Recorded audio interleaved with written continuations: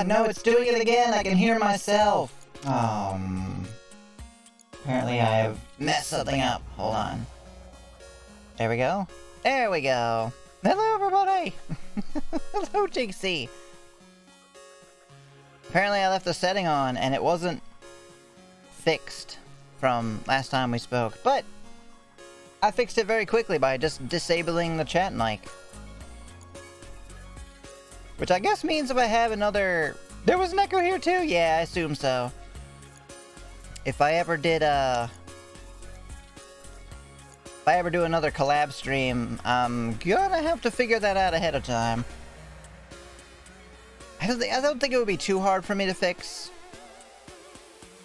Probably. Anyway, how was your day going? How's your Tuesday? I'm doing okay. I got, some stuff done today, this morning. I slept okay. Alright, I lied. I'm mediocre. But that's okay. It's okay to not have an amazing day every day. Right? There we go. Looking good? Thank you! You're looking good too! So we're playing, Missing Time. Help Harry install the Dark Souls mod and that's it. The one that allows you to play with people online. Like, re-enables the servers. Although I thought I had heard that they were doing that anyway. Maybe I heard wrong. Oh, cool. At least you can get it to work, mod-wise, even if they don't bring support back officially.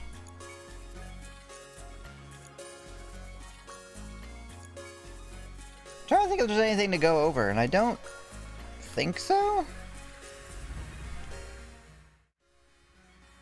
Just the schedule? As per usual? Wherever that is. Did I leave it up? Did I take it down?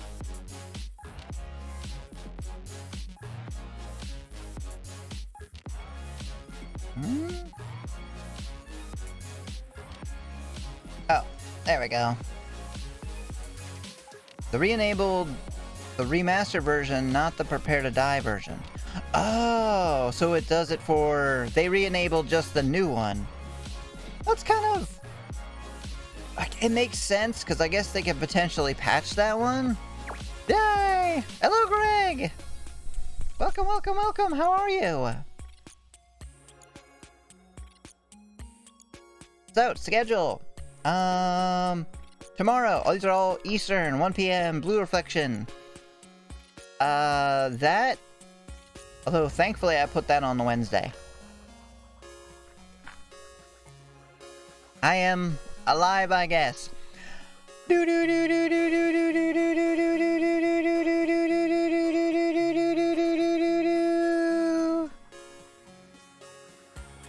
I turn those redeems off entirely? I feel like I did, or did I make them all cost money? I don't remember.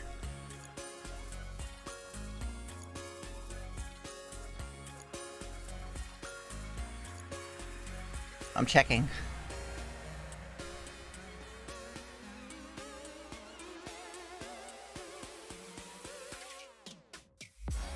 Oh, that's right. It's not that they're gone, it's that I never added the source back. Oh, well, that's fine. I don't want my stream to crash. I will leave that for another time.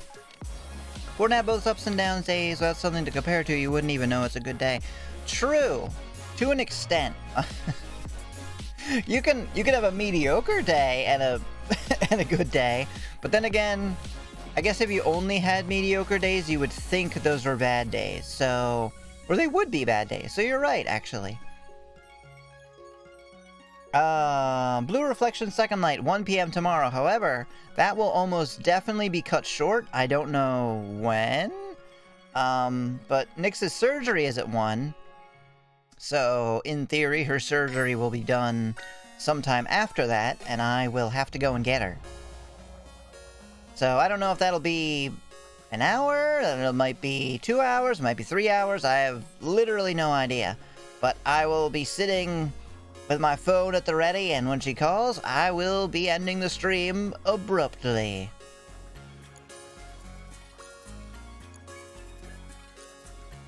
And then Thursday, beginning the Minecraft server, which you are free to join. Anyone is free to join as long as they follow like a couple very simple rules.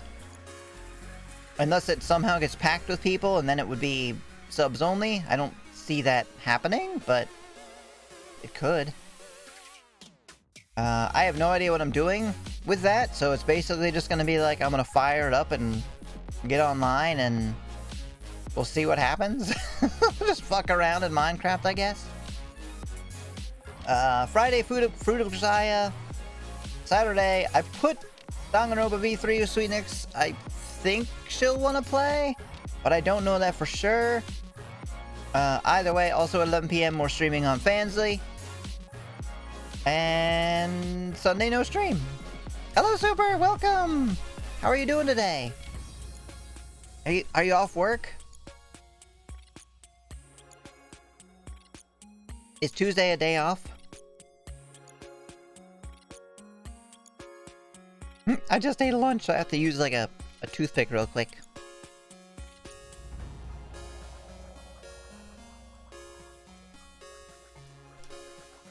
Okay, that's all for the schedule.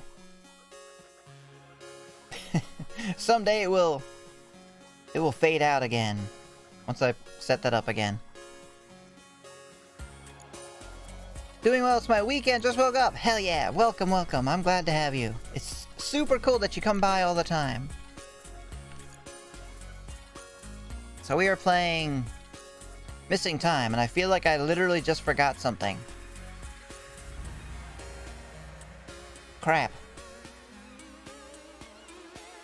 You know what? Probably not. Whatever. Let's see. Only other thing I can think of is this will be changing. This, what should I use as an example? It doesn't matter.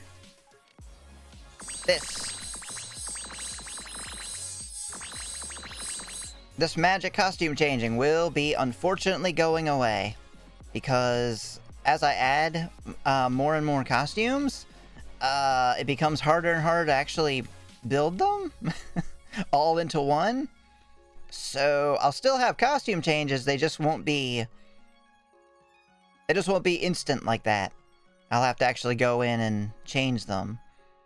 Because now I was trying to add I got like 3 redeems, I think.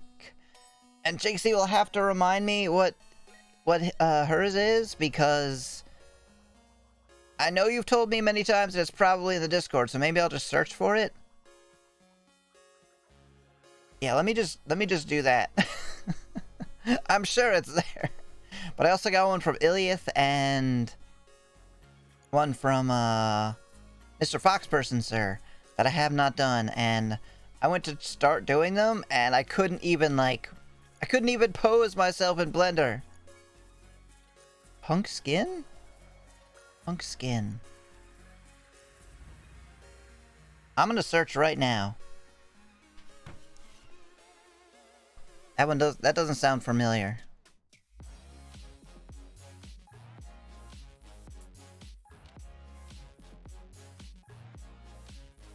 Mm-hmm.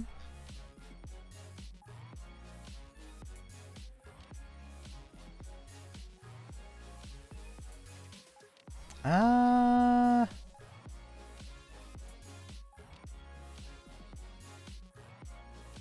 don't know.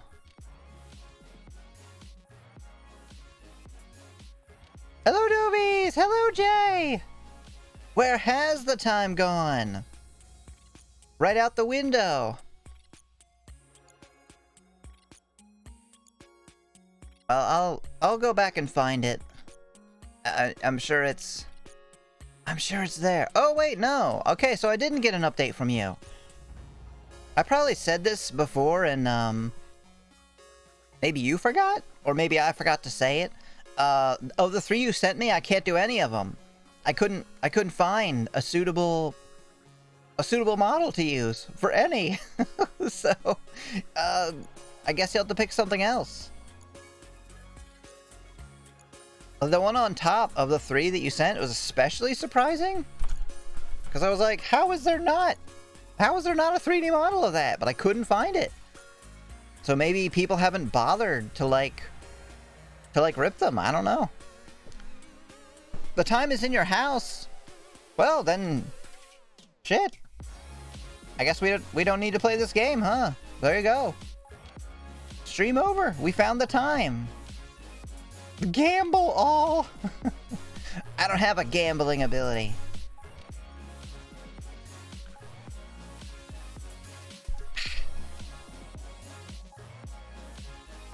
No, I'm sorry. All right, are we ready?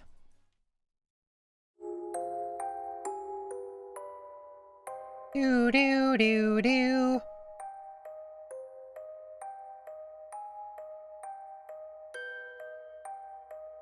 Oh, to fix the issue with OBS. We're not sure.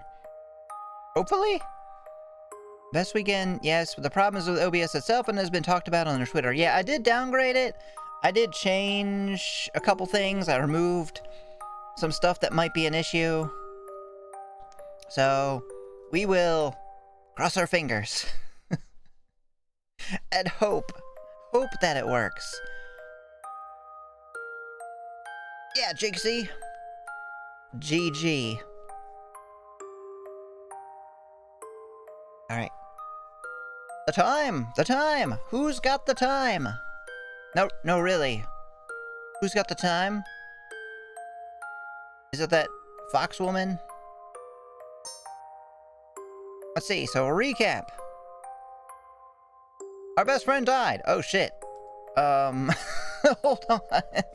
Let me at least get a simple one up. Text.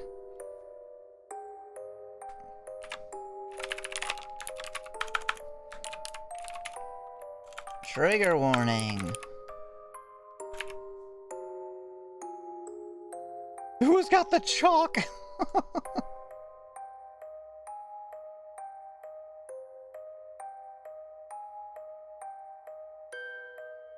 Oh, we should use the font called Cute Little Sheep. No, we want people to actually be able to read it. To know what they're getting into. Old style. That's pretty good.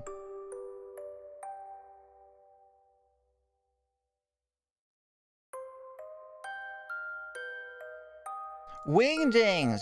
Let's use that. Valentine cute. Let's go with old style.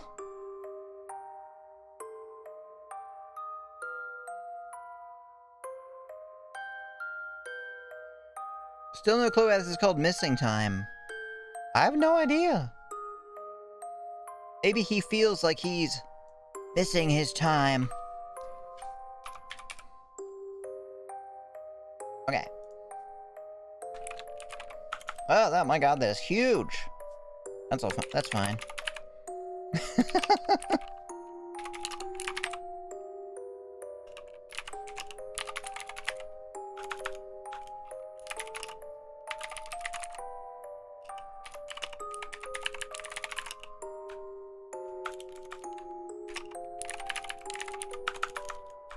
I can spell.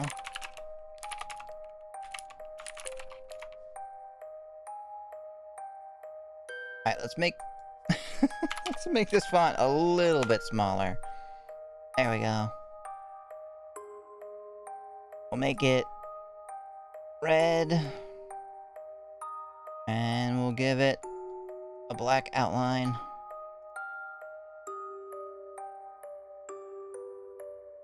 An outline size of 10. And then we'll make it Small enough that it fits on the screen. Big enough that people can easily see it.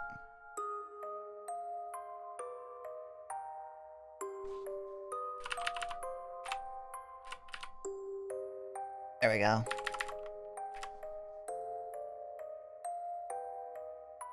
Looks good.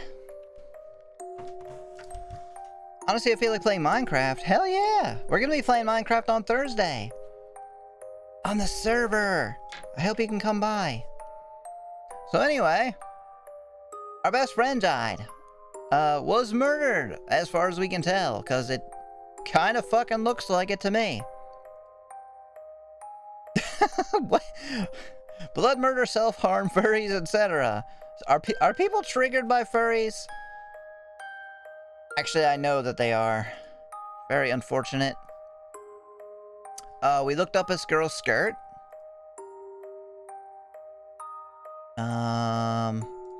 We poisoned her to death. And then she turned into a monster. We stabbed her to death. She stabbed us and herself to death. And we had a lovely, beautiful scene with our friends. You know, the one that died and the other one that we killed. Welcome to Horror Visual Novels.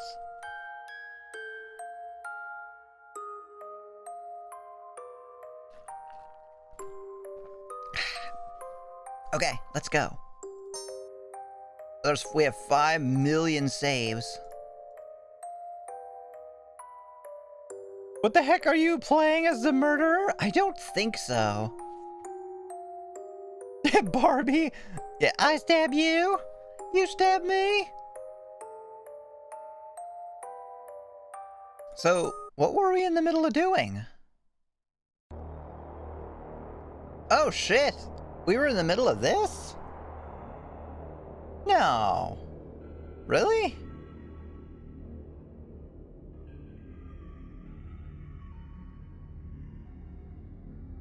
What?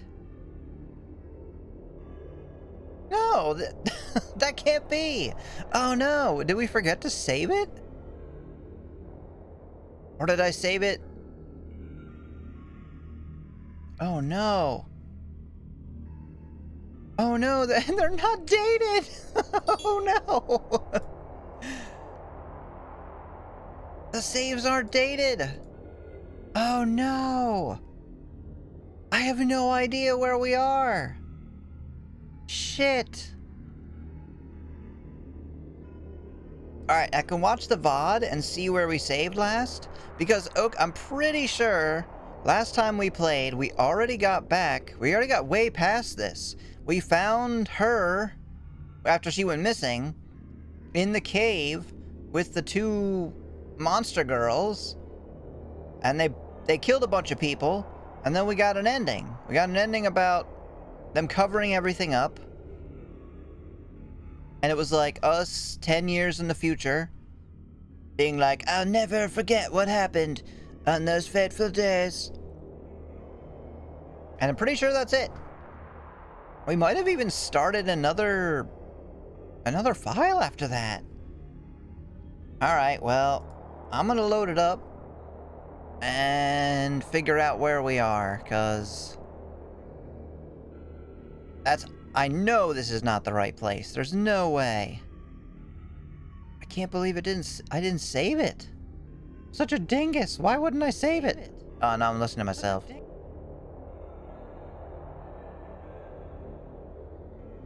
Alright, videos.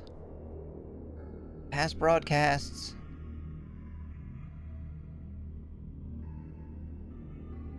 Where are we? Missing time. Holy shit, it's been 24 days since I played this. Alright, yep, I'm seeing it. We went to the woods. We got our ending on the train. And that's it. So I'm right.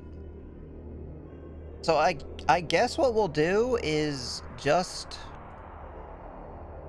skip from here.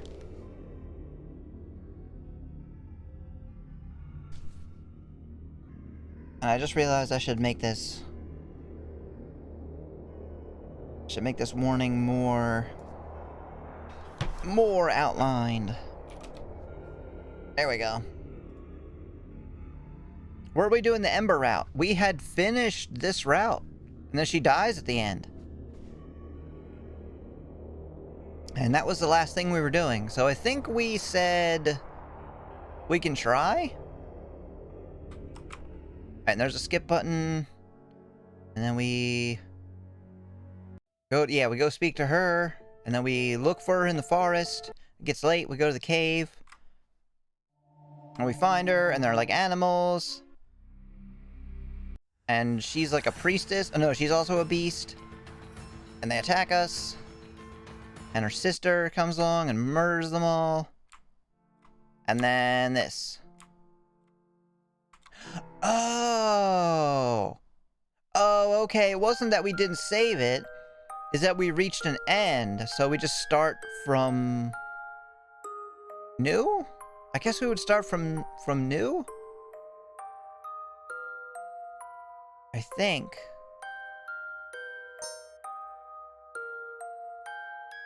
Alright, skip. Only red. Okay. So in theory, we can just play. Yeah, Greg, get the first. It's new, so not everyone knows it's there. Or maybe Jinxie is just letting people have it. Because I think Jinxie would get it like every time otherwise. Let's just do new, I guess. We'll make all new choices. Change your name? No? Yes? No?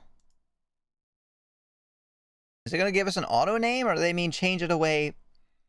Dream sequence! Oh, hello, Sleepy! Thank you for the raid! There's no clip! Because I had to rebuild OBS from scratch. Because of all the issues. Let me turn on a little music at least. Thank you so much, Sleepy! Welcome, welcome, Raiders! Hello, Riddle! Hello, Kristen1! I like the cute little otter. A little snuggle otter, that's adorable. Lurk because I need food and have therapy, I'll be around. Yes, yes, go do your after stream things.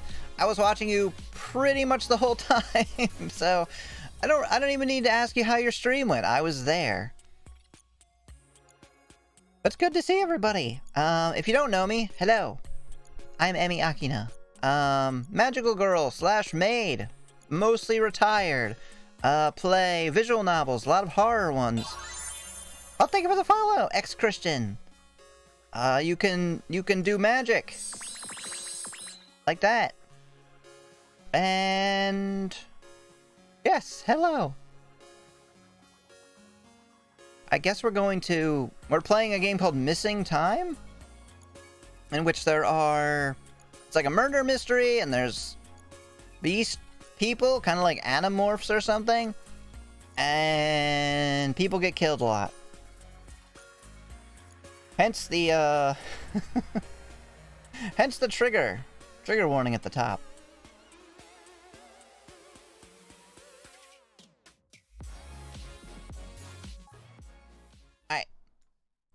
I redeem no swearing for Sleepy. You will never swear again.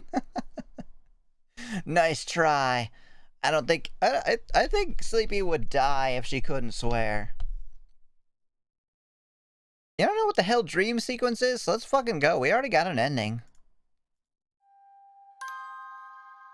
Emmy! Emmy! Wait, this is not me. They're not talking to me. This is an Emmy in the story. Hoy! That's funny. I used to say hoy all the... hoy! Because of like Temmy. To Emmy. Emmy, Emmy! I don't know who's talking. Wait for me! Emmy, Emmy! Let's be together forever, okay? Yeah, I don't think so. Okay.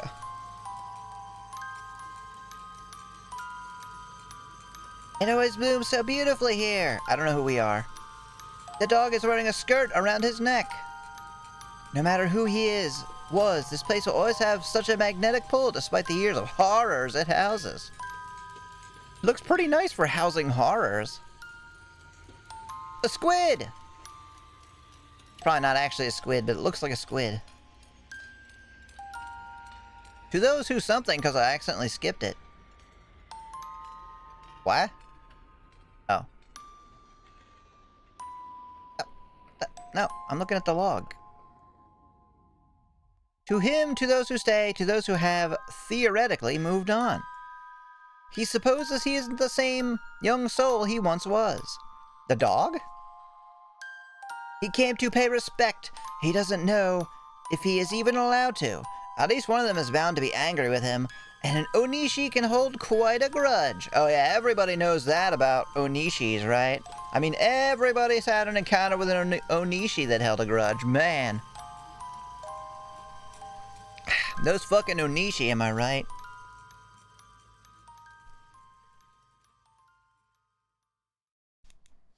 At least nobody here, nobody alive, would recognize him. Who? Wizened eyes seek out a certain wooden tablet, hidden behind a veil of incense smoke, and those whose names are more important than hers. He wonders if in the end he is truly forgiven. It is difficult sometimes to remember which memory is his own. It doesn't matter now, does it? He did make a promise to her all those years ago. With a small smile and a mischievous grin she would be proud of, he pockets her name. My name now! Haha, you're dead. I'm sorry for my loss.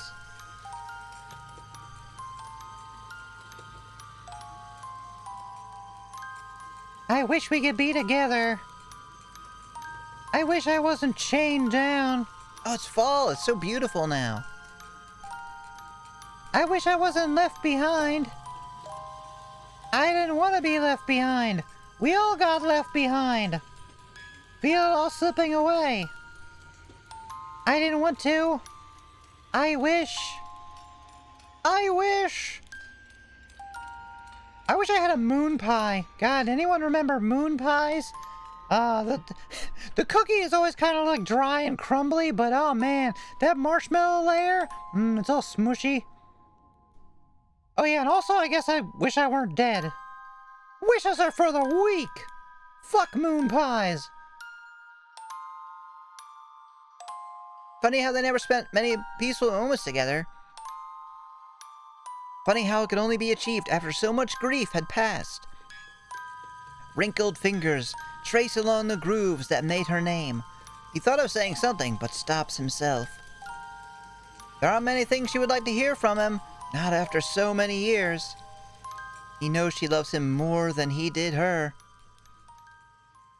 Why he became such a fixation, he would never know, and he hadn't the time nor courage to ask her.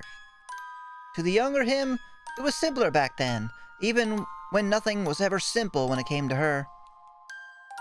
It was easier to move on, to try to forget, to suffer, and blame her when he couldn't forget. He tried to forgive, but that left him with even more questions, mostly to himself. Like, do I really want to go to Denny's ever again in my life? Probably not, but sometimes I think about that Grand Slam, and I wonder if my body could handle it. He wonders if he is truly cursed. Kindness and Onishi don't exist in the same sentence. Whoa, okay, buddy, you're taking it a little far. Like, I understand the grudge thing, but saying they're not ever kind. Closing his eyes, face heavensward, he fills his lungs with too pure air and waits until the light dances under his lids. He has a promise to keep after all.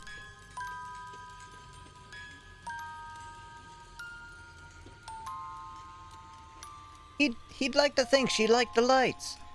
He knows she liked the sense of belonging, at least. She liked observing people. She liked the buzzing of life around her.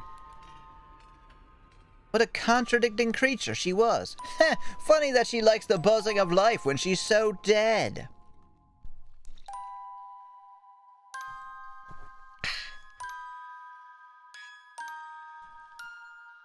If he focuses, perhaps he can see them. Children weaving through legs taller than their bodies, eyes sparkling with lanterns, and gleeful laughter that hadn't a care in the world. Like all things, memory fades with time. He always thought it was a shame that he never remembered this sooner. He wonders if she did. And like always, it is a bit too late. Fleeting smiles behind decorated stalls. You can't see the smiles here because their faces have melted off from the heat of the grill. But trust me, they were once smiling. Not anymore, obviously. Fluttering moonlight around a corner, lingering sadness in eyes far too old for a child. His focus was elsewhere then, and so he passed by a silenced yearning that could have been saved. He catches a pair of goldfish and moves on. And now I have no idea who or what we're talking about here. Why are you crying? Hick. I'm just a little drunk, that's all. I'm not crying. Onishi, do not cry. But I'm not an Onishi. Oh, okay, I think I know who's talking now. You're my sister, therefore you are an Onishi. But you don't want to be my sister. Here. Is it gonna turn into a person? For me? He'll watch over you when I'm not there, so stop crying! I got you an Eevee. Okay. Oh! Wait. We're talking to Emmy? Okay, thank you, Emmy. I love you. Yeah, that's nice. You keep on doing that. Onishi are guardians of the curse, but aren't they too cursed? She would have loved to travel. Perhaps she is already traveling. He wouldn't know. He doesn't believe in the same things she did. It has been too long, and he is too tired. He sits down on the warm sand. It turns into a takoyaki stall. And a sandwich. What the fuck? He doesn't think she is redeemable, nor does he pity her. He wouldn't want it either way. But the other elements were out of her hands. Nobody wants to die, even when there's no other choice. The first instinct engraven into any living creature is to survive. But it wasn't what she fought for, he didn't think. No, it was control. To her, to control was to have everything, even when bits and pieces of the world around her crumbled apart. Even when she herself died with it, she pushed forward to stubborn, prideful, and with nothing left to lose. Oh, too stubborn. She was like the ocean, beautiful and treacherous and full of crabs. He stays until sunset. He stays until sunset dies, the waves crimson. He gives the water a flower, a single lily, and walks away. Often he wonders if... I thought they were going to end it there. Often he wonders if things had worked out sooner between them, that perhaps something would have changed. But even he knows the answer to that. They were too young, too powerless, and neither had control over what would become of her fate. Whatever path she chose to walk, it would ultimately lead to the same destination. The amusement park! She became a carny. A voice tells him maybe he could have given her hope. He watches the sparkling merry-go-round and laughs it off. Hope is a meaningless word in her world. Oh, we're talking about like Junko Enoshima over here. She was broken far before he could even get into the picture. Whatever else he could have done, it would only be a band-aid over a gaping wound. Ooh. It sounds like fun, yeah! Useless and easily bled through. And yet he wonders. If they had gotten together, truly together, would the results have turned out better? Or would they burn together in whatever depths of hell she was sent to? He doesn't think he was ever needed. He'd like to think that he was roped into that unfortunate and tragic chain of events in the lapse of judgment. He'd like to believe that he initially wasn't part of her grand scheme. But deep down, he knows better. It wasn't he that she needed. So he sits under the sun, munching on tasteless dino-shaped nuggets and what the fuck? Hell yeah, dino-shaped. What do you mean tasteless? Go fuck yourself. They taste like dinosaur. That's why they're shaped like that. Bred in captivity, forever wandering in a loop. This is a dream sequence, isn't it?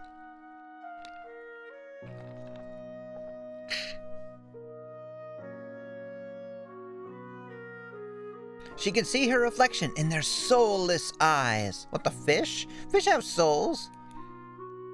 She hates it. She hates fish. She hates them.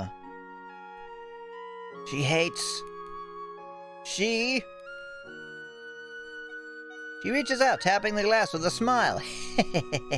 I love torturing these fucking fish. Yeah, I bet you'd like to be in the ocean, huh? Fuck you. Oh, Shizuyo. God damn it, I don't remember their voices. It's been like a month. I know that feeling. But it's alright. She knows that they're being tortured in there and loves it. That's why she climbs her way up the food chain. Not all things predetermined couldn't be changed. No chains were meant to last forever. The cycle is breaking, crumbling apart in her grasp. People like her don't get happy endings. They take what they are given and make the best out of it. But for her, well... She chuckles to herself, following retreating footsteps. She always does like winning.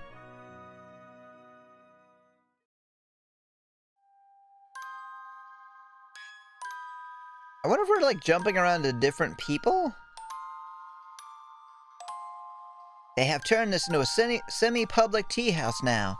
A tea ceremony is held every once a week for cleansing rituals and peace of mind. If he closes his eyes, he can still see the bloodstains. Oh yeah, I remember the bloodstains. It's funny how one can remember so much, yet the world remembers so little. A heartfelt line here, an apology there. A gesture of goodwill to appease the crowd, a fresh face to erase the past. A little nudge in the right direction, and encouragement backed with lies. He accepts the tea with a smile, and then he throws it in her face. Now that he's older, he can almost appreciate how well she pulled the strings. Almost. And now here he is, having tea with another white-haired Onishi. Lips a fine line of discipline, and eyes so bright they hide the ruthlessness she was born with. Another wheel is in motion. Will this one be just another name in the book, or will she make nameless history? Closing his eyes, he breathes in the fragrant tea and remembers. He did make the promise after all, but at the end of the day, he has to bring her home. Chapter 1, Grow. Oh. So the dream sequence was just the beginning of the game.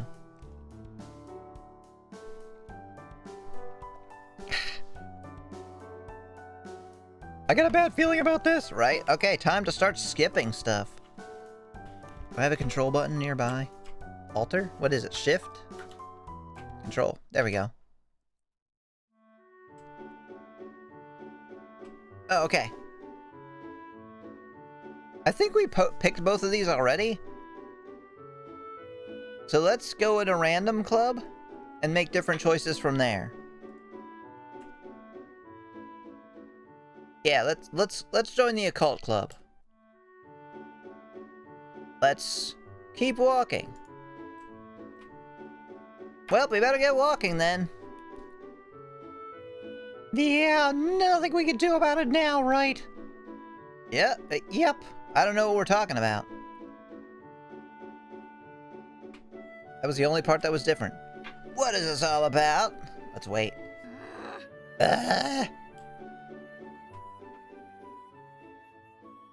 Be nice if we actually see anybody, though. Oh, wait. She said, Not necessarily.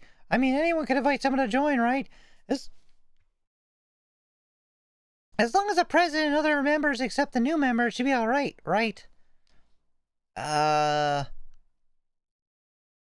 Be nice if we actually see anybody. There's so many friggin' choices. Do they need help? Let's decline. Last time we said yes, we helped. It's alright, there's nowhere we need anyway, and you two seem to be in a hurry earlier. More likely to be in an argument, but I don't think getting in the way of that would be a great idea. Might as well leave them be. Chihiro seems to be in agreement as well. She hates them. Thanks for offering, though. Aw, so polite. I'll see you guys around then.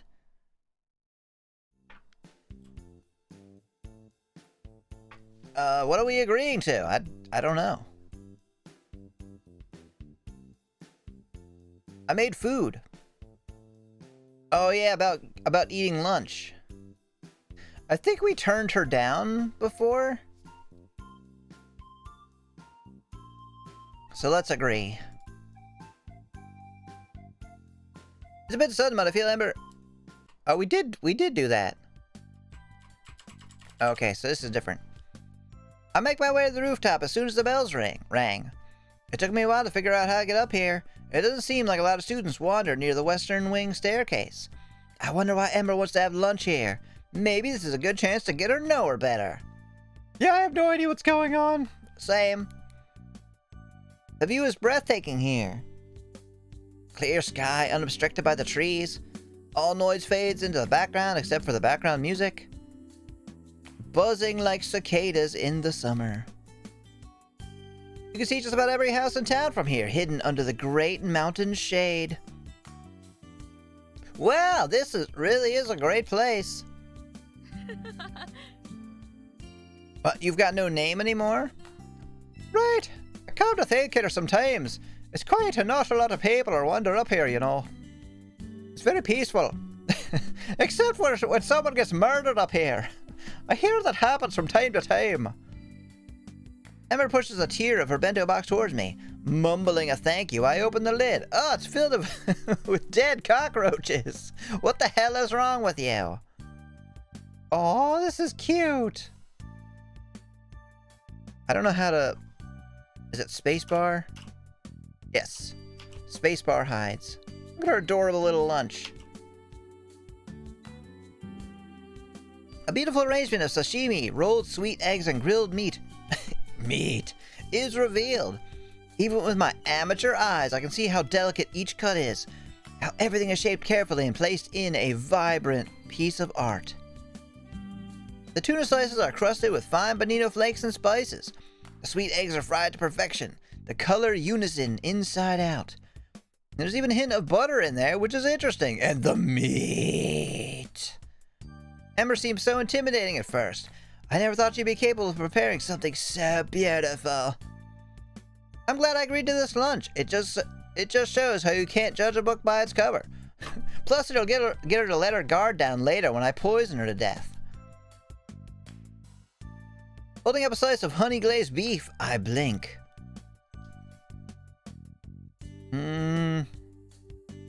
Not that we're really gonna load any of these games. I'm gonna say, this is more complex than I thought. Huh? This was actually really good. That's not what I said. What do you mean, actually good? I mean, I didn't think you'd be able to make something so delicate and complex. Oh, really? You think I can't cook? Take the fucking compliment. No, I mean, just looking at the sashimi, I didn't think it would have such complex flavor. It's fish, dude. You can't... The cook doesn't matter in this case. Sashimi is literally just like a little chunk of fish. You can't add flavor to it. My words die down under Ember's heated stare, and her eyes are almost slits now. I mentally berate myself for complimenting her on her food. For my big fat mouth. We finished our food in silence. What a fucking bitch. We part ways with her saying, our first club meeting will be after class. Yeah, I don't fucking think so. I'm not gonna speak to you ever again. You can always add seasoning to fish to make it taste better.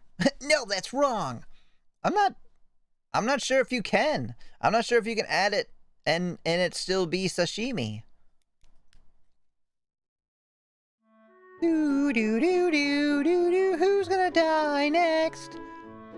I show up to the club meeting with Chiharu after class. To our surprise, both Emery and Shizuyo are there. Skip. Okay, so we can't skip this. Oh hey, Emmy and Chiharu. You already know each other. What the fuck? Shizuyo. Oh yeah. Yeah, we kind of ran into each other yesterday. These fucking assholes wouldn't help us look around the school. And then we completely missed our chance to record you two. What a shame. I didn't need to, they're here. Emery stands by the door. Even though she shows no emotion, it's pretty clear she doesn't want to be here. If you've ever noticed that, she doesn't comment on it. Oh, skipping time. Boop, boop, boop, boop. Oh, alright.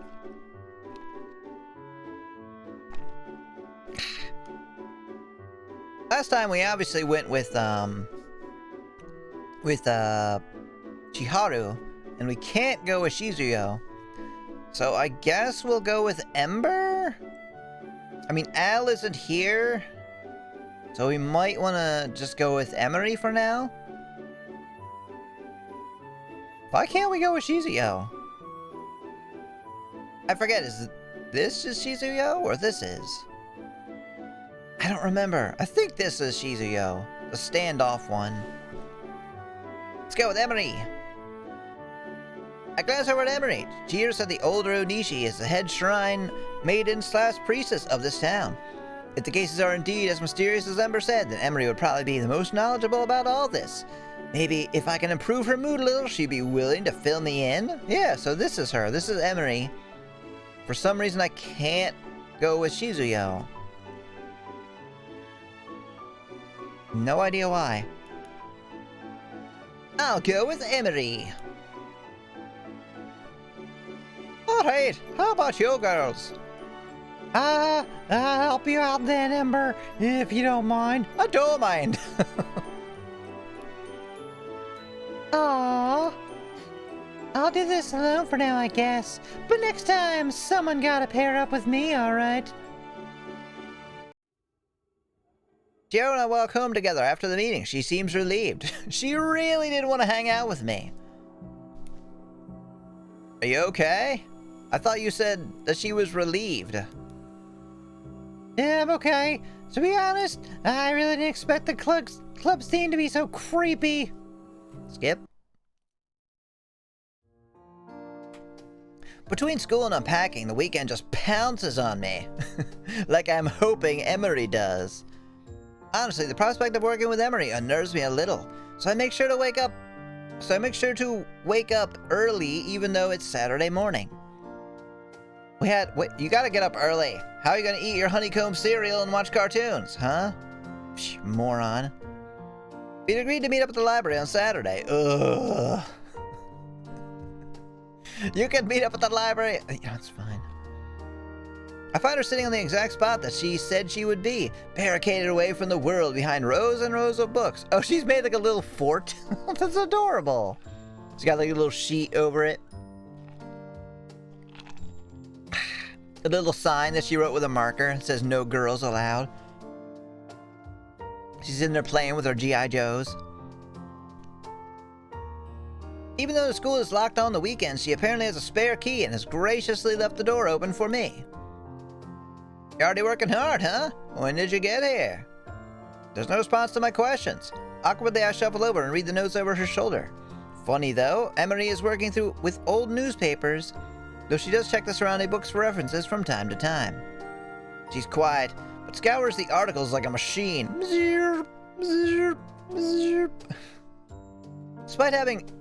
Despite having initial grievance about joining the club, it's obvious Emery is taking things as seriously as one of her classes.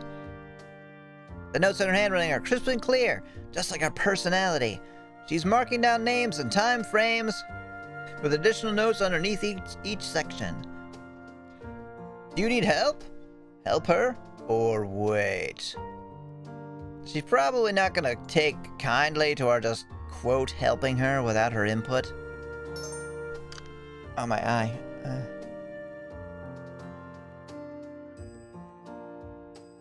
So, she's not gonna care if we ask her for help either.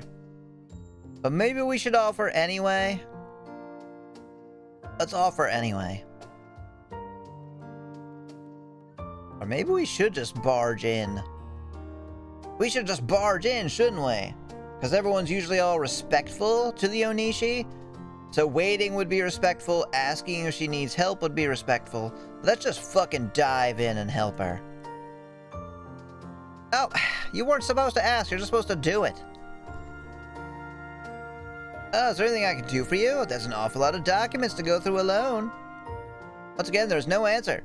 Wary of her icy demeanor, I sit down across the table. She probably doesn't want me to touch anything she has laid down either. The silence is almost deafening, and I soon find myself growing uncomfortable. Maybe I can get her to talk about something more mundane?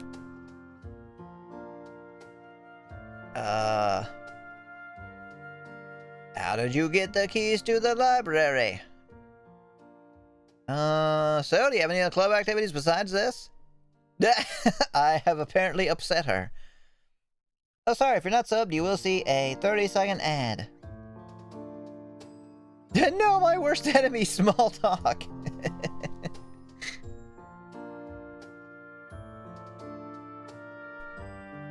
Nope, not even a grunt. I really wanted to hear her grunt. Emery is completely engrossed in her work. She probably doesn't even hear me. I decided to let some more time pass before trying again. This time, I even clear my throat loudly.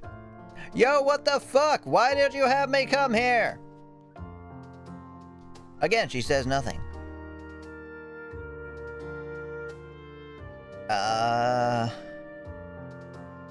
You really like books, huh? Do you have a favorite? Emily puts down her pen. Her sharp glare withers me on the spot. Stop slowing my investigation. If you aren't going to help, then be quiet. I tried. I picked help. It's not my fault MC is a moron.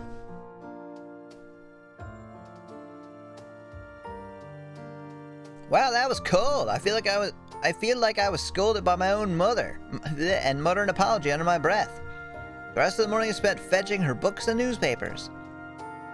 The books are usually from odd sections like mythology and even Western history, but I don't dare ask why. I was, however, able to glean something from her notes.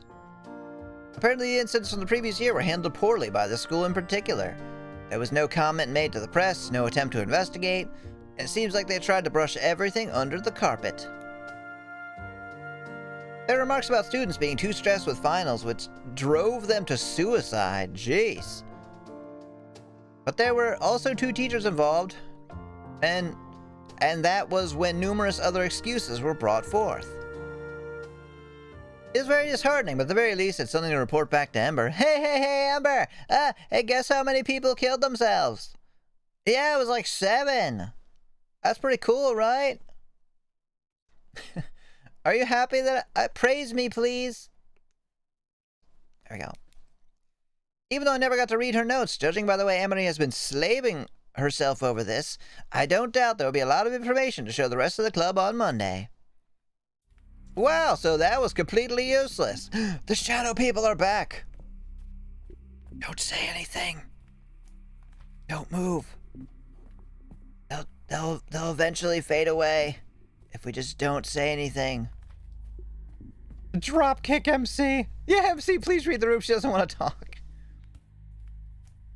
As we fall into a more regular rhythm at school, Chihiro and I often lunch together, sometimes joined by Amber or Shizio, the latter more than the former. Shizio tends to have a lot of groups she hangs out with, so it's mostly just me and Chihiro, and maybe a few lower classmen that need a place to sit. It works, since it gets us more acquainted to the school's community of shadow people. Plus, as I have found out, Chihiro seems oddly fascinated with gossip despite her shyness. I wonder if we already read this. Yep.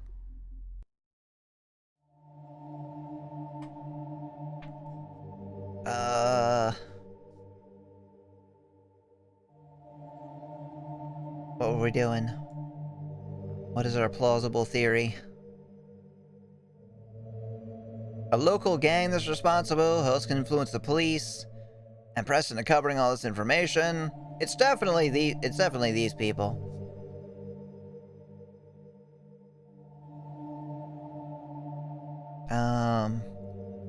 I don't remember what I picked before. Whoever did this didn't want anyone to find out.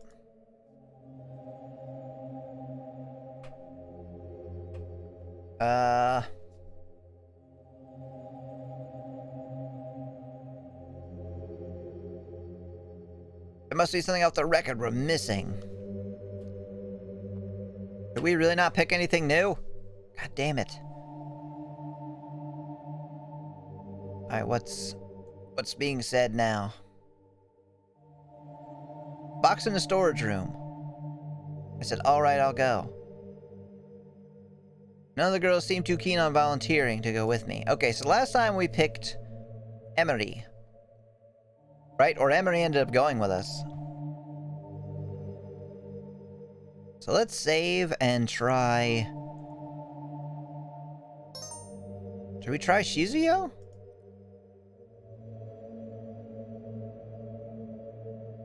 Okay, let's see what we've got. Oh yeah, so we do. Just pick whoever goes in here. Someone's gonna fucking die here later. We walked together to the storage room, chatting amicably about schoolwork. Considering what we just discussed back in the classroom, the school's after-hour quietness is a bit eerie. As is this goofy music. There are other club activities, of course, but it's far from the normal buzzing I'm used to. It seems like Shizuyu feels the same, and uses the nonsensical chat to distract ourselves. I'm grateful she had agreed to go with me, mostly because we'll get a panty shot out of this. I mean, because she's helpful, and yeah. Ember wasn't kidding. They really need someone to sort out the mess in this room. I look over the pile of boxes on the floor, scratching my head. Not that the shelves are any better. Boxes, files, and even some cleaning products are jammed together. Most dusty and cobweb infested. First, from what I can see, the majority of them don't have any kind of label on. You gotta get your label on. Where do we even begin? Up there. Climb the ladder, please. Let's fucking get to it. You know that's why we're here. Dunno, but I suggest we get to work. Alright, jeez. Ember said the box is labeled, so we should be able to know which one it is without having to open every box.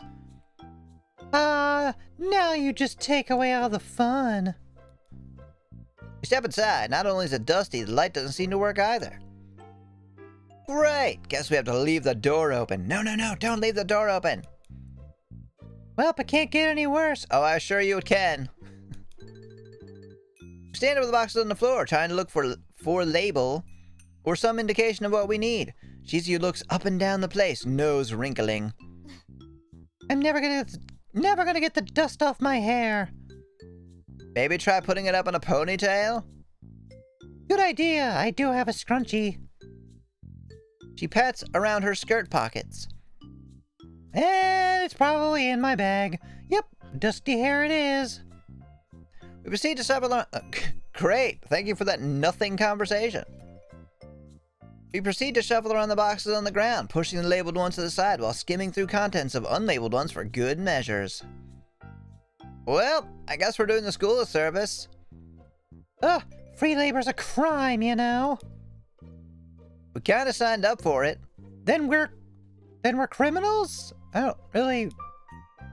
Not for cleaning up. You know? Oh? There are a lot more of, more fun things you can do in such a dark, unsupervised room. I mean, how's your progress in your game going? We're about to get some panty shots, I think. Or more?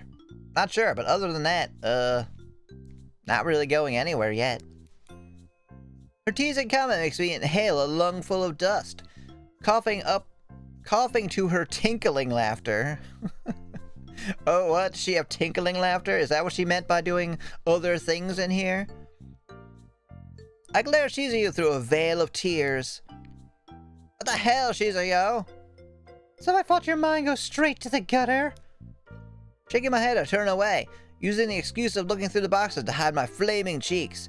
This girl really is a handful, isn't she? Maybe 2. Maybe 1.5. It's hard to tell. After another few minutes of shuffling around, it is most definite that the item we're looking for is nowhere near reachable. Are you kidding me? So I got dirty for nothing? Deciding not to comment on our choice of words, psh. I look for means to climb to the higher shelves. We probably shouldn't be stupid and try climbing the shelves themselves. They might topple over. There's a ladder in the corner of the room, but upon inspection, all the hinges are rusty and it seems to be unstable as a whole. Oh yeah, time to boost her. First we gotta save it, obviously.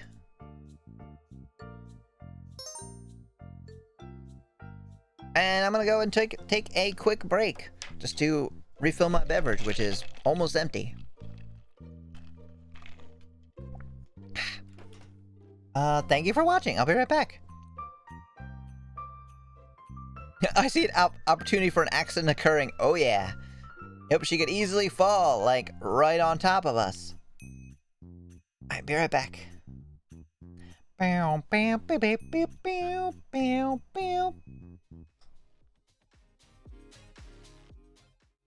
can stop the war that's coming, but fighting Morag taught me something.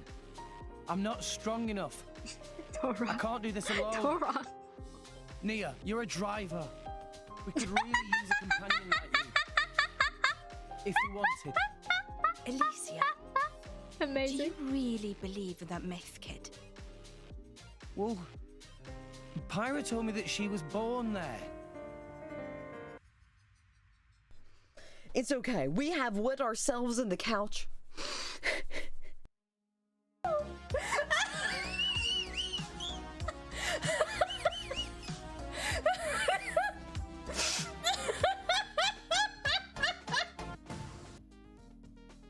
Nice guy, right? Ugh, the saliva is still stuck in my throat. Ugh.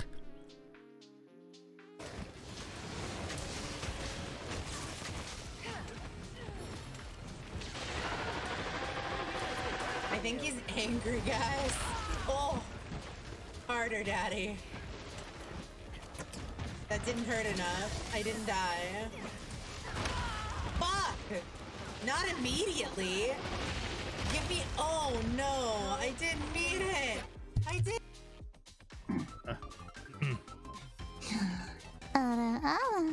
Hello? Do I have to? You don't have to, Blue. Hey, Ori. Tentacles, like rings. Oh! How are you doing, Ori? Oh dear. Oh, this is oh dear.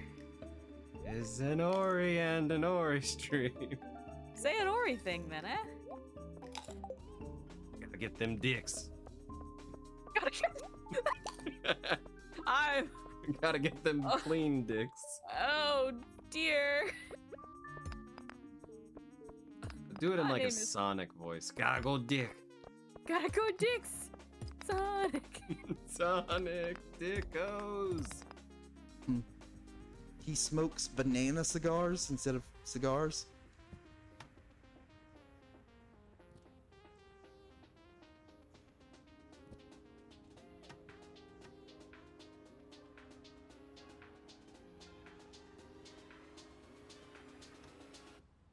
The only issue that I have with like the Ape Escape 3 is probably the fact that they cut out a handful of monkeys from the American version because they didn't quite make.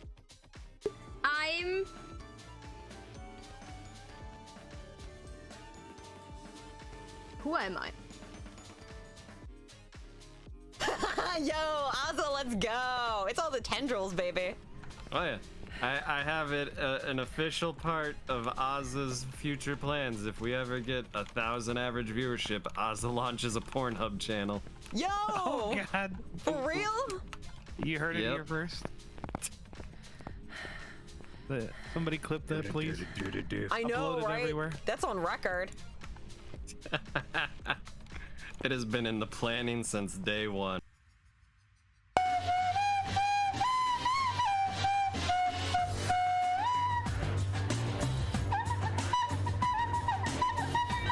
You and your bits can go to hell.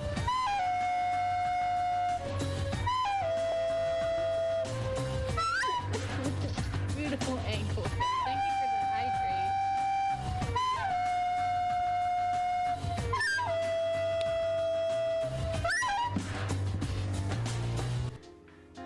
How dare you?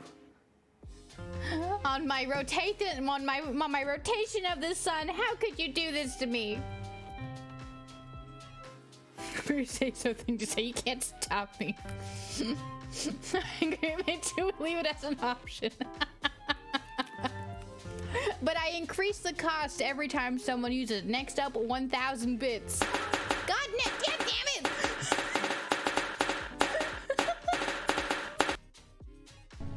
But I tried about 10 minutes ago. Someone's inside, I guess.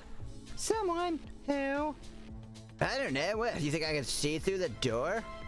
Not a friggin' cyborg. I have a bad feeling about this. Hey, Louisa, can you take a look inside from the window? Well, I'm not friggin' Spider-Man. Hey. To give up your seat to blank. It's voting time.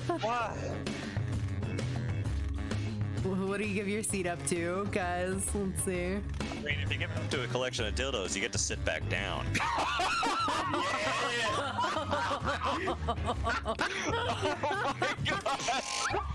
Fucking beautiful.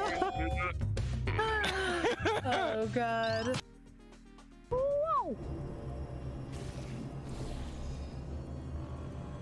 Oh, that's a big goop splooge. I goop splooged. Wait, that sounds rude. Why did I say that?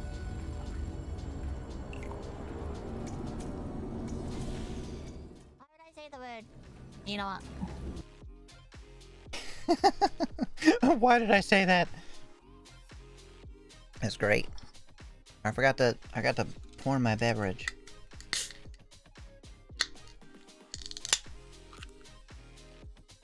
Never mind, I'm pouring it on my hand. Thank you, Super!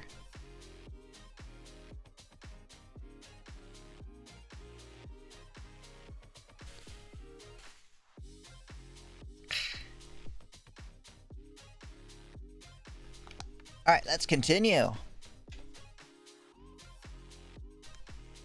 What is the drink of the day? Just Coke Zero. It's usually either that or water. Sometimes like zero sugar Gatorade.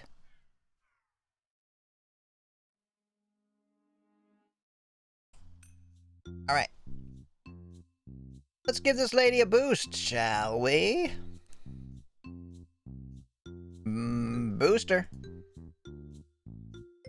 How about I give you a boost up? The ladder doesn't look safe at all. You have a point. Sure. Alright.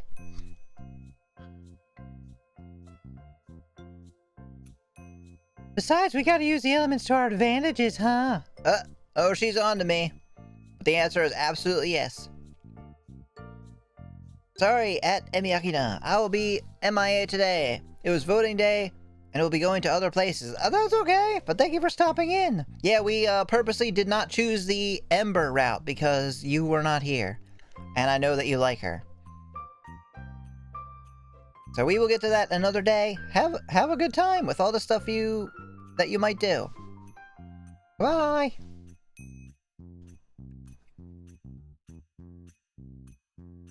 Really? I'll just do that whenever I get this game. Are you gonna get this game? I'm not sure. Not sure if that's worth it. But who knows? Maybe next time you come by, then we'll do. Because we're not doing Ember yet. We didn't want you to miss it. Here's burning at her giggles. I moved to the highest shelves. What do you mean you moved to the highest shelves? Oh, there we go. How do you want to do this? I can let you step on my hands for a boost, or I can lean over and you can climb onto my back. Man, that was rather loud. I didn't realize there was several ways to step on you. Thanks, have a good stream, you're adorable, mate. Oh, thank you! Have a good whatever you're doing. Adorable Pokemon. Sheesh, don't make this weird, or do. I see she's into you. Oh yeah, for sure.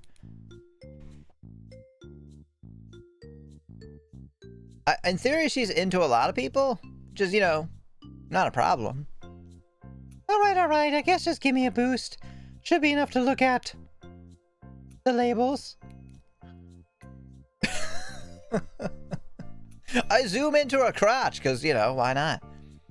Mumbling about mischievous girls and stupid ideas, I go down on one knee, fingers lacing together for Shizuyo. She bounces a bit for momentum before hopping onto my waiting hands. Pushing her upwards, I hear her laughter overhead. This is actually pretty fun. Oh, it's about to be.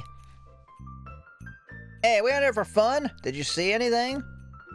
Nope, need another boost. Alright. Whee! We move to a different shelf and repeat. Oh, found it! You were right, Super. Okay, just hold the position for one. In an effort to reach about, Shizuyu pitches forward, slipping out of my hands. Shouting, I stand, trying to grab onto her, but it's too late. She's following right on top of me. Oh, jeez. Thrown off balance, we both stumble into the jumble. Yo, we're about to stumble into this jumble of boxes, which trips me over and pushes Shizuyo into the shelves. Everything comes crashing down around us. Including her skirt, probably.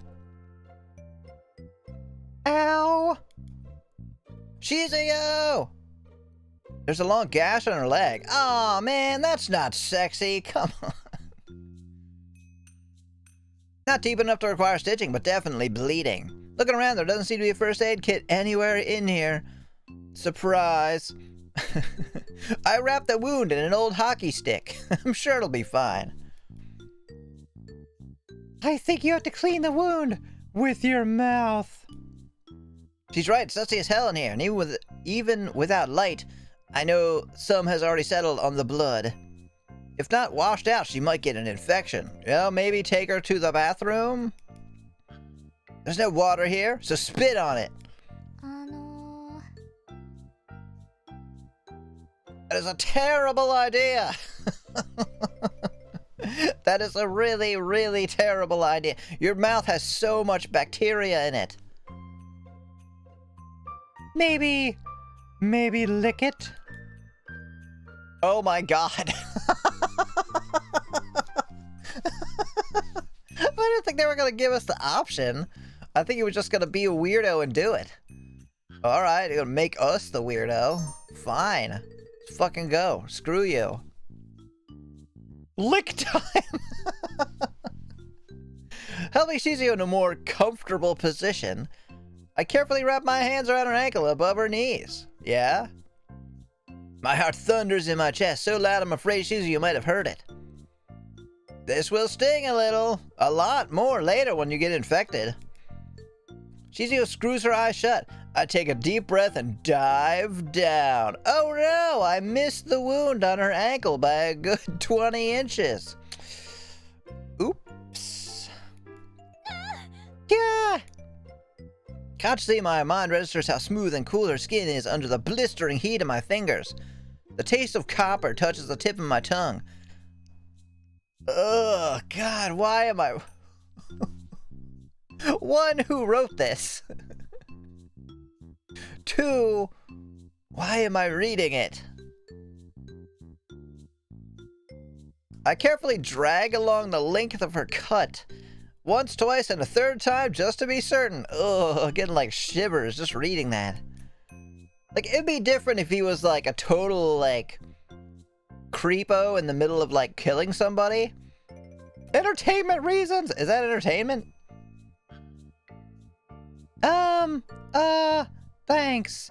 I didn't think you would actually do it. I let go of her leg. I let go of her leg as if it was made of hot iron, flustered.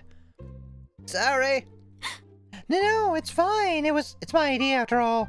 I mean, oh, hey, it's the box. Yeah, it is the, oh, you mean the box we're looking, yeah, that one. Not sure if she said that only to change the topic or not. I follow her gesturing finger. Lying along the scattering junk is almost too innocently, is the club's box. Yeah, the scattering junk. I fetch it before helping Shizio up. Alright, let's get you patched up and back to the classroom. And no fan service? Lame. Alright, more skipping? Yep. We trust you, right? This is about Ember. Ember, you have your reasons, and I understand it might be difficult to talk. Why is this music so loud again? But we trust you. We trust you enough to come this far. Won't you trust us in return? Yeah, it's okay, Ember. Really? You can tell us. Ember looks around, teeth clenched and frantic, like a trapped animal almost. At least she doesn't look angry anymore. This is blasphemy. Where's the fan service? Right? Where is the fan service? Let's see if we can find it. Let's see.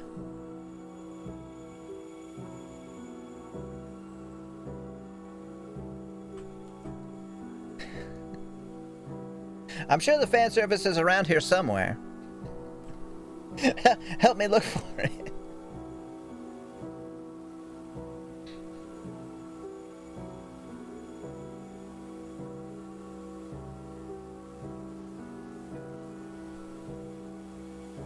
Still here, okay? Well, listen to you.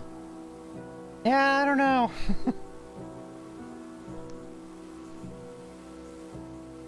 It's okay, Ember. I mean, there must be a reason, right? You could tell us. If you're uncomfortable, I mean... This isn't up for debate. Oh. This isn't up for debate. Emmy! Yes? Seeing that the tension is climbing, I take a deep breath and look straight into Ember's eyes. Ember, please. Her eyes narrow as if she's got a snap, but then Ember looks away, visibly willing her shoulders to relax, but her hands are still tightened up in fists. I just want to keep going, you know. Comes out barely above a whisper. If we weren't so highly focused on her, we would have missed it. We wait with bated breaths, watching as Ember shuffles uncomfortably on her feet. Kids that were here were black shapes. Nobody cared about them. And when they got attention, well... Ember swallows thickly, keeping her head down. Chiharu goes up to cover her mouth, tears welling up. Shizu looks downright horrified. I'm sure her expression mirrors mine. Did we read this? We did. Alright, I'll stay, but we're friends. We're friends, or at least I'd like to think that. Please don't feel uncomfortable, afraid to tell us what's going on. Alright. Who's being afraid? Don't you get cocky with me now. That's not what I'm saying. But that's what you just said. I let out a sigh. Chiro and Shizio have the galls to giggle at us. Galls? I think you mean gall or balls, one or the other.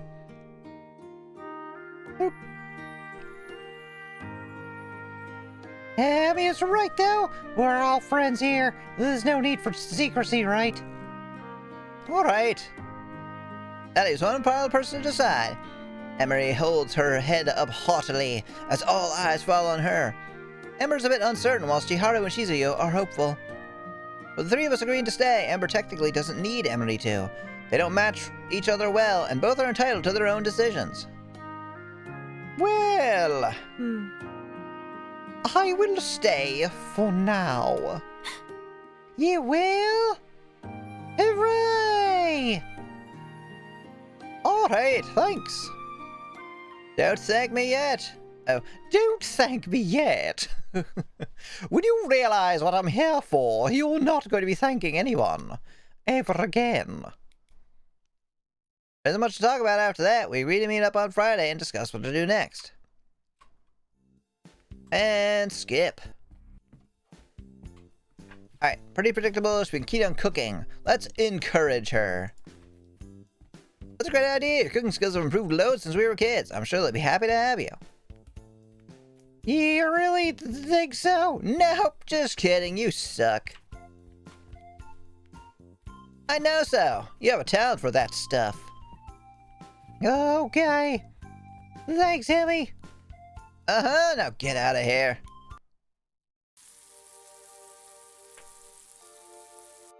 Ba-da-ba-da-ba. The conversation my parents had deeply troubles me. Not because of how sudden and out of nowhere Grandpa's death came, but also because of Emery's hint back at the club. I've attempted to catch Emery between classes, have a chat about it, but I never managed to. As Shiharu said, Emery's schedule is packed to the brim. He's always the first to show up in class and the first to leave. Sometimes, that just sounds like she's lazy. Sometimes she even leaves in the middle of a lecture. Seems like I'd be more likely to see Emery at the shrine rather than at school. It's a bit weird, though, seeking someone out like this. The topic I want to speak about is even more discomforting. Part of me doesn't want to think about it. The other part is wondering about the possibilities both out of a sense of duty and a morbid curiosity. Do-do-do. Nevertheless, I find myself heading to the shrine after school one day, deeply questioning myself. After I have climbed up all those winding stairs, staring at the ancient and imposing landmark that made Komachi, I want to turn around and walk away. So I do. I turn around and walk away and I go home. What was the point of this?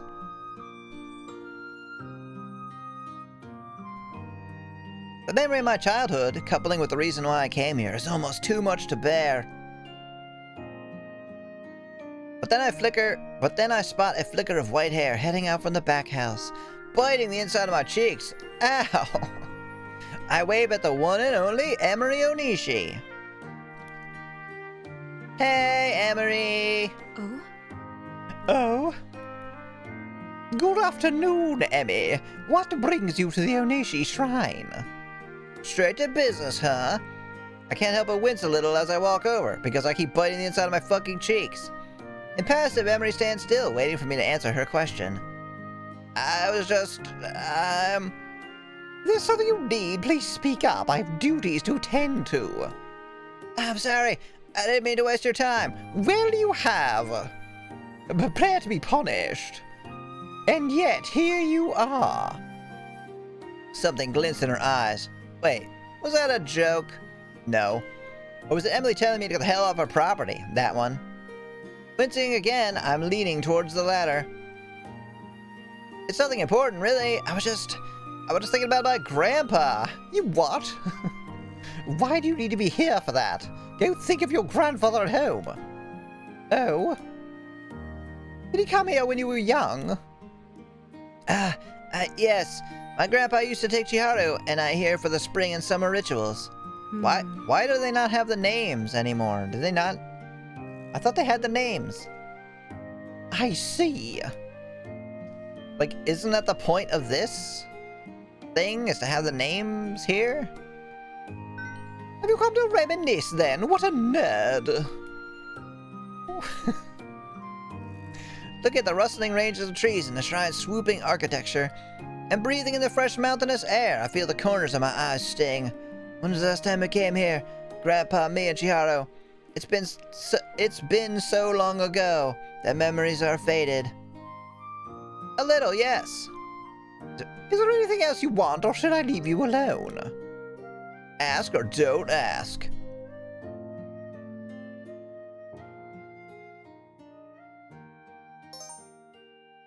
I have only one question. Why is this game so fucking boring? Alright, let's ask. Sucking in my breath, I square my shoulders. I have dragged myself all the way here. The worst Emery can do is cast a spell on me that makes me explode. She did that earlier, remember? The worst Emery can do is not answer me or confirm whatever she hinted at was true. Either way, there's no reason to chicken out now. I at least owe it to the memories of my grandpa. Emery, back at the club, you said there was a surge of deaths around and before the cases last year? Yes, it was quite unnatural how it was happened. A lot of people were eaten by beasts, and then others were killed with an ethereal bow. Weird, right? Did you manage to investigate anything? Investigate? Oh, you're serious? Of course not. No. I do regret not doing so, however. I simply did not have the time to. The shrine was asked to perform some cleansing and burial rituals. At that point in time, I was too new to my role as chief priestess to catch up with all the information that was given me. Thus, I was not able to act accordingly. By the gods! So she was already chief priestess by the age of 16? Just how Emery handles all those responsibilities and stays on top of schoolwork is beyond me. Clearing my throat, I try to redirect my train of thoughts back to the matter at hand. Do you think they are related to the cases we are working at? I did say it was a possibility. Don't you listen when people talk? But it would be difficult to prove that to anyone, even if my suspicion is true. Even if you could, would you? No! Oh. Emery regards me coolly. No! Oh shit, I was right. That's what I thought. Still doesn't answer what I really want to know, though. My mom said my grandpa's passing was very unexpected. He didn't have any family history of heart failure, and no indication he might suffer such a complication. He never skipped any health checkups, and my mom was always informed of his bi-monthly appointments. Someone has the death note around here, don't they? So, you'll think your grandfather might be a possible case? If the case I presented is true, I have no idea who's speaking here. That's why you need names. I wouldn't know. I'm not the one who's I wouldn't know. I'm not the one who's well versed in the spiritual arts. So you are a believer now? Right now, all I have are assumptions. I do not have the answer you were looking for. Oh. Right now, all I have are assumptions. I do not have the answer you were looking for, but I will tell you this. Get the fuck out of here now. Anything is possible when an unknown entity is thrown into the equation. Like aliens. It could be aliens. Have you ever thought of that? Then why? Why did you say what you said? Talking about the possibility of it, then asking me if it sounds familiar? Ah, so that's what has been bothering you. This girl is impossible. We'll never start dating at this rate. How could it not? Oh, how could it not? Emery, this is my grandpa we're talking about. Or yours, because we don't know who's talking. And you were implying that he might have been harmed by some sicko who's been committing horrible crimes around town? Or worse, some kind of evil spirit? Named Emery? Emery doesn't seem at all fazed by my outburst. If anything, her eyes turn even colder. You have truly no idea what you're talking about, do you? Of course I don't. I can't tell who's talking at all. This isn't at all what I expected when I moved back here. And how'd you know about my grandpa's passing circumstance anyway? She doesn't answer me right away. Emery inclines her head, studying me with the same expressionlessness that's starting to drive me crazy. She's getting me so worked up. But there's an underlying pity in her eyes, something that both pisses me off and makes me want to look away in frustrated shame.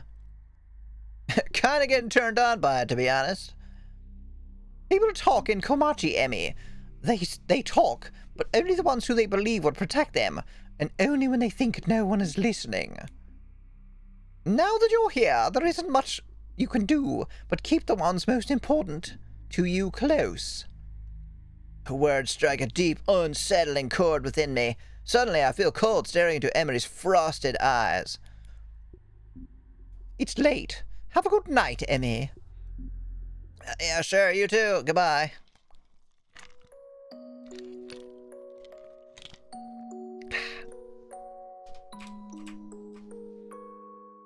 With how little I slept last night, I'm surprised I managed to drag myself out of school.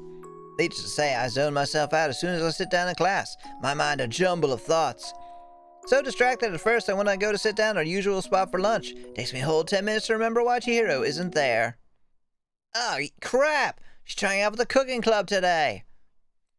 Quickly shoveling down whatever is served at the cafeteria, I almost trip over myself in my haste to get where that club is supposed to meet up. But you're not part of the club. Still, I managed to get lost and turned around twice before I finally found the right corridor. This must be it. Excuse me! Oh no, she's all crying. I almost got knocked to the ground when Chihiro dashes out of the room, tears streaming down her face. Ah, what a big baby.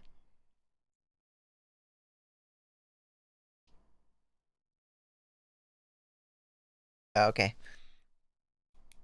It's Nick's messaging me. Chihiro, what's wrong? Not answering me, Chihiro cries even harder and dashes off. Bewildered, I give chase, calling out her name so to no avail. Damn, why is she so fast when she's upset?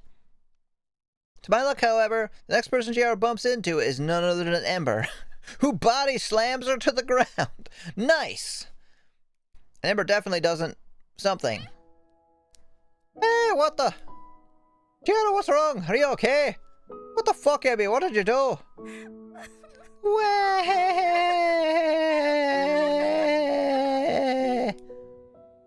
Oh, calm down, Chihiro. Oh dear, what's going on? Emmy, what did you do? Great, now we're gathering a spectacle. Shaking her head, Shizuyo guides Chihiro into an empty classroom and sits her down. Did we already see this? We did.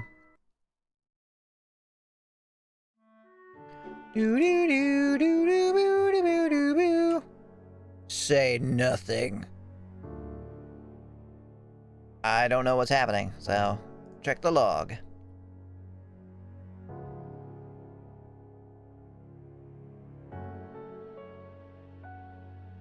Oh, shit. She's saying Chihiro might have gotten killed. I'm gonna say nothing. Hands balling into fists, I grit my teeth. It's no use yelling at her. That's just how Emery is. Cold and emotionless. Heartless, even. But causing a scene right now isn't gonna solve anything, and yet. You're being for real. Hello, Jay. Welcome back.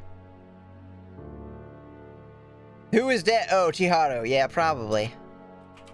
You're being for real. Ember. No, Chihiro's one of us. How could you say such a thing? Well, because she's probably dead. Can I just, like, activate skip and have it stay that way? Oh, I can! Okay, cool. That way it'll automatically skip stuff that I've already seen. Even Emery seems taken aback with Ember's sudden outburst. Still, even when I'm on Ember's side in this, I have to step in before something bad happens. I hold in Ember's arm, shaking my head.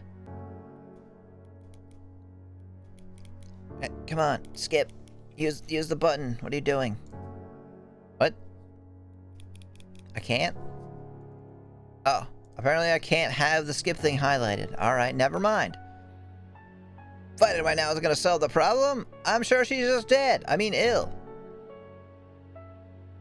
Shizuyo glances at the three of us, worrying her bottom lip. Oh, now I can skip. Open the door. Answer. Wait, I have the phone, right? Yep. Oh, she's still dead.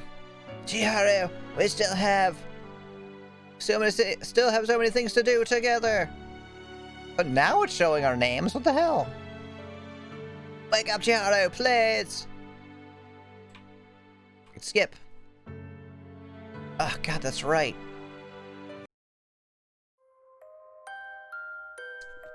Man, you know, I don't know about this game. I think I said that before, but like nothing is happening. And the interstitial dialogue is really just kind of boring.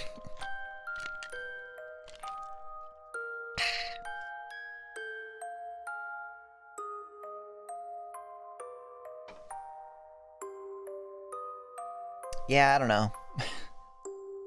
Kind of remember why I stopped playing, so maybe this is a game that we don't continue. Because I'm not even really able to make fun of it.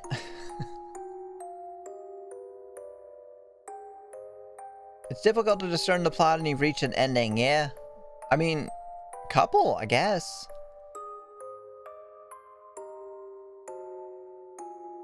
Alright,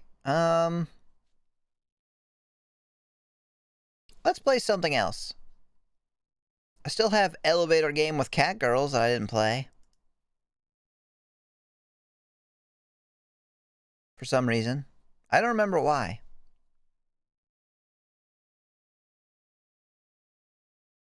No Bread Studio. Okay. Where's my capture?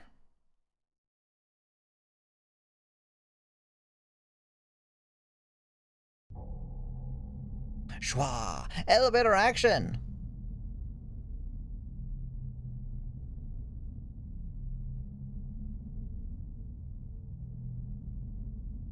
Right, we didn't play this, did we? Oh no, I think I turned it into like just chatting.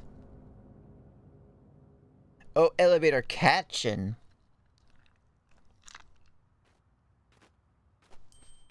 Wait, I remember this.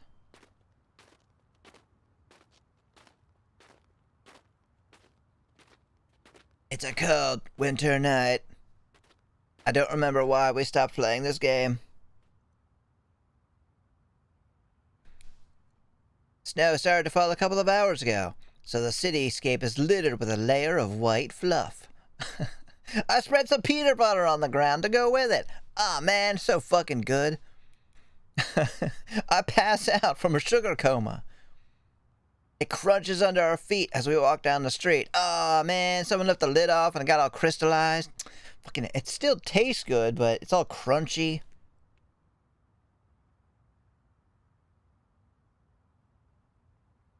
I guess we're doing a game with Catgirls.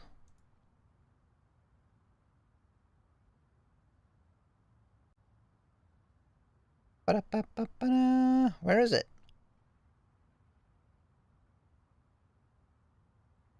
Oh, there it is. Grab another popsicle. Oh no, Jay! Oh god, what has happened? You deactivated my clothing. Well, you got your 500 points worth, I guess.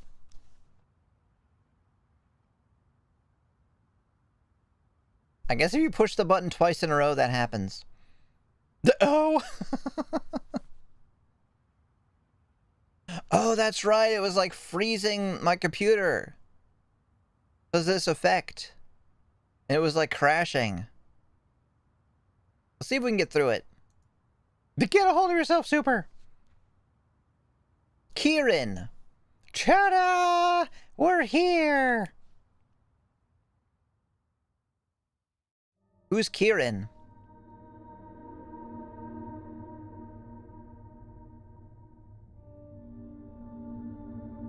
I look up to expect the tall building before us. It's past midnight, so it's to be expected that most people living here should be asleep by now. Naturally, it also explains why barely any of the windows show illumination coming from the inside. Or they could all be dead, you don't know.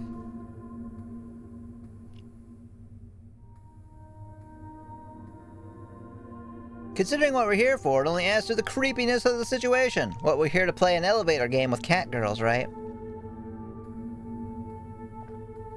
It's a clothing toggle, basically. Right? I guess if anybody did two like at the same time, it would do that. Because they're not really supposed to be able to, because doing one is supposed to deactivate it. So normally you can't do two in a row. But we just happen to do it at the same time. I've never been a big fan of dark places. That didn't change even when I got my feline features. Oh. We're a cat girl, right? You'd think that be able to see so much more clearly in the dark would make the darkness less scary, wouldn't you?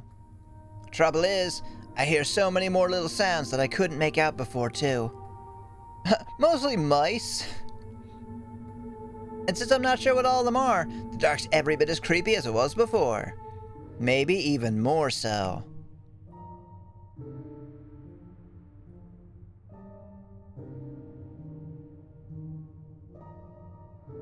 Oh! Yay! You're conducting science with your magic? Yeah, you are! I'm not sure... Asahi... Yay! Well, let me change something. Real quick.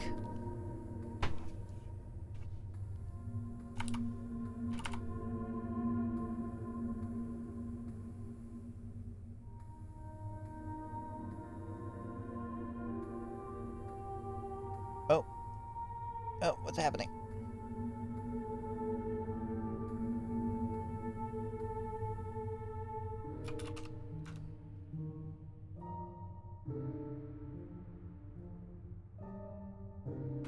Isabel! That's not what I meant. Isabel.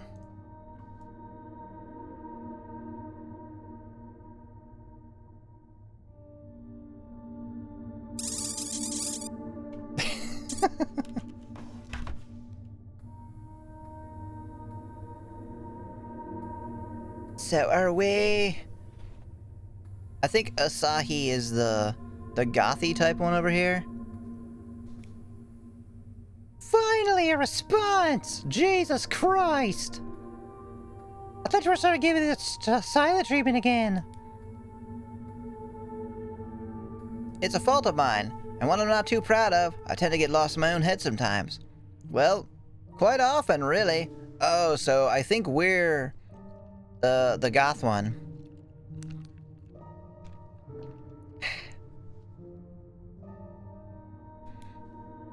Thankfully,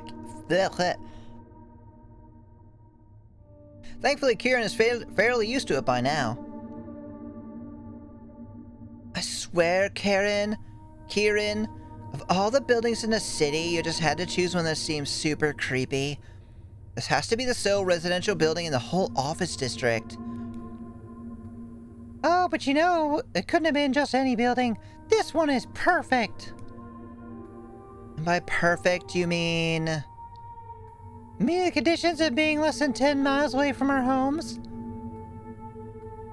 Or are you enjoying our walk in the snow together so much that you'd like to prowl around aimlessly for another hour?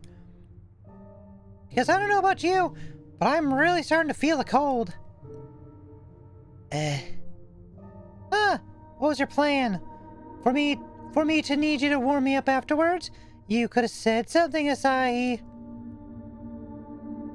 I just stare at her, not really sure what to say. There's no winning with Kira when she goes all sly like this. As much as I hate to admit it, it's one of the things I actually like about her. Why did I sign up for this again? Because you love me! Ah yes, thank you for reminding me of that questionable fact.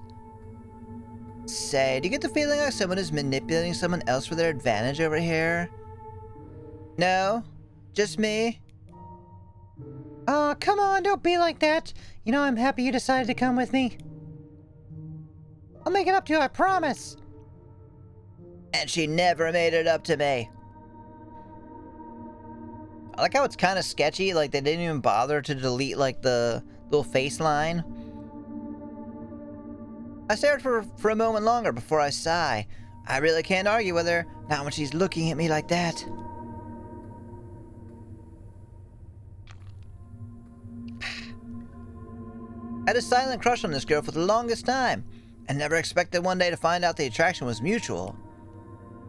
The fact that we managed to actually get together still feels so unreal sometimes. If it weren't for the fact that the change affected her too, it would have never come to this. As much as I disliked it in the beginning, it made me feel like an outcast among my former peers after all. Our shared experience allowed me to be there for her when she needed it the most. How come those mice are still there?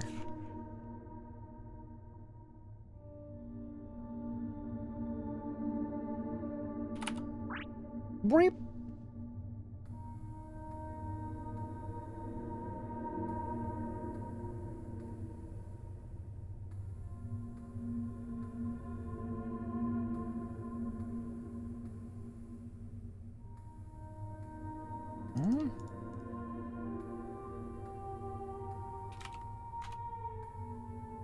The mice are lying in wait. Bleep. Plotting. Well, they're gone now.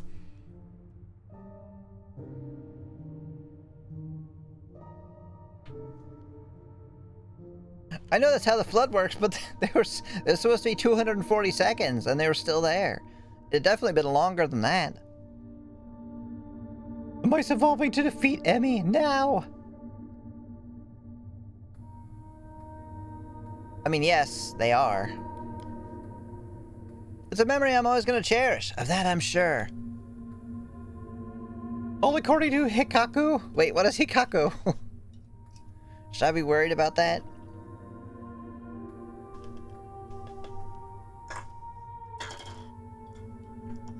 I'm not knocking things over.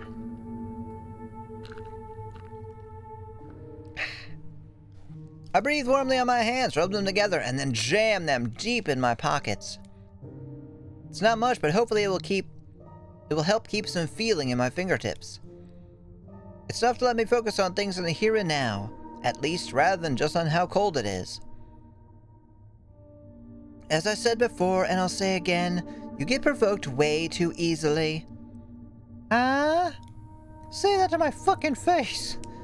You're doing all this because of the bet with Sapporo, aren't you? Oh sure, that's one of the reasons. But it's not the only one. I'm doing it because it's fun. Fun? Kieran, you've seen the forums. Not a single person out there ever said it was a good idea. Oh yes, all those fairy tale stories. Quite tragic, really. Come on, you're not about to tell me you honestly believe those. So you mean that you don't? Seriously, girl? We live in the real world. Spooky, scary skeletons don't just pop out of nowhere because someone decided to be an idiot and press some buttons a certain way. I can't believe you of all people are still saying that strange, unexplained things don't happen. I mean, you did look at the mirror this morning, right? This is this, and that is that. So you don't believe this will actually work? Welcome back, Sleepy! How are you doing? I hope your things went well. Or as well as they could. We're playing a game with Catgirls. Just finished therapy, yeah. That's what I meant, like... good? Question mark? Yay! Remind me why we're here again. We're here to prove a point. Namely, that Sapporo can suck it. I mean, he can. He can suck it really well. I honestly can't believe I let you drag me into this. Chill, Asahi. We suffer the cold for a while longer, nothing happens, and then Sapporo owes me $50. $50 that will treat us to a nice dinner together.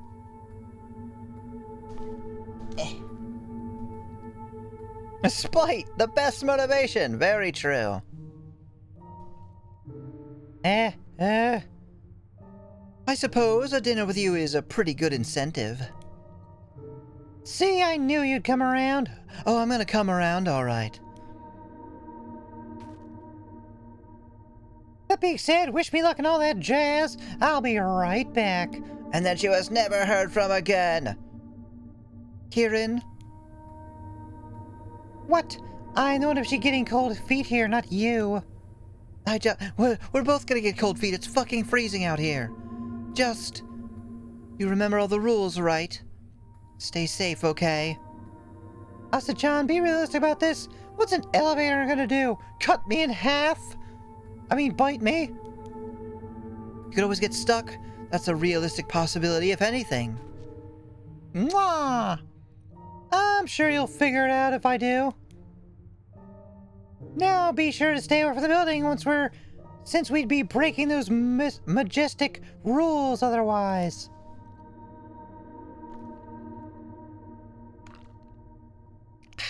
Everyone knows you can't break majestic rules. The elevator will take you to the back rooms? I hope not. Right. I'll see you in a bit. There she goes. I stare as Kieran approaches the building's entrance, presses one of the intercom buttons, and moments later pushes the door open. How does she convince people to trust her so quickly to let her into the building like that? She's gone from my sight before I know it. A faint click as the door closes behind her. I assumed it was like an abandoned building. There's a feeling of unease pooling in my stomach.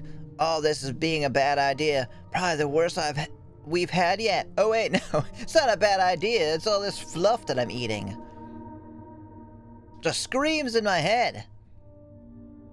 I'm so going to give Sapro a piece of my mind once all this is over.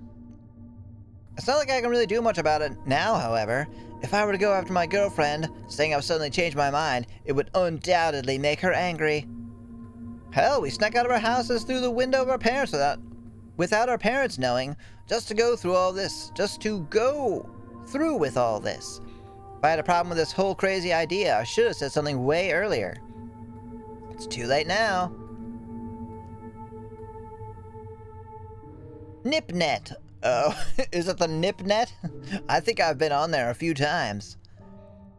I wrap my fingers around my phone and pull it from my pocket.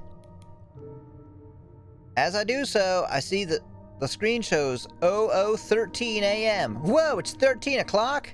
Damn, it's getting late. Or early. It took us around an hour to walk here. And while I dreaded us even being here in the first place, I'm also not looking forward to walking all the way back. Especially when it's bound to get colder as the night goes on. Perhaps you could use those $50 to get a ride home instead of a meal? Yeah, if only things worked that way.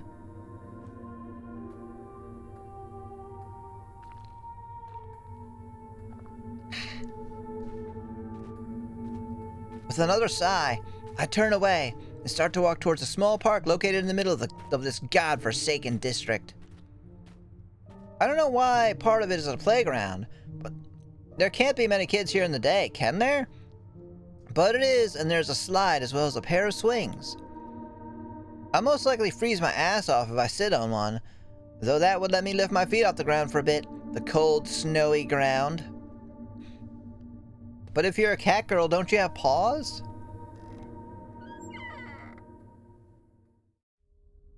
I decide to sit down on the nearest one. I guess it depends on how cat girl you are. Some of them are like just the ears. And tail, usually. It's usually ears and tail. Just like that, the uneasy feeling of having entered a liminal space hits me. Maybe Super was right. Making the hairs on the back of my neck stand up. One's mind usually associates playground with children, laughter, movement, and life in general. It's what they're designed for, after all. Oh yeah, it's a sliding scale, right? Because sometimes you'll get, like, fangs, paws, more fur, sometimes even, like, the nose. Although I feel like when you start changing the facial features, you're pretty much changed into more, like, anthropomorphic. So when you get to experience the total opposite of that, when you find yourself sitting in an empty, childless playground in the middle of the night, doesn't feel right. It feels cool. I like playgrounds without children. Your mind associates with something being off, something being wrong. Why are you here, Asahi, in a place you shouldn't be?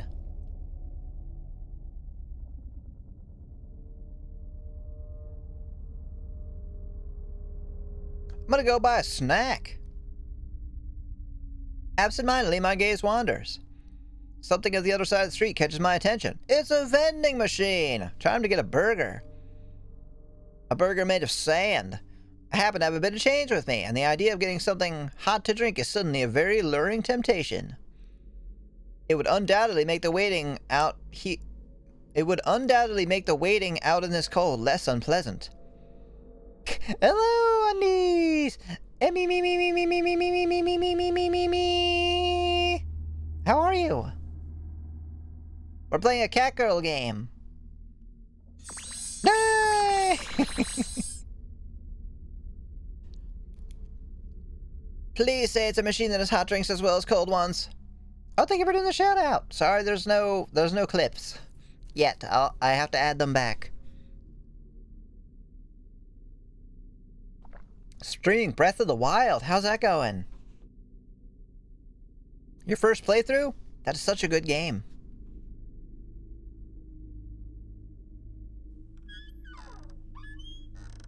It's been 1 fucking minute? Jesus Christ. It's gonna be torture.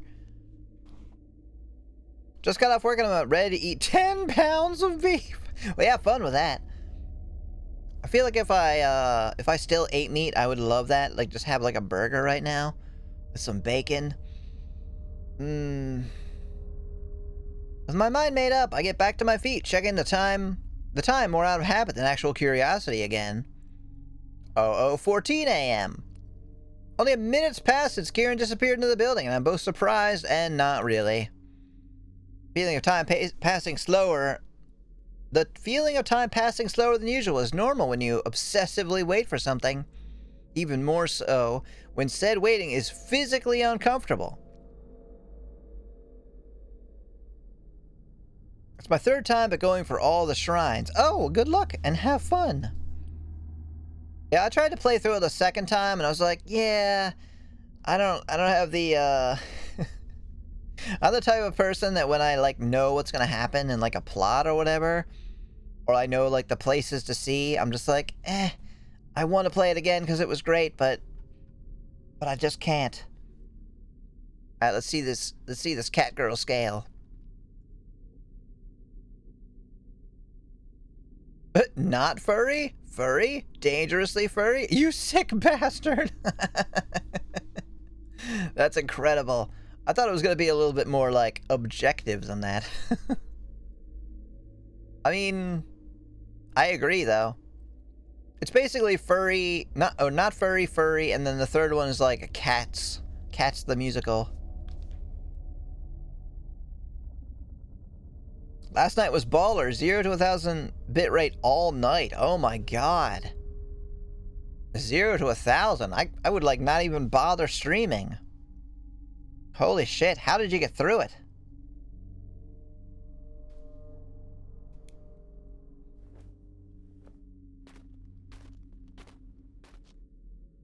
I make my way towards the vending machine without a second thought.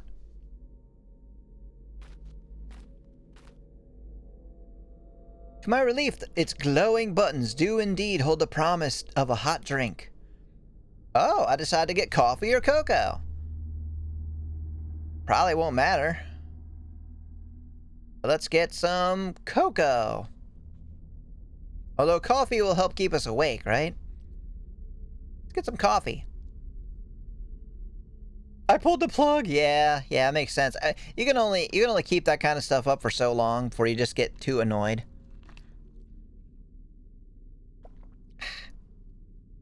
From Tokyo Mew Mew all the way to Felicia from Darkstalkers. Oh, it goes way past that.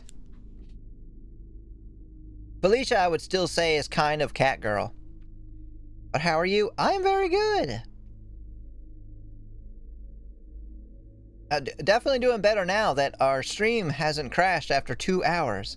So maybe things are actually fixed. Maybe. I'm still not going to be surprised if it happens. I'm just going to be less upset. Let's get some coffee. Nothing sounds better than a hot can of coffee. Hot can? Wouldn't it explode? I feel like something hot in a can would explode, wouldn't it? Maybe it like opens it up for you and then heats it? I don't know if I've ever had... I had a hot drink from a vending machine, but it's usually like it makes a thing of coffee. Not from a can. Golly, I'd love a new Darkstalkers. They're not gonna make one. Franchise just not popular enough. Not only will it help me survive the cold, but it's also bound to give me an energy boost. One I could use for both the waiting and the upcoming inevitable journey all the way back home. Yeah, right, you ain't going home. This is a horror game. I got Kurokohi. Oh, Kurokohi. Kudo. I don't know what Kudo means. It costs a little more than I expected, and I won't have enough to get a second can. So there goes the idea of treating Kieran to a nice warming drink for the walk home. Pfft, screw her! She decided to do this, and she's in a warm building right now. Oh well, she'll survive, and it is her fault that we'll be walking back through the snow. This can feels warm and heavenly in my hands. I wrap my hands around it, enjoying the few moments of bliss as the heat warms my fingers. That is an excellent feeling. Like, I fucking hate being cold. But having that feeling of your hands being warmed up when you are cold, oh, it's so good. Carefully, I prise the edge. Prise? I think you mean pry. The edge of the pull tab up with a nail so I can get my finger underneath it. Then I pull it up with a sharp hiss. Well, you're a cat girl. She's like, shh. I'm always really careful on how I open cans after carelessly breaking a nail once. The memory of that still makes me shudder. I shiver, trying to fight down the sudden memory of Kieran tortuously dragging her nails against the blackboard of my class, a wicked smile painting her lips as she held my gaze. She does look like the kind of person who would do that. Like 100% like a, teacher's pet, but also fucking troublemaker. Like someone who's like good when like adults are around, and then is like a total fucking brat jerk the rest of the time.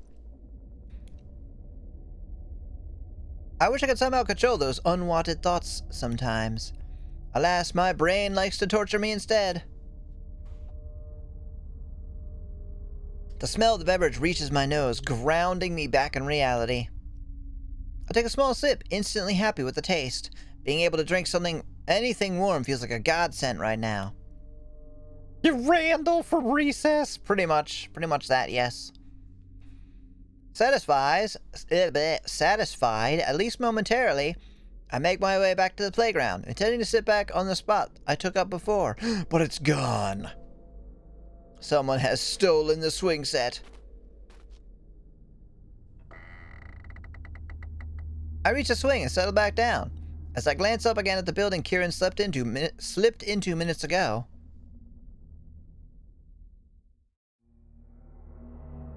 My blood suddenly runs cold.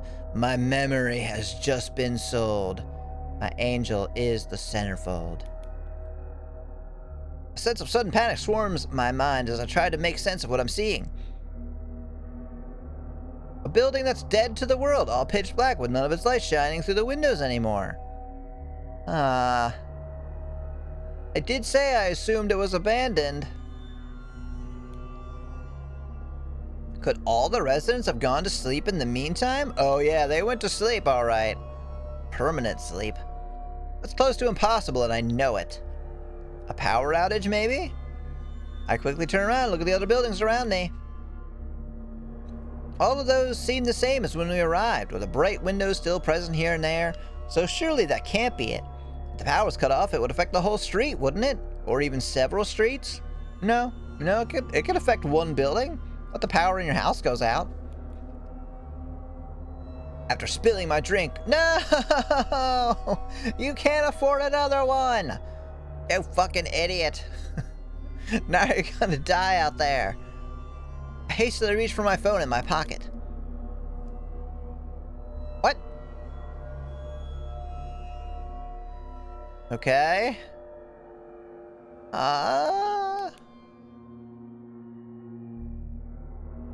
I blink, then close my eyes shut for a moment, certain that something's wrong with my eyesight. The time couldn't have just gone backwards. Bro, we got fucking 6G! Hell yeah! Gotta have a lightning fast internet connection. Only 3 bars though. Sounds so great. Small sense of relief floods me as I quickly open my eyes again. Must have been a trick of the light before. Or perhaps it's a glitch with my phone's display. The lights are back on. Perhaps there's something wrong with me. Remembering what made me reach my phone in the first place, I raised my hand to look at the building before me once more, only to see it in its previous state. The lights are back on as if they were never gone to begin with. The unease in my stomach stays, though. I know what I saw. I'm pretty sure I couldn't have just imagined it. It's been 5 minutes since Kieran went into the building. Is that enough to ride through a bunch of floors? Would she be mad if I called her so soon? Dwelling on it suddenly feels stupid. Kieran! 7G lets you grab Wi-Fi from other dimensions.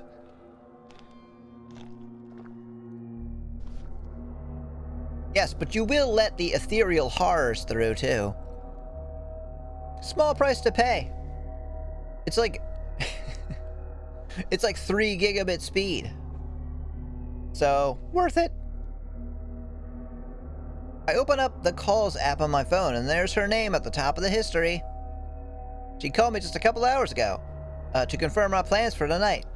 Admittedly, her name is also there for the call before that and the one before, and yeah, I don't have any friends. Like literally none. Okay, I chat to her a lot. So one more call now can't hurt, right? I hit the redial button. I should have expected the call wouldn't connect. If she's still inside the elevator, there probably isn't any reception in there, is there? So what options does that leave me with? Going in after her? Waiting another 5 minutes? Probably the waiting another 5 minutes. I stare at the building before me intently, afraid to avert my eyes anymore. It's like I'm hopeful my gaze, my constant observation alone, will make the lights stay. I'm scared of the situation repeating itself.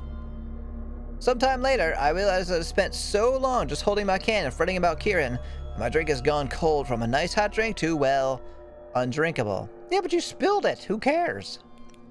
It's on the ground. It's undrinkable. It's absorbed by the snow. Some drinks are not meant to be just kinda warm, and this is one of them. Oh yeah. Unless you're specifically having an iced coffee, cold coffee is disgusting. Like cold coffee that's been sitting there for like a half hour, and you go to drink it, you're like, oh yeah, my coffee. And you sip it, and you're like, oh god, no.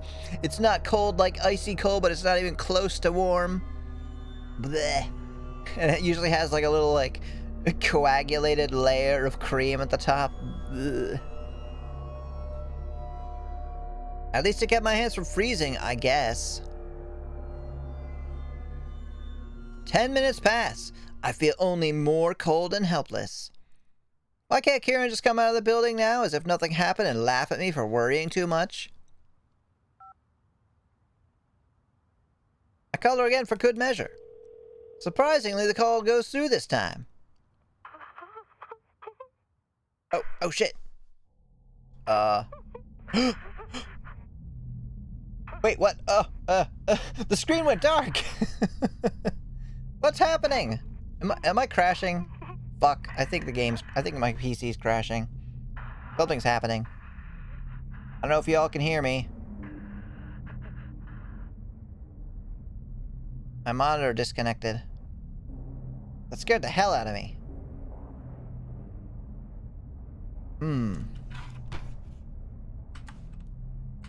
Oh yeah, I think everything's crashed again. Yep. Computer crashed. Oh? Oh? Oh wait, what?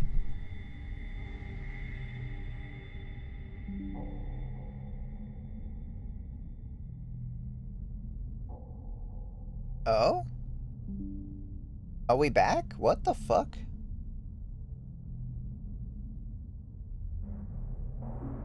Hello?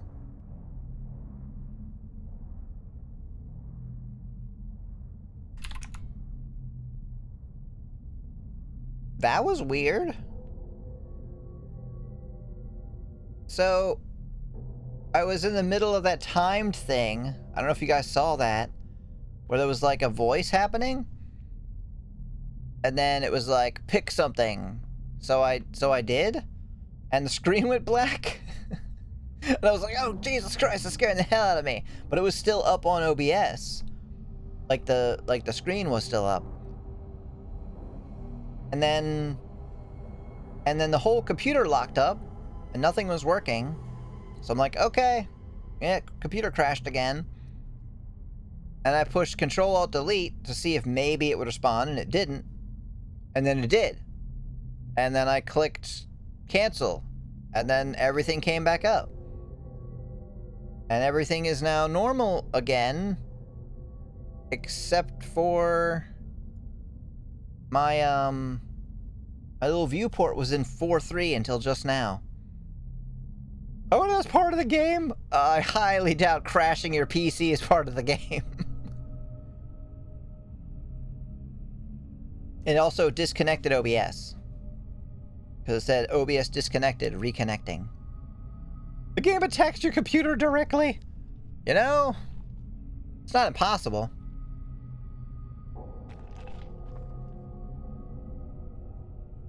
Have you noticed there's no chat? There's no chat. That is a browser source. I wonder if it'll have a crash log. Probably not, right? Because it didn't actually crash. Let's see. Show crash reports. No, there's not one from today. So I don't think OBS is fixed.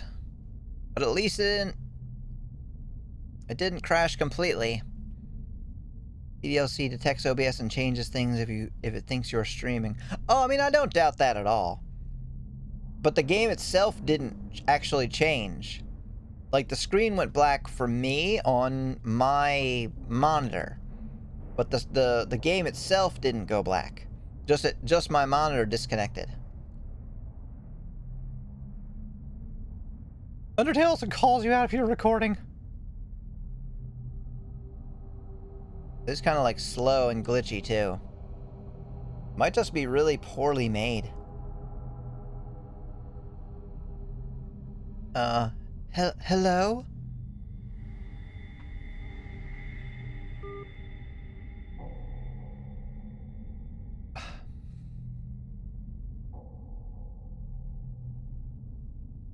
I'm not prepared for what I hear. I'm not prepared either.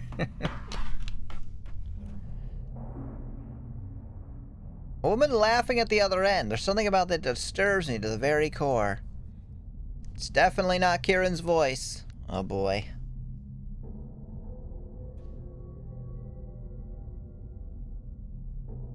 Why am I hearing Powerpuff Girls music? Hello, Josh! I don't know, why are you hearing Powerpuff Girls music?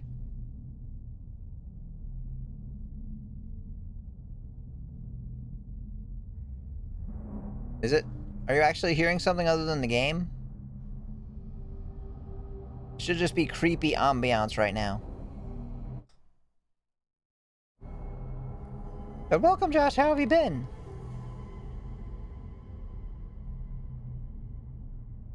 It's definitely not Kieran's voice, or is it? All of a sudden, realization hits me. Sapporo, the bet everything. Now this. None of it could possibly be real. What? Oh, this has to be a prank arranged by my classmates. And whether Kieran is in on it... Okay. She wouldn't do this to me, would she? The image of her wickedly smiling, amused face persistently pops up in my mind again. Confusion turns into anger. Before I know it, I'm on my feet, already marching to the building, determination boiling inside of me. Time to kill Kieran for what she's done. There's an obstacle before I can get in, though, as I obviously don't have a key to the entrance door. What kind of excuse would be plausible at this sort of hour? I stab at the button I think Kieran pressed and then almost immediately regret it. What if I press the wrong button? What if I press the right one and sound stupid when the other person asks who's there? What if... To my surprise, there's a click from the intercom and then a buzz as I'm let in without a single word being spoken. Huh. Oh, I got a notification, but because the browser sources are crashed, I have no idea what it was. I'm sorry. I had OBS crash a second ago. Was it you? Was it Allozy? Hello? Was it a follow? Maybe? Hello, thank you for following, if that's what happened. Activity feed. Yes, Allozy followed you. Thank you so much. How are you?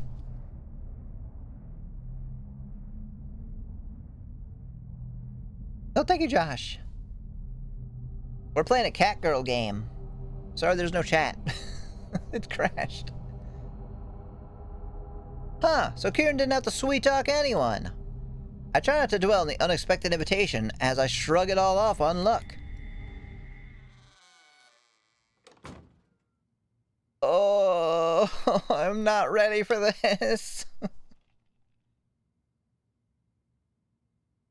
When I say a Catgirl game, I do mean a horror game. What? Hand, what are you doing? Stop. Stop. Hand, knock it off.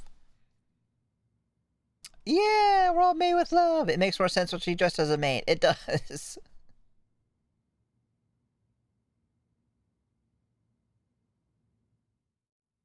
Man, I could do that.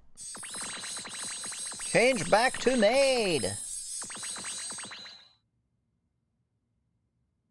As soon as the doors close behind me, it occurs to me just how dark the inside of the building is. I know it's the middle of the night, but I'm not sure whether such a complete lack of light is normal. People live here after all. Should be some signs of life.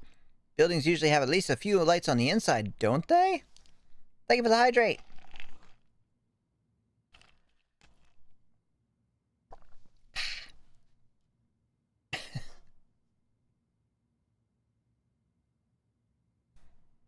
It's unsettling, though it doesn't make me as nervous as it used to.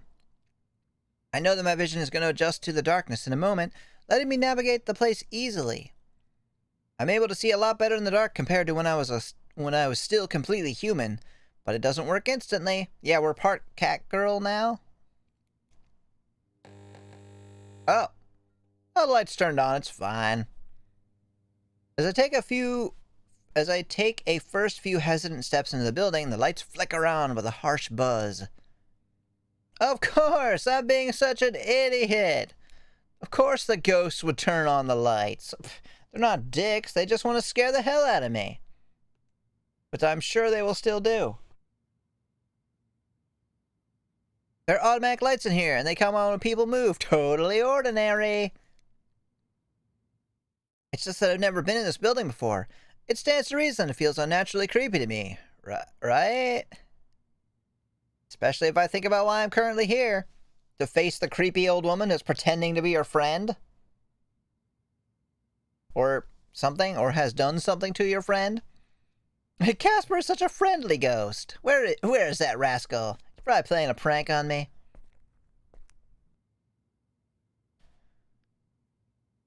I'm like very easily getting chills from this.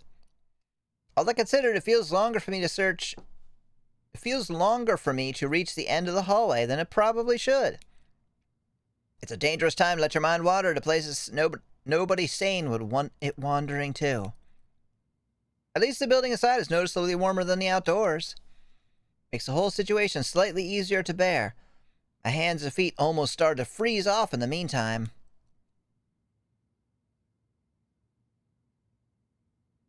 Yeah, life's no fun without a good scare. It's their job. They're not mean. The ones in this game might be, though. The next thing I know, I stand before the elevator door, rooted to the ground, with the sudden sensation of someone watching me.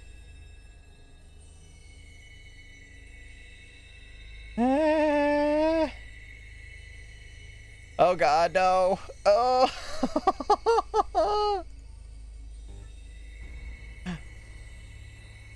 At least the game didn't crash. Abruptly, I turn around. More panic exploding inside of me as the automated lights pick that exact moment to cut out. My first instinct is to get out my phone and check Twitter. Doesn't help my situation that Minecraft playing horror music while I'm mining the caves. I'm so sorry. I let it illuminate the sudden darkness of the corridor, and God knows what else is inhabiting it currently. I don't see anything. There's nothing. Nothing I'm able to see, anyway. It's just the empty corridor, a row of closed doors along each side, seemingly the same as when I first entered it. There's nobody there. I don't feel any less on edge when I turn back in the other direction, burying my back to all that space again, pressing the elevator button as quickly as I can find it. The sound of distant machinery starts piercing the unnerving silence, followed by a hum which indicates the elevator is in motion. You know, I don't know how much longer this game is, but I'm gonna try to change the game name if I can. Elevator game with the elevator game with Catgirls.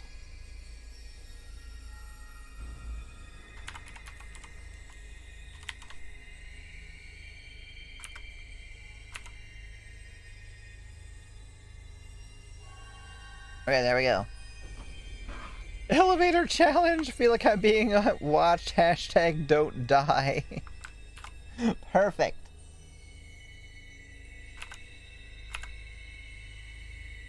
Jay comes up with very good, very good stream descriptions. Alright, we're ready. It's clearly on a different floor, so I wait for it to descend. Taking a deep breath, I try to calm myself. It feels like an eternity for the thing to arrive.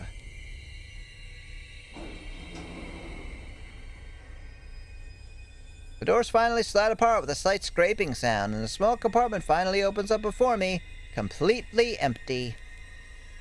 Not sure whether I should be surprised or not. A part of me hoped it wouldn't have to come to this, while another already expected for things to turn out this way.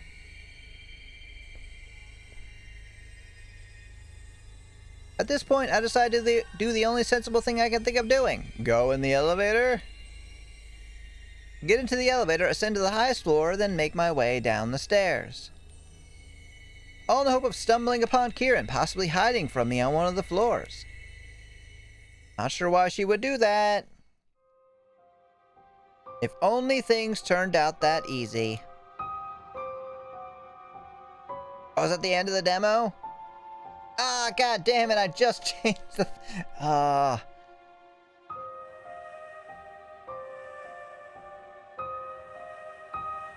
Oh, yeah, it's fucking cool. It was made for the Winter VN Jam 2020. Thank you for playing. Thank you for making this game. No Bread Studio. Oh, I'm so interested to see what's gonna happen.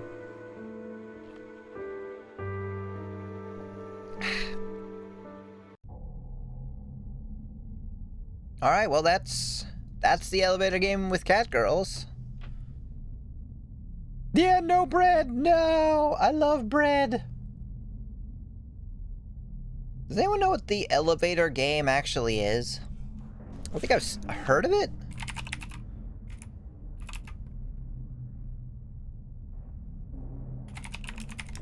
The elevator game. Oh, it's a ghost hunting thing. What?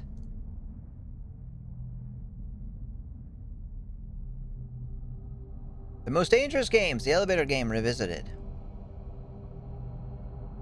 Elevator to another world, elevator to hell.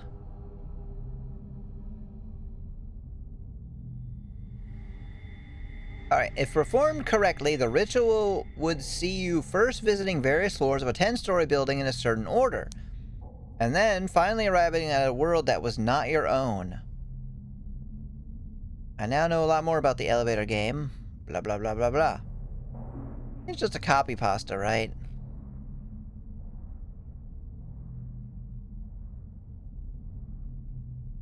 Games. 3 cups. What? So I guess it's just like games people play to scare themselves. Okay. Requirements. A building at least 10 stories high equipped with an elevator capable of reaching all 10 floors. Begin at any time. Enter your chosen building and proceed directly to the elevator. Call the elevator. Use only the up button to do so. If a down button is present, do not touch it. Call the elevator. Oh, we already read that. When the floors open, enter the elevator. You must enter it on the first floor, and you must enter it alone. Do not proceed if anyone else is in the elevator with you. Press the button for the 4th floor. When it reaches the 4th floor, do not get out. Instead, remain in the elevator and press the button for the 2nd floor. Same for 6th floor. Same for 2nd. Same for 10th. Same for 5th. When you reach the 5th floor, a young woman may enter the elevator. Do not look at her, do not speak to her. She is not what she seems. Do not get out. Instead, remain in the elevator and press the button for the 1st floor. It's like Bloody Mary or paying your income taxes, silly superstition. How is the stream going? Our PC only crashed once. And welcome back. We finished elevator game with Catgirls, and I'm reading about the elevator game. At this point, one of 2 things will occur. The elevator will begin descending to the 1st floor, or it will begin ascending to the 10th floor. If the elevator descends, the ritual has failed. Do not proceed. When the elevator reaches the 4th floor, exit as soon as the doors open. Do not look back, do not speak. Exit the building and don't look back. You may try again another time. If the elevator ascends, the ritual has succeeded. You may proceed. Note, though, if you're having second thoughts about what you're about to do, if you find out that you're losing your nerve, now is your last chance to back out. To cancel the ascension and terminate the ritual at this point, press the button for any floor in the building, besides the 1st or 10th floor. You must cancel the ascension before the elevator passes the 9th floor in order to terminate the ritual. When you reach the 10th floor, you may choose either to exit the elevator or to remain on board.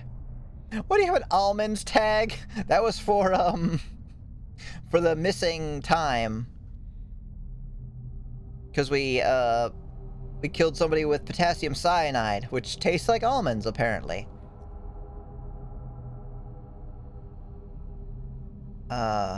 You must cancel the ascension before the elevator passes the 9th floor in order to terminate the ritual.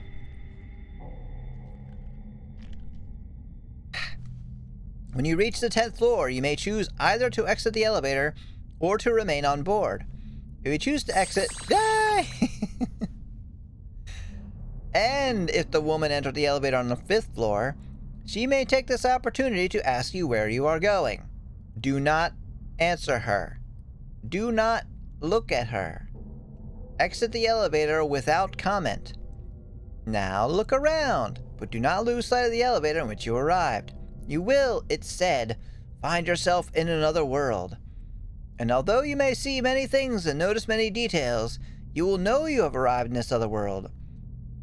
And you will know for certain, by one indication, and indication only, the only person present in it is you.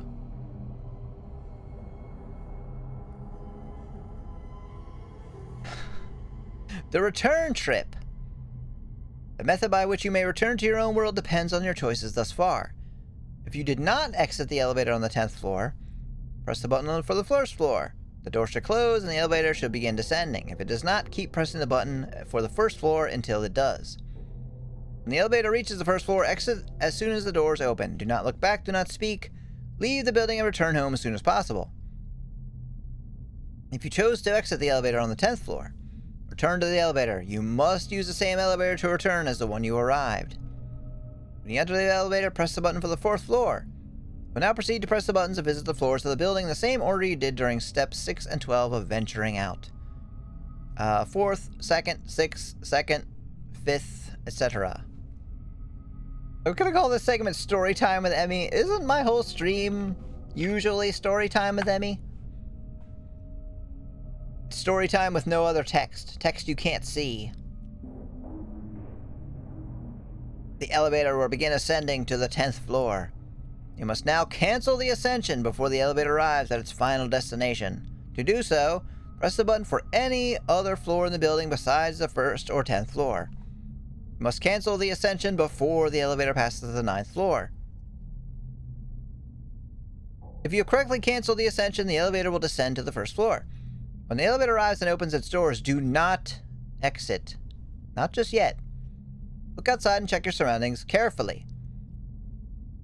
If anything seems off, even the smallest detail, do not exit the elevator. Instead, press the button for the 4th floor. Repeat the previous 4 steps, beginning and pressing the button for the 4th floor again, and checking your surroundings before exiting the elevator upon its return to the 1st floor. Once you are confident you have returned to your own world, you may safely exit the elevator. Repeat the previous 5 steps as many times as necessary. Do not exit the elevator before you are absolutely certain you have returned to your own world. If you do, and you are incorrect, well, you might as well get comfortable. Maybe a while before you see your home again. In fact, you may never see your home again. And I think that's pretty much it. Oh, regarding the other world.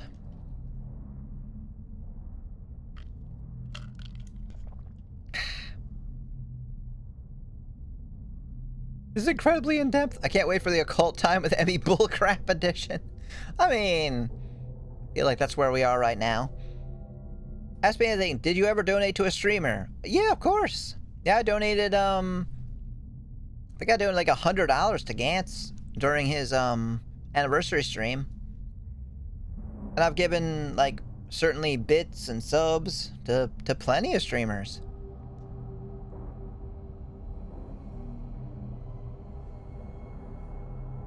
Fixing myself. There we go. Regarding the other world, reports concerning both the nature and appearance of the other world vary. Some state, for example, that you should choose to exit the elevator at the 10th floor. Oh, should you choose to exit the elevator at the 10th floor, you will see a world that looks almost identical to your own. Save for 2 details.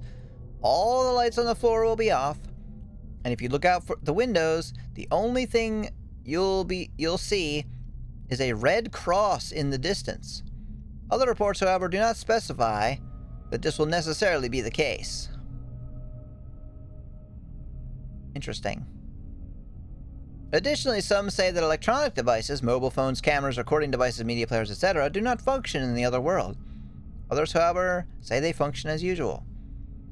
Given the inconsistencies between the reports, it is therefore not entirely known what you may expect from the other world. You may see or experience what others have before you, or you may see and experience something unique or previously unknown.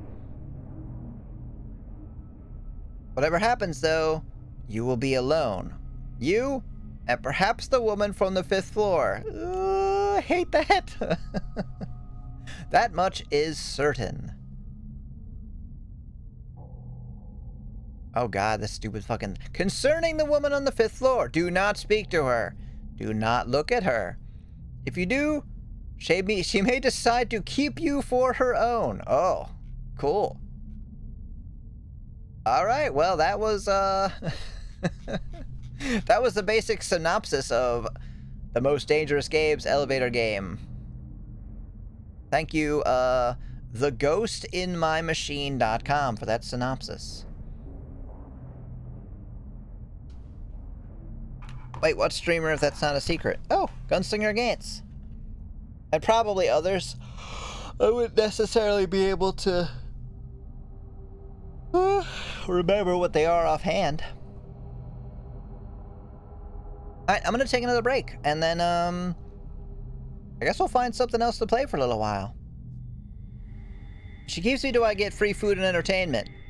You will be the free food and entertainment.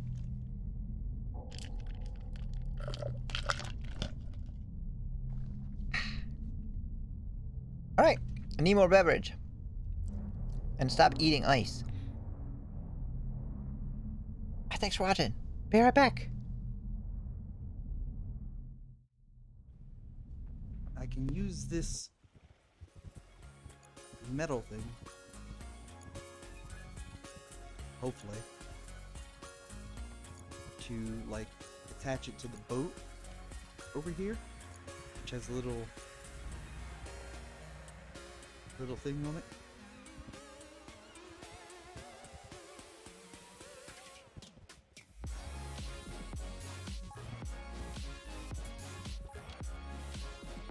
Or not, I don't know. I can just do this to a boat though.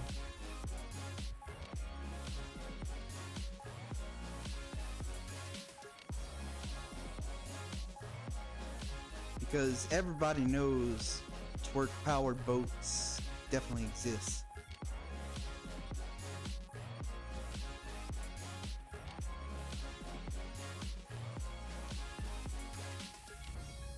This is mercy.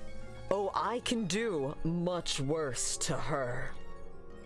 At least this way, she can just move out of the city and never, ever return. I have stayed my hand in the face of her grievous fault, her bold-faced lies when she deserves so much more. I can take away her business, have her factory shut down. It is too easy to ruin her life until she is nothing. And it is all so tempting. I can only see red. She's been saying all of this out the fuck loud. Just standing there with a glass of wine. I can ruin her. Yeah, and threw me into a wall, put a frog up my butt. What do you think would be one of the worst animals to get put up your butt? Most animals? What? Oh, important question. Are they living or dead? Honestly, let's talk about both. Oh, God.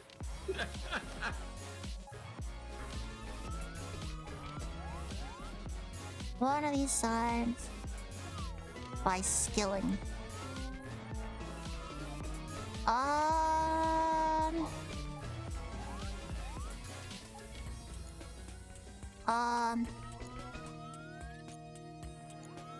Let me guess. This sign isn't lying. But this sign is lying. Oh! Oh!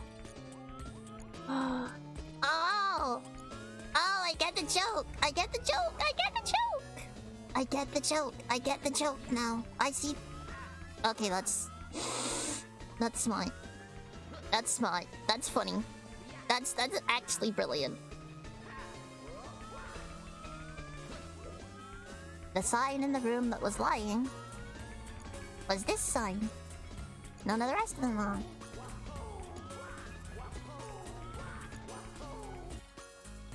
Let's start the game, guys. Let's not talk about my size. No! Hi, jemand. Let's go into the game. So, this is what happens after we beat Xenoblade 1.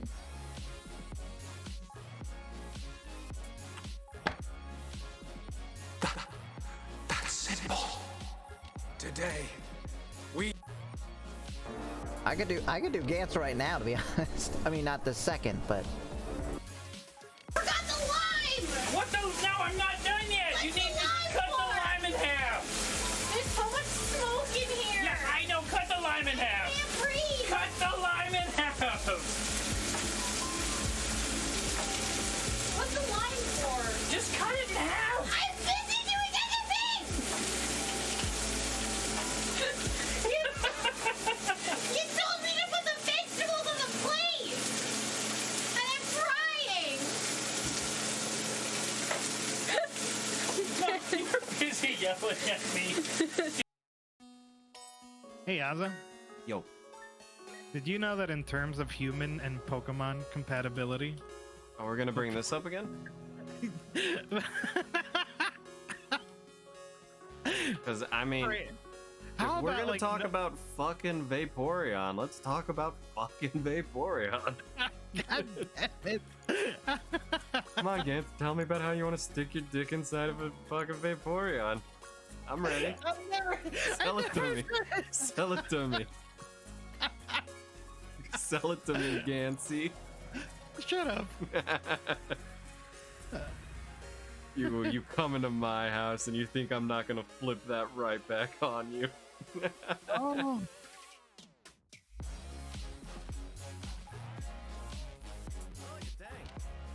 What? Did a rock just fall on you? No, it's like hit her in the head. Damn. Oh my god, somebody. Right? He's so cute. He is such a sweet little puppers. Oh my god, this sidekick is adorable. Not gonna lie, the brother's also kind of hot. Brother could get it. Oh yeah, that's a good clippable sentence right there.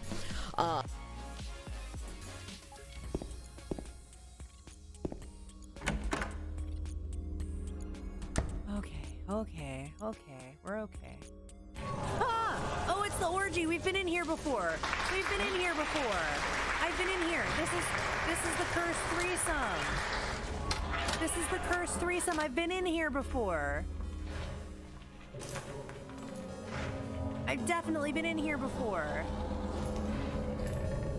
I would never. I mean, feel free to prove me wrong. Feel free to find a game that is lewd by default and has the lewdness patched out, because great. But you know, as this happens, people are horny. People like boobs and lewds, and so will go to extra effort to get their boobs and lewds. I absolutely love horror games. Yeah, it's the absolute best. I don't get spooked. Not at all.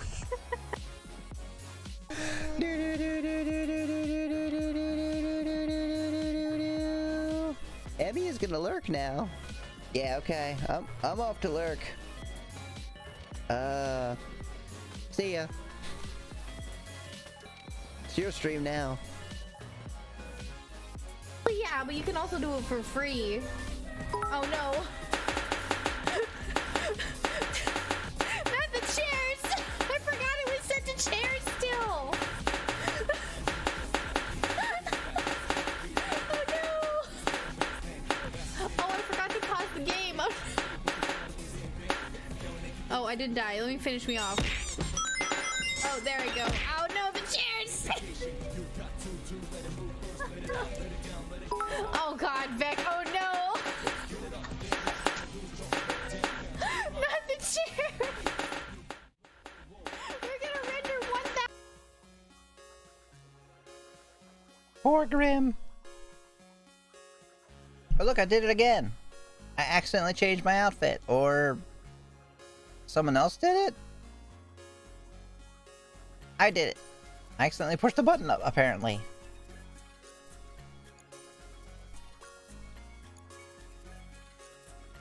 I returned! Yeah, I'm gonna finish eating this, peanut butter, bread.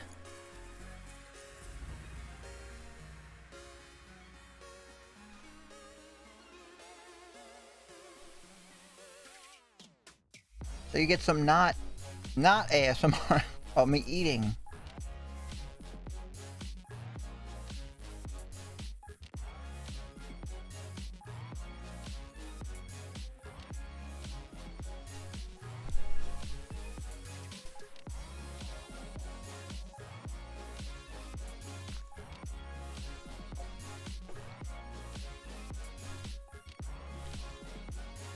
Silent mukbang. Ew.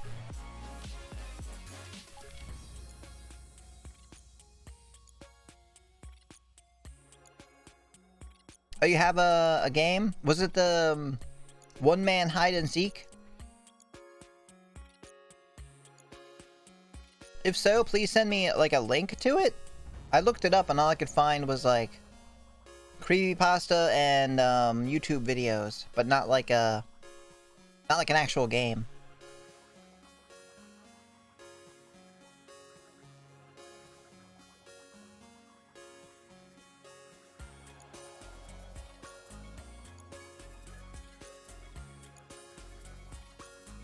I'm gonna...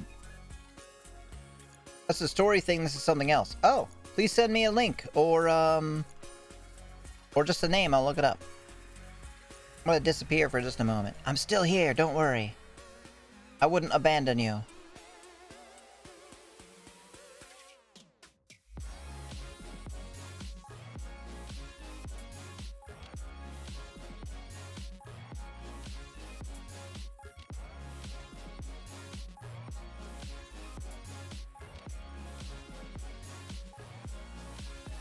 Although maybe I'm totally abandoning you, you'll never know.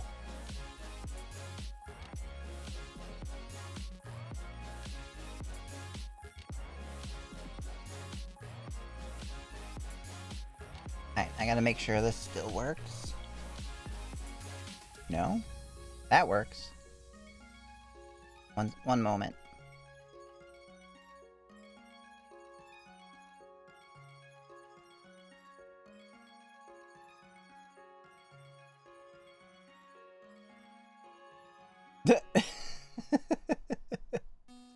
Wow, okay.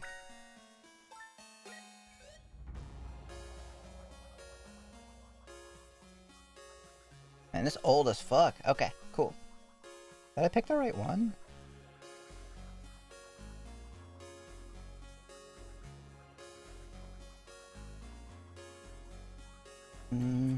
Yes, okay.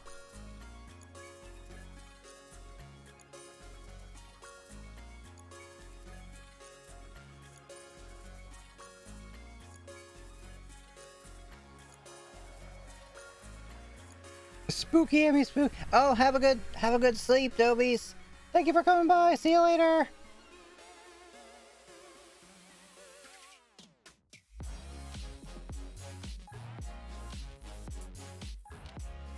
What is the game? It's a demo that is a must-play, made by the devs of Scarlet Hollow. I'll try it out. Oh, I assume you linked it in the Discord then.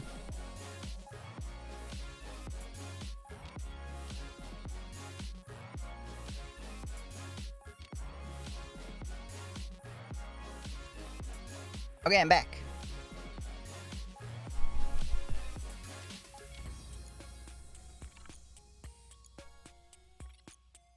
I linked it to you. Okay, cool. I will check it out. Oh yeah, Slay the Princess. That's right. I think I already downloaded it.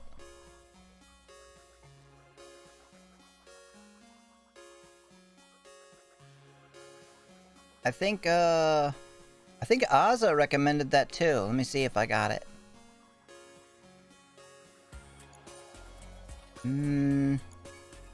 No, but I'll go ahead and get it.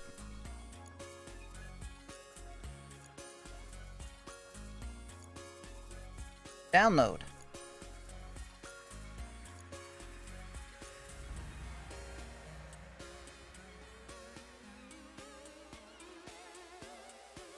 This speaks to me as a dragon.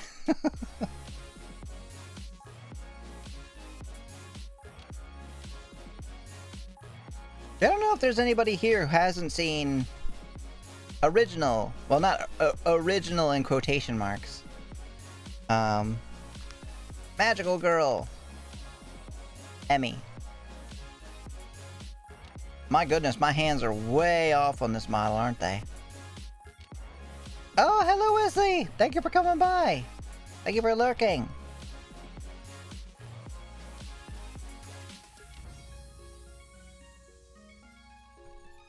It's elite motions. Oh, wow. Yeah, that's way off.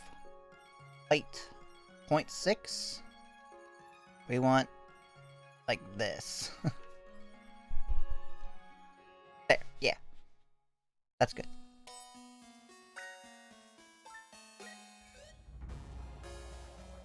I'll be listening in! Awesome! Oh god, I had to clear my throat. Thank you for coming by.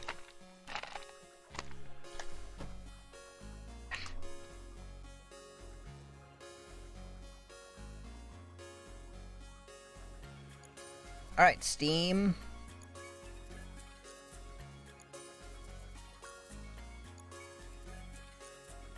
Slay the Princess demo. Alright, let's get this up. Anyone not subbed, you have to watch a 30-second ad. My apologies.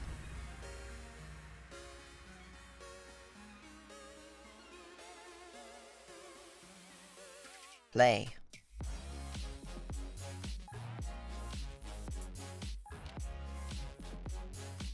Content warning. What? It brought it up right. It brought it right up. It just captured it right away. That's interesting. See if I can make it full screen.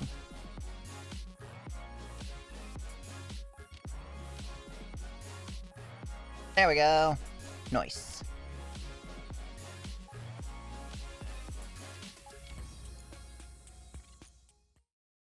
Okay, music off.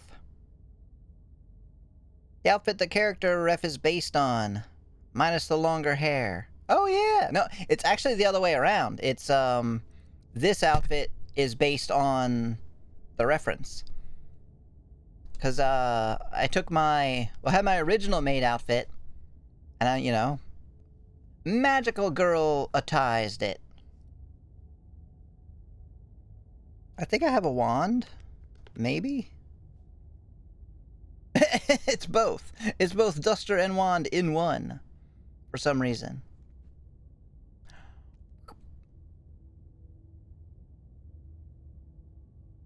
Content warning, this is a horror game and not intended for all audiences. Please visit the website blacktabbygames.com if you need a full list of content warnings. Slay the Princess contains flickering image effects. If this poses a health risk to you, you can turn it off animations in preferences. Nope, I think we'll be okay.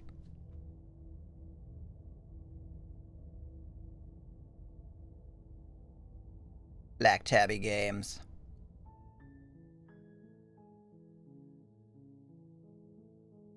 Controls. H hides interface. Pulls back. Alright.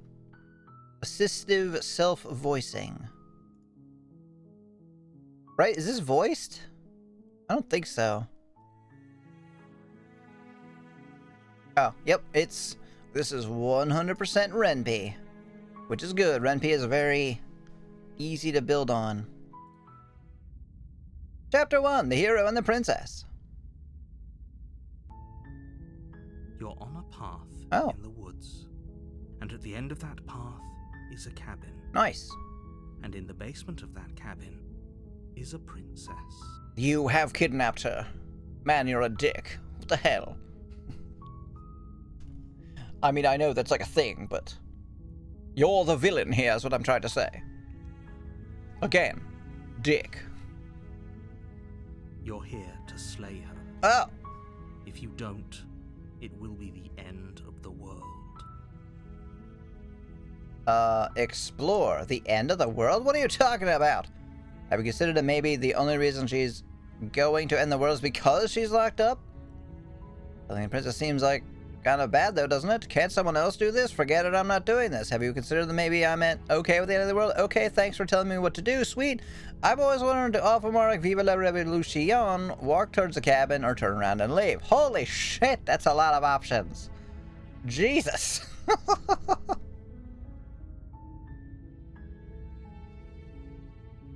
It is somewhat... Let's try to squeeze more information out of this guy. End of the world, what are you talking about? I'm talking about the end of everything. Oh, this is weird. No more birds, no more trees, and perhaps most problematic... I never liked birds. No more people. Screw them. Have to put an end to her. You do it, I'm bitter. It's a multiple game, play game as each time the game changes. Oh, sweet. But how can a princess locked away in a basement in the world? If you don't tell me why she's dangerous, I'm not gonna kill her. You have any evidence to back this up? Maybe consider... Oh, we already read that.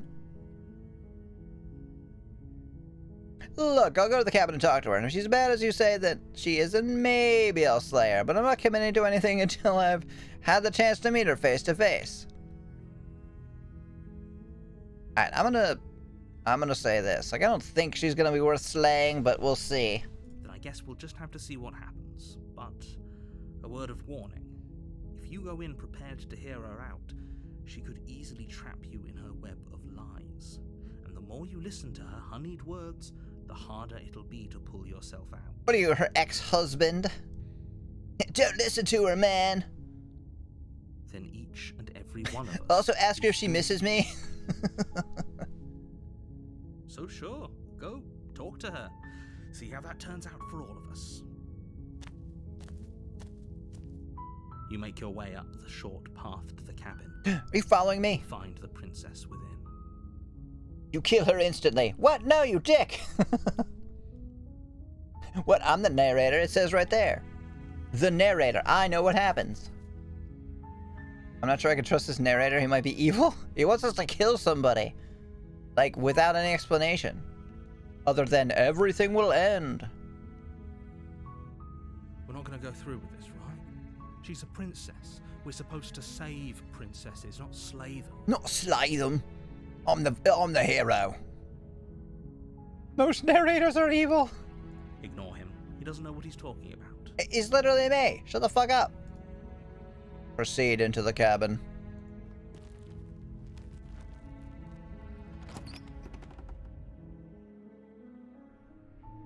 The interior of the cabin is almost entirely bare.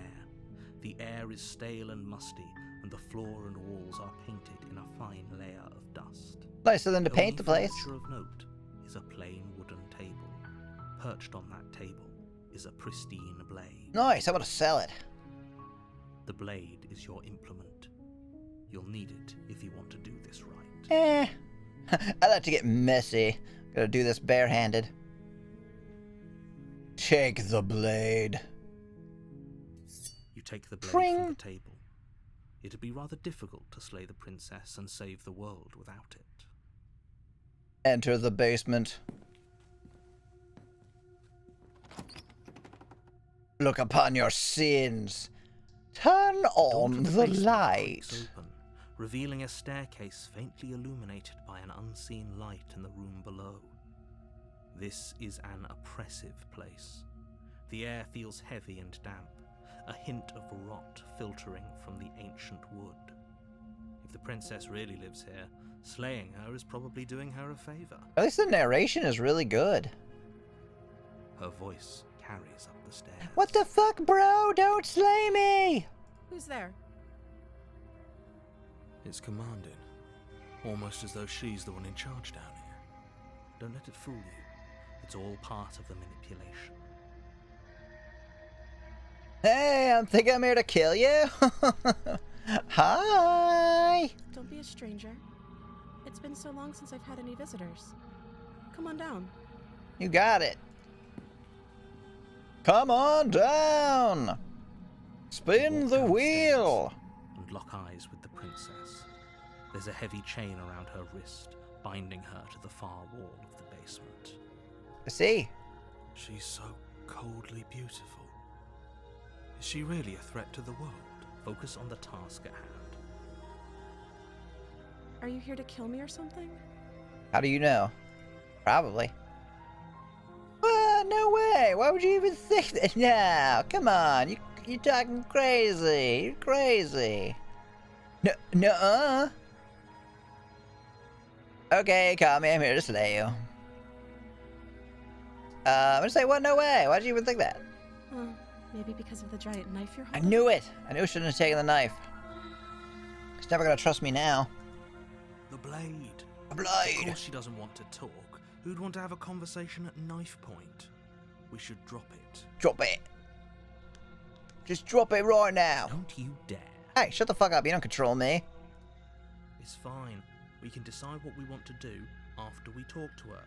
Maybe she really is a monster. But killing someone in cold blood isn't very becoming of us. Yeah, it's not very becoming, is it? Drop it. The blade tumbles out of your trembling hands and drops to the floor with an unceremonious clang. This kind of feels like a D&D session, doesn't it? Or like they're like a real role playing. Thank you. Maybe now we can just talk. She's so cute. Against your better judgment, you step forward. She's a little less cute. Princess face to face, unarmed. I'm already forgetting the story. Do not talk to her. Look at the woman on the 4th floor. No! God damn it, what have we done? We'll be fine. Yeah, we'll be fine. Right? I don't know what you're hoping to accomplish here, but I can assure you there's no reasoning with her. Just make sure you don't forget about the blade on the floor. You're going to need it. Watch out for that knife! So, this is a pretty awkward start to a relationship. Yeah, it's pretty awkward. Are you coming on to me? How would I get you out of here? I'm here because you're going to end the world. There's people out there who see a threat to the world. What do you have to say about that? What's her name? How long have you been down here? You know why I'm here to kill you?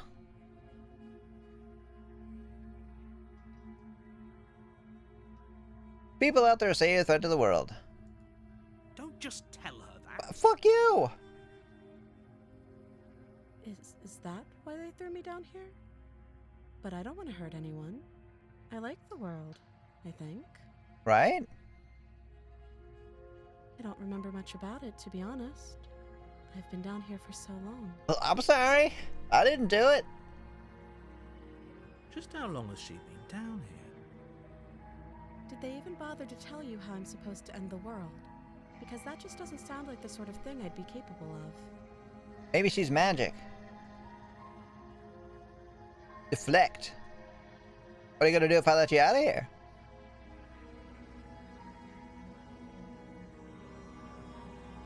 No, if I'm being honest, I'm more inclined to trust you than I am inclined to trust them. Sooner or later, you'll understand that I have your best interests at heart. Hopefully sooner. World seems kind of sus. I'm voting them out. Yeah, throw the world out the airlock. How sweet. Now be a pal and help me get out of here, would you? We can figure out how to deal with them after I'm free. Yeah, let's deal with them. Actually, I changed my mind. I don't trust you. I still have a few more questions before I decide what to do. Fine. What do you want to know?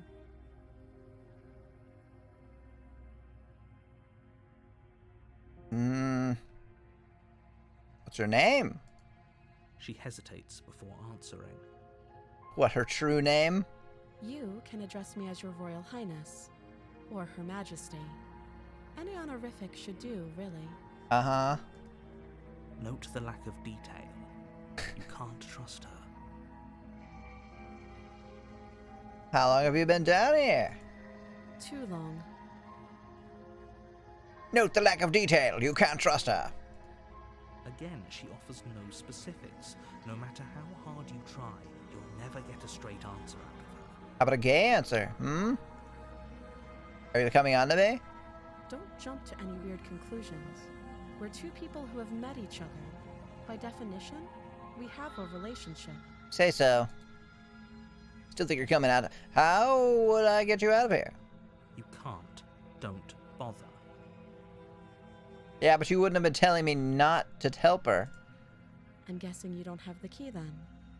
I'm sure there's a key somewhere around here. Just shut up there, I can make my own decision. Isn't? I think so. If there isn't, well, you're stuck. Well, we can always put that knife to good use. But cut your hand off, right? Her sharp eyes settle on the edge of the blade. She isn't suggesting what I think she's suggesting, right? I don't know. Probably. She is. I'm sure of it. I'm sure of it too. Okay, we've talked enough. Oh, have you decided what to do with me? You know why you're here. Yeah, but I don't know why I'm here.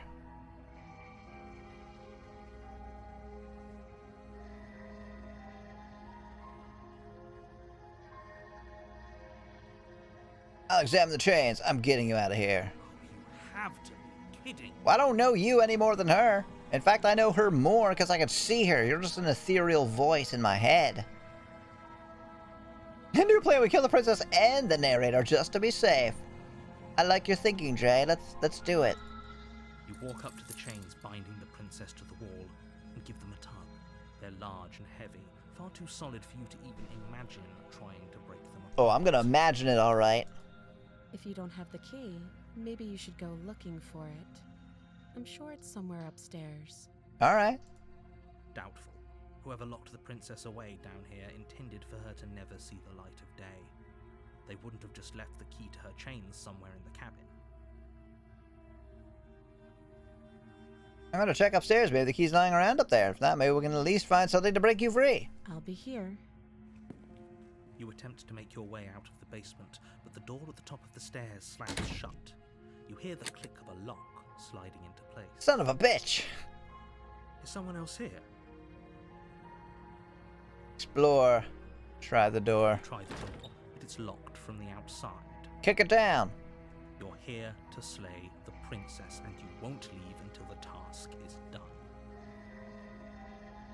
Your shouts and pleas are met with silence. I'll repeat myself once again. You're here to slay the princess, and you won't leave until the task is done. I heard you. Alright. You make your way back to the bottom of the stairs. This would have been so much easier if you'd simply slain her like you were supposed to. Yeah, but why can't you do it? Easier for whom? Easier for everyone. I heard the door slam.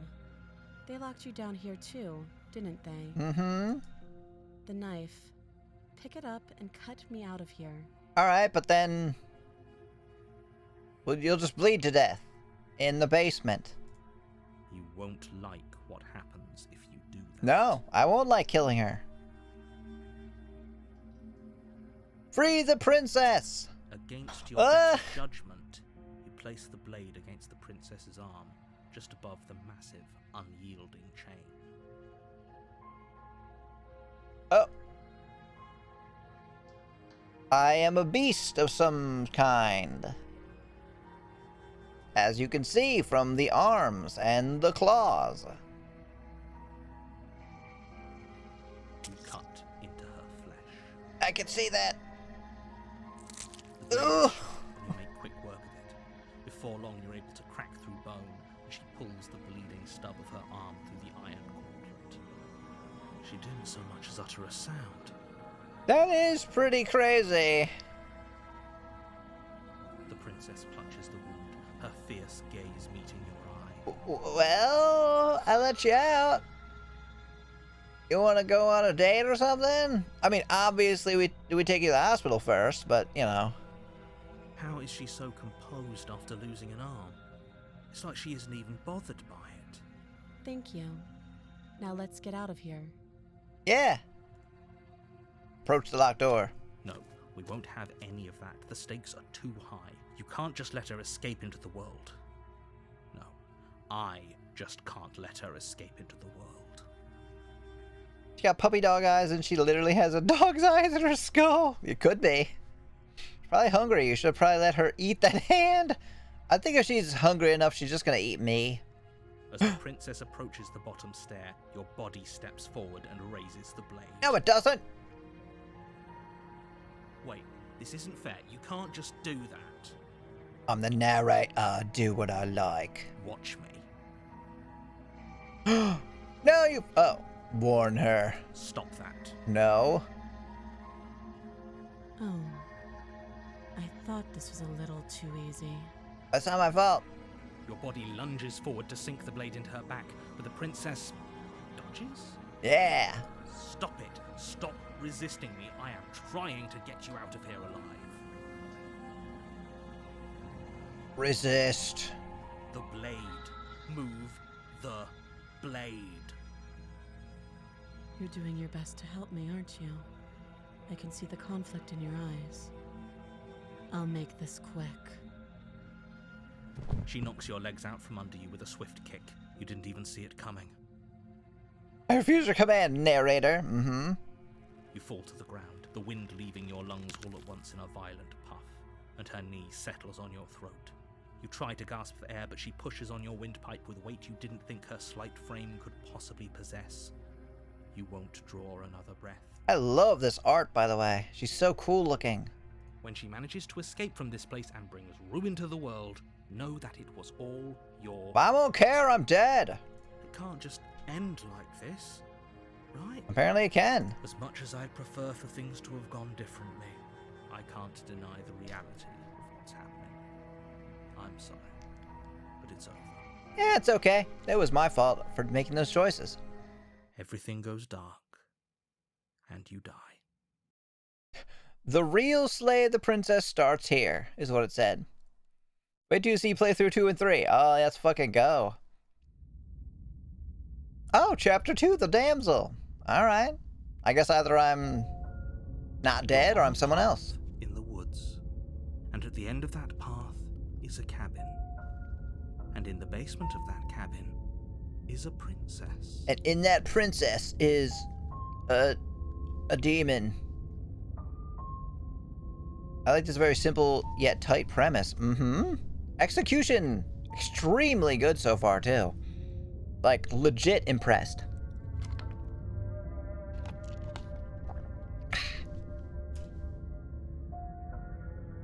You're here to slay her. If you don't, it will be the end of the world. End of my world? But I died! What am I doing here? Oh, you bastard, you're for now, watch your tricks.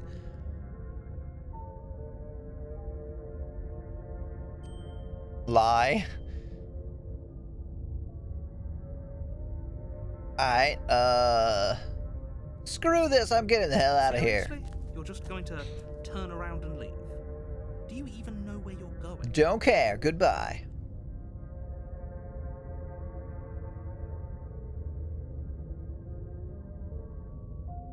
Quietly continue down the path away from the cabin. Fine. I suppose you just quietly continue down the path away from the cabin. Yeah.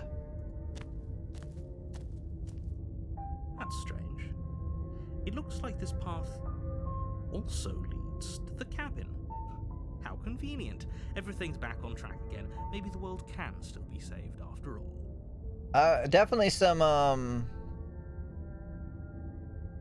god, what's the name of that game? Stanley Parable vibes here.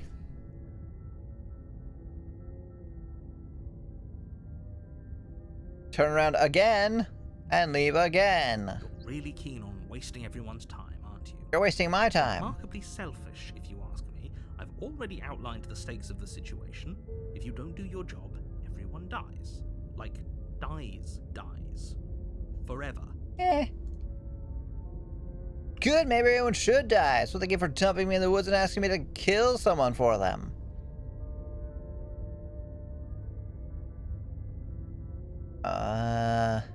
I don't care, I'm not killing a princess. Killing is such a gauche phrasing and completely ignores the gauche. Your task is to slay the princess because she's terrible and she's really got it coming to her. I'll be the judge of that. But fine, you turn around and trek back down the path you came. That's right, I did.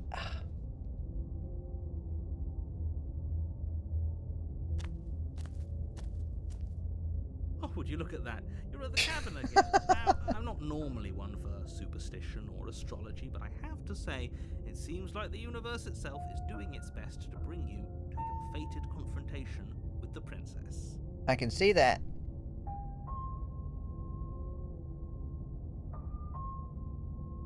Oh yeah, well I guess I start walking in a different direction. Again, in fact, I'm just gonna keep trekking through the wilderness until I find a way out of this place. There's always a choice. Let me tell you right now that you're making the wrong one for pretty much everyone who has ever lived, as well as for everyone who ever will. And here we go. As you trudge into the woods, something strange starts to happen. At first, it's little flickers out of the corner of your eyes. Glimpses of familiar wooden structures through the leaves. Oh, the music is getting weird. But as you focus on your surroundings, you start to realize that those flickers weren't just a trick of light. In every direction, there is a path and a cabin. And not just a cabin, the cabin. An infinite fractal of paths and cabins desperately trying to draw you back to where you need to be. Okay. Wait, what's going on? You're too stubborn for that, aren't you? It doesn't matter how many paths or cabins appear around you, you're just going to do whatever you can to shirk your responsibility because you care more about irritating me than you do about the fate of the world. I'm not trying to irritate you. I just don't want to kill anybody. You've doomed us all. You know that, right? Alright. But of course you do. Otherwise you wouldn't just wander off into the forest in search of certain death. You lose track of just how long you spend aimlessly tromping through the wilderness. But it's not like any of that time spent lost in the woods really matters, because it isn't long before the world ends and everyone dies. Chapter 2 again? The Stranger. You're on a path in the woods, and at the end of that path... Your bullying isn't gonna work. I think it is. And in the basement of that cabin is a princess. You're here to slay her. If you don't, it will be the end of the world. Yeah, dropkick narrator.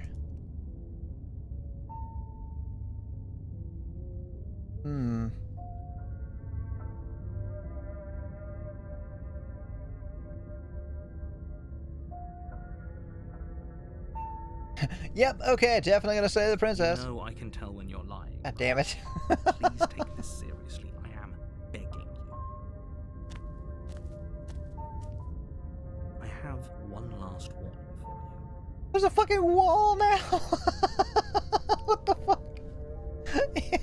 Alright, cool. She will lie, she will cheat, and she will do everything in her power to stop you from slaying her. Don't believe a word she says.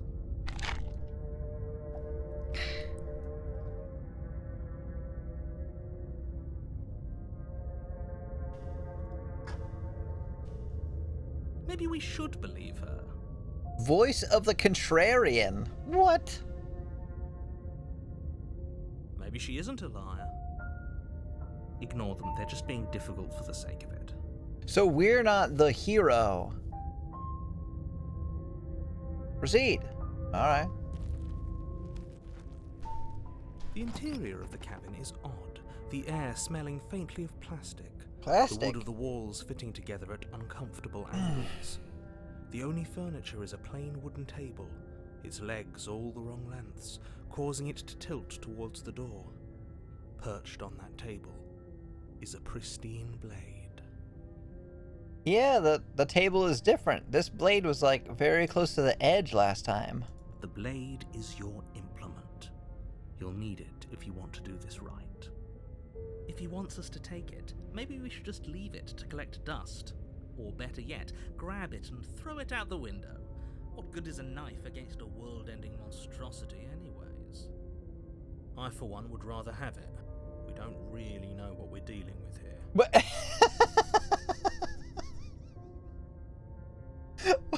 what the heck? Wait, what? Hold on. What happened there? It just like... The heart just like tumbled into nothing. It just fell. Wait. Oh, okay. Well, that time it worked. Yeah, it was like a bad throw. It was just like, yeah, no. Where did that come from? I don't know, just sitting there now.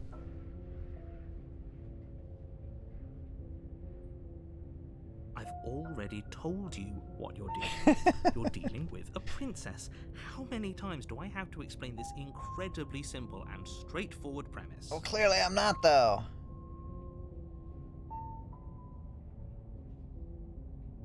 I took the blade last time. The door to the basement creaks open, revealing an old wooden staircase. The steps are warped and shoddily constructed. The air seeping up from below is heavy, oppressive, with an odd stink to it. If the princess lives here, slaying her would probably be doing her a favor. Her voice carries up the stairs, its multi-tonal lilt adding to the already uneasy atmosphere. I really love how they're changing all the phrasing of this, too. Like, they're basically saying the same thing? That's very different.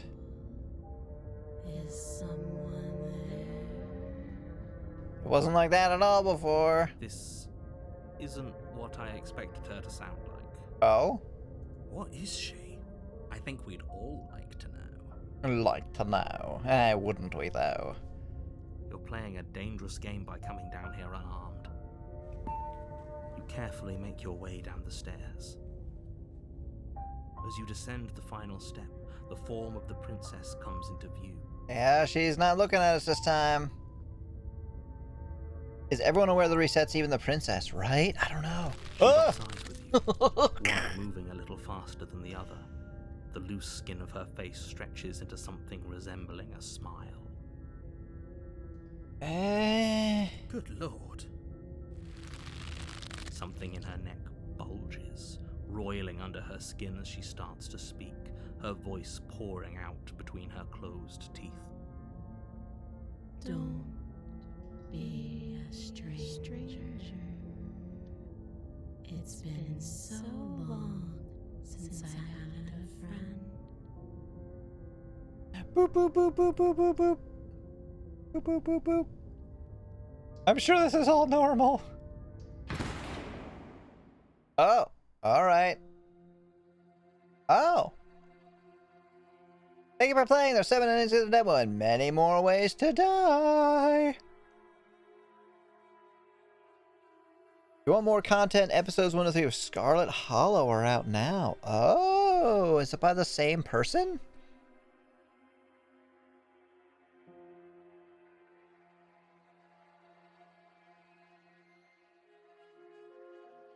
The voices in your head, Jonathan Sims.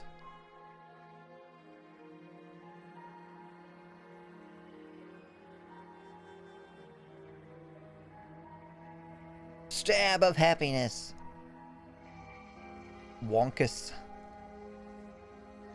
What? Special thanks to Gab Smolders. I know who that is. Manly badass hero. At Horror Visuals. Alright.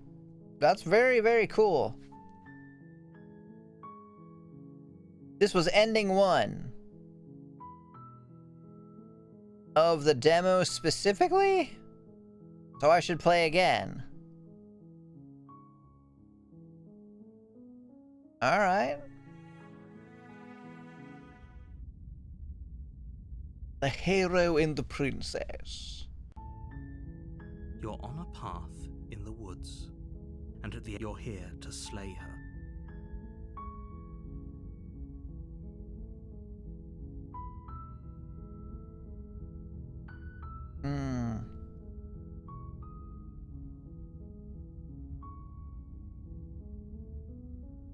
Have you considered that maybe the only reason she's gonna end the world is because she's locked up? While I appreciate the mental exercise, we are running up against a bit of a ticking clock. Just go kill her! No, do I have to? Nevertheless, let me assure you, the princess is locked up because she's dangerous. And before you decide to waste even more of our time by asking how I know that, let me suggest a more pragmatic lens through which to view this situation. Okay. Causality doesn't matter here, because the end result is the same no matter what led us up to this point. If the princess leaves the cabin, the world will end, and there is no changing that. It's no use arguing semantics over a metaphorical chicken or egg, because the egg is hatched and it's about to ruin everything. It's about to ruin everything. Unless, of course, you do your job and slay her. Alright.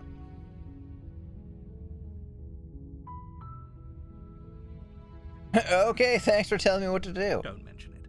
It's all part of the job. Hello! Hello, Gopnik! Welcome, welcome! How are you doing? Yeah, we do just want to piss off the narrator, honestly. It's like half the fun of this so far. You make your way up the short path to the cabin. You'll find the princess within. Doing very good. Pretty good. Got home and gonna work the rest of the day at home. How's the game so far? Really, really well done. We also played a, another demo before this called Elevator Game with Catgirls. Also very good. This is clearly more polished. But, But it was still great.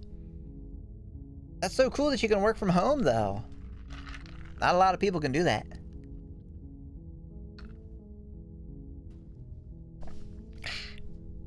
A warning before you go any further. She will lie, she will cheat, and she will do. We're not going to go through with this, right? She's a princess. We're supposed to save. Ignore him. Proceed into the cabin. Oh, yep, it's in normal. The cabin is almost entirely bare. The blade is your. All right, take the blade. You take the. Enter the basement.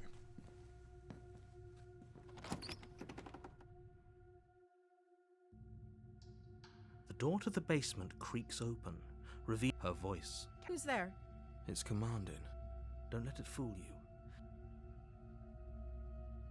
Hey, I think I'm here to kill you. You must have the wrong address. Great job. You gave away the element of surprise. Good luck, hero. Just cutting off the narrator at every line. Well, I already beat one ending. There's a heavy chain around her wrist, binding her to the far wall. Contains description to games and demos. Oh, that's right.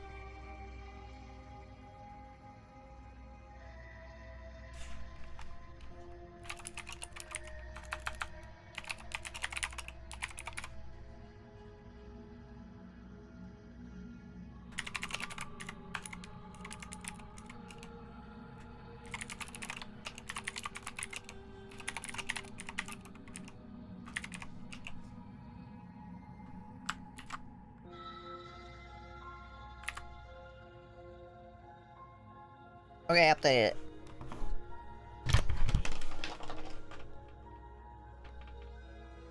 Apparently I'm knocking things around. Cool, the narrator just stops you from skipping and says, listen, we're gonna be like this, I just won't continue the story. They did that in Stanley Parable. She's so coldly beautiful. Focus on the task at hand. You weren't kidding when you said you were here to kill me. No, I wasn't.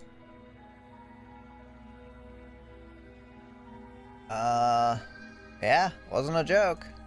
Okay, well, what if you didn't kill me? Yeah, what if I didn't? She makes a compelling point. What if we didn't kill her? What if we just dropped the blade and talked? Talked? Don't you dare. It's fine. We can decide what we want to do after we talk to her. Maybe she really is a monster. But killing someone in cold blood isn't very becoming of us. Usually the narrator said you grabbed the knife and stabbed her and robbed the hero of almost all control. Yeah, we had to, like, resist them. And also we tried to walk away, and then it ended up going right back towards the cabin. Like, we would walk away from the cabin, and the path would be toward it again. Tighten your grip. You ignore the trembling in your hands and tighten your grip on the blade. Poor thing. Your hands are shaking. Are you scared of me? Because you should be. Alright. You step forward, your grip on the blade tightening as you steel your resolve. I'm probably chained up in this basement for a reason, right? And if that knife is the only weapon you have, you'll have to get close enough to use it. Uh-huh. So, you should just drop it. Best not to risk finding out what I can do. Do you hear the conviction in her voice? Do you see the razor sharpness in her gaze? I don't think she's bluffing. She's unarmed. If you hesitate now, it'll be too late. End this. Alright. Slay the princess. Doubt, unfortunately, clouds your thoughts as you attempt to run her through. No! A moment of distraction and hesitation is all she needed to sidestep your thrust and deliver a catastrophic blow to your jaw. Well, you told me to kill her, you dickhead. It feels like you've been hit with a sledgehammer. You can feel bone grinding on bone where your jaw has been fractured. Ugh. Holy shit, that hurts! Though she's unarmed, the shock of that first strike is enough to stagger you, putting you and the princess on somewhat equal footing. Your blade slashes through the air again and again, and her fists connect with your body as many times or more, each impact as heavy as that first bone-crushing hit. Man, she's going fucking nuts on me. If only you didn't tell her you were here to... Yeah, I kind of got that, yeah. We can still turn this around. I don't think we can. Finish the job. You and the princess stare at each other, both gasping for breath, equally exhausted. You probably won't make it out of here alive, but you can at least make sure that she won't make it out of here either. You decide to go Super Saiyan level 3. There's no way she could beat you then. Excuse me? Do you think this is what I wanted to happen? I have a duty to state the facts of the situation. Sabotaging the hero at every turn. Anyone is still standing right now. Well, then the hero doesn't want to do it. The narrator does. Can you not feel all those ruptured organs bouncing around in there? If the princess doesn't do our friend in herself, internal bleeding is certain to finish the job. The two of you clash for the final time. You feel your ribs break as she delivers a heavy blow, but you push through the pain, falling forward and sinking your blade deep into the princess's heart. Well, I guess we won. Oh. The two of you fall to the floor. This was fun. Right? The princess gasps, her voice an unhealthy rasp as her lungs start to fill with blood. Oh, anyway. You put up more of a fight than I thought you would, but I have to wonder, do you really think this is the end? No, I kind of don't. There it is again. That razor-sharp look in her eyes and the terrifying conviction in her words. But you don't have the time to worry over such things. Everything goes black, and you die. The Fury. You're on a path in the woods, and at the end of that path is a cabin. And in the basement of that cabin is a princess. You're here to slay her. Okay.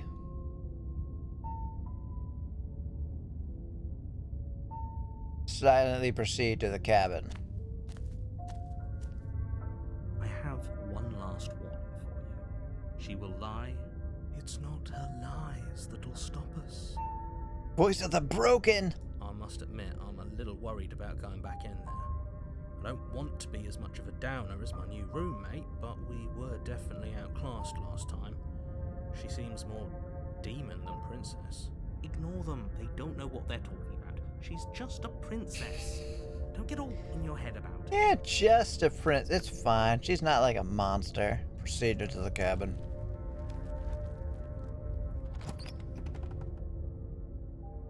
Go Super Saiyan 4 for extra plot armor. The cabin is larger than it should be. The only item of furniture is a plain wooden table with a pristine blade perched on its edge. So weird. The blade is your implement. Take the blade. You take the blade from the table. It'd be difficult to slay. The door to the basement creaks open, revealing an old wooden staircase. The steps are wide and deep. The air seeping up from below is heavy and oppressive, with an odd, eggy stink to it. Eggy? The princess lives here. Slaying her would probably be doing her. If Eggman pissed on it? Oh yeah, the fucking my laser piss. A fierce voice carries up the stairs. Who's there? Oh, she sounds kind of normal. It's somehow even fiercer than it was before. Of course it is. Don't let it intimidate you. You carefully make your way down the stairs. Oh, she's gonna be like fucking huge and scary now, right? How do you like that, Sonic? I pissed on the moon. I miss my wife, Tails. I miss her a lot. As you descend the final step, the form of the princess comes into view. I was right. A large shackle leading from her wrist to the basement wall. It's like a fucking demon now.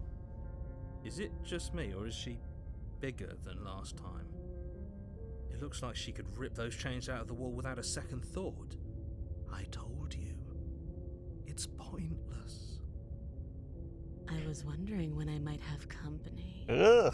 Free me from my bindings, and maybe I'll let you live for a while. Okay. Alright, let's just straight up just say nothing and kill her this time, I guess. Emma Thompson? What?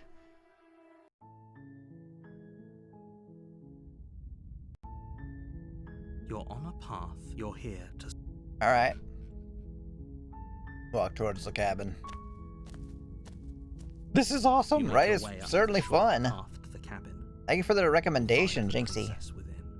A warning. Before she will lie. We're not going to go through with this, right? Ignore him. He doesn't know what he's talking about.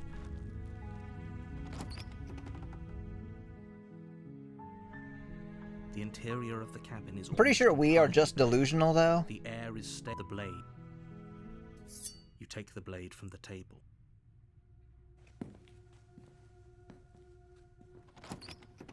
Oh yeah, it is only a demo, that's right. Maybe. The door to the basement creaks open, revealing her voice. Who's there? It's commanding. This almost feels like one of those things that's not actually a demo. Don't let it fool you. It's all part of the manipulation. Continue down the stairs. Good. You're still listening to reason.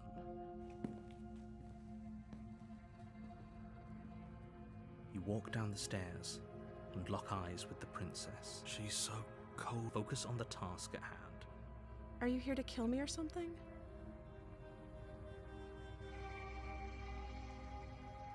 Steel your nerves and step forward. You step forward, your grip on the blade tightening as you steel your resolve. Oh, that's right, it is. You said 7 endings? I thought you said there was 3.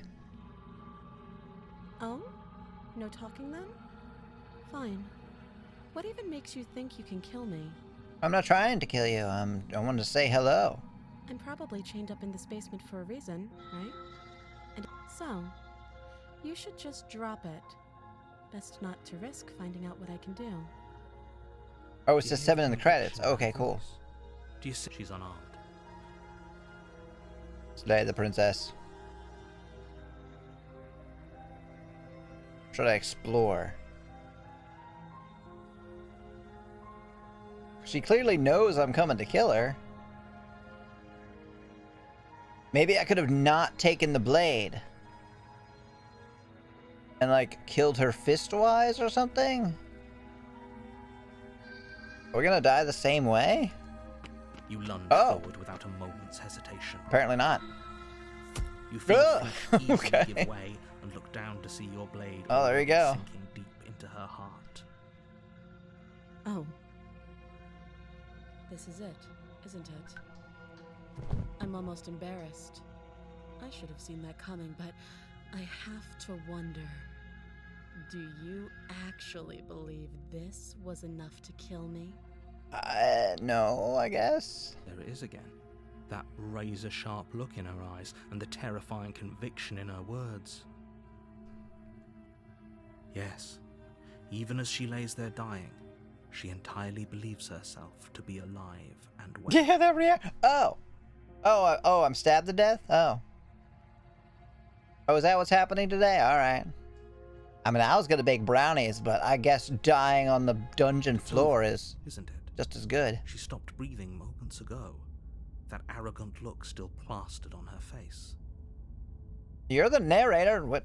You don't know? But is it over? Really over?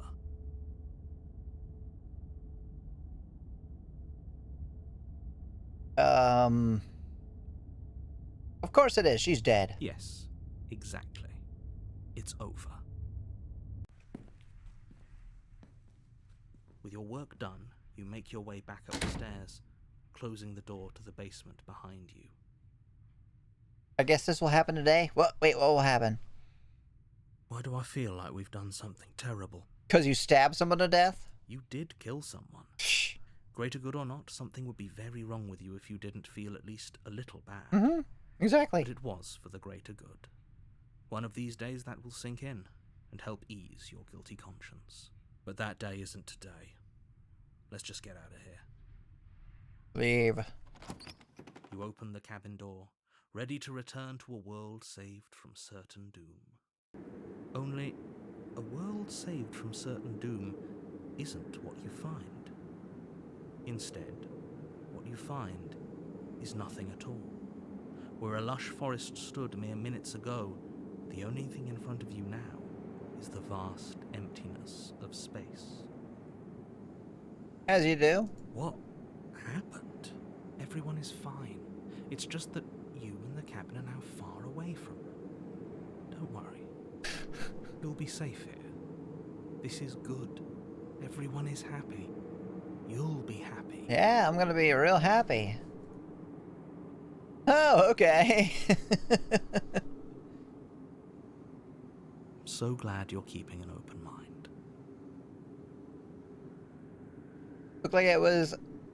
Your mind looked like it had such a confused look, and then the blinking looked like your eyes were twitching from confusion. Yeah. Yeah, exactly. That's...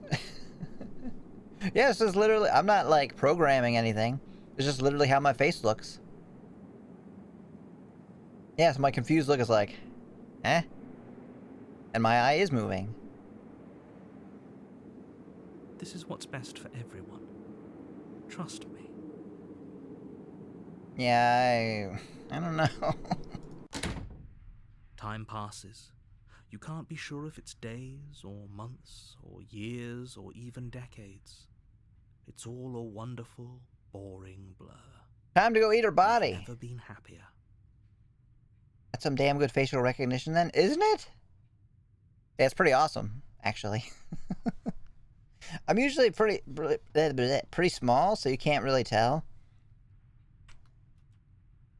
I'm gonna move, yeah.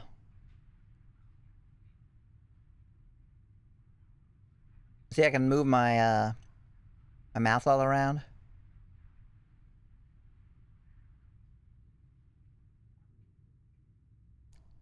Yeah, it's like a advanced tracking thing. So you can basically see just whatever actual expressions I make. IRL. Like, I don't have any buttons or whatever that, like, make me do different expressions. It's just my face. I'm, like, all tiny now.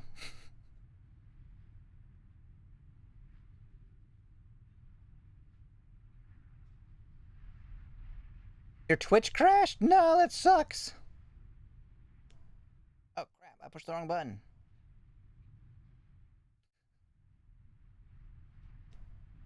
And I'm back. Psst. Hey.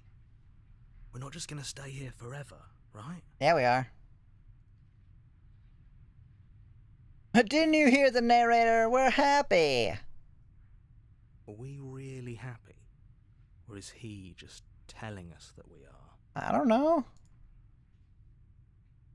No, we're happy. I'm sure of it. Really? Well, if you ever change your mind, I won't. Let me know, I guess. More happy time passes, though the word begins to lose its meaning. Time, that is. Not happy. Happy still has plenty of meaning. Yeah, I'm happy with my new life with the table and the basement door and the dead princess in the basement. Please, shake yourself out of it. We have to get out of here. The little voices, please, fall on deaf ears. Eventually you pass into a blissful state of pure existence. Though words like eventually and pass ceased to have any meaning to you long before that shift, you simply exist. Happy. Forever. I'll take it. Happy ending, right? There you go. You literally can't ask for better than this. Happy forever? Good ending, you did it. You saved everyone. Right, we fucking did it. Mr. You win. GG, easy. We did it. Ooh, we even got RGB balloons over here. I want to bliss things and screw taxes. Agreed. Woohoo! I'm just gonna revel in it for a second.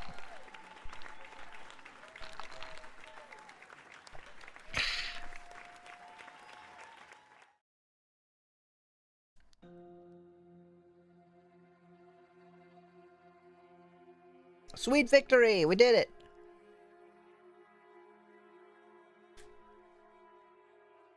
I'm not sure if that's like... There's 7 endings, but I'm not exactly sure how to get the other ones.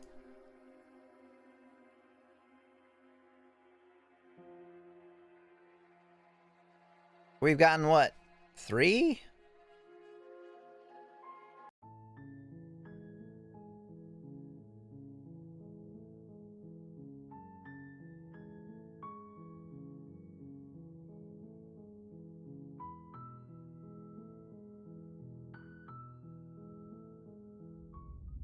Alright, so let's skip scene text.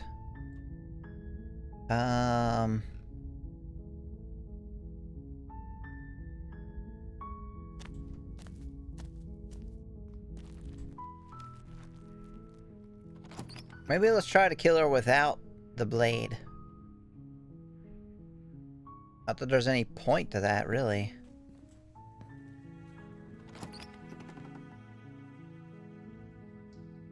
The door to the basement creaks open. Alright, so we haven't seen a this. staircase faintly illuminated by her voice. Hello? Is someone there? Oh! So when I'm not armed, she sounds scared? It's hypnotizing. It's the kind of voice you only have to hear once to remember it for the rest of your life. Don't let it fool you. It's all part of the manipulation. You're playing a dangerous game by coming here unarmed.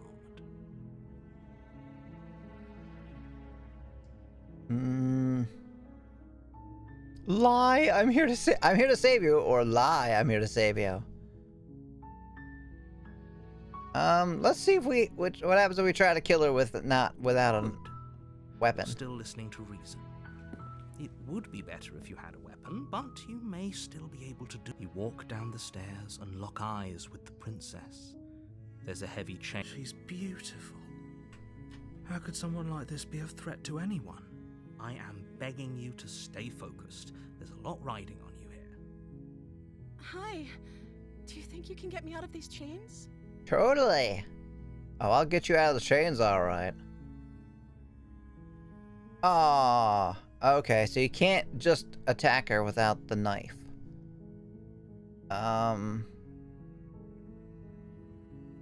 Well, yeah, what do? I can't free her. You're only making this more difficult.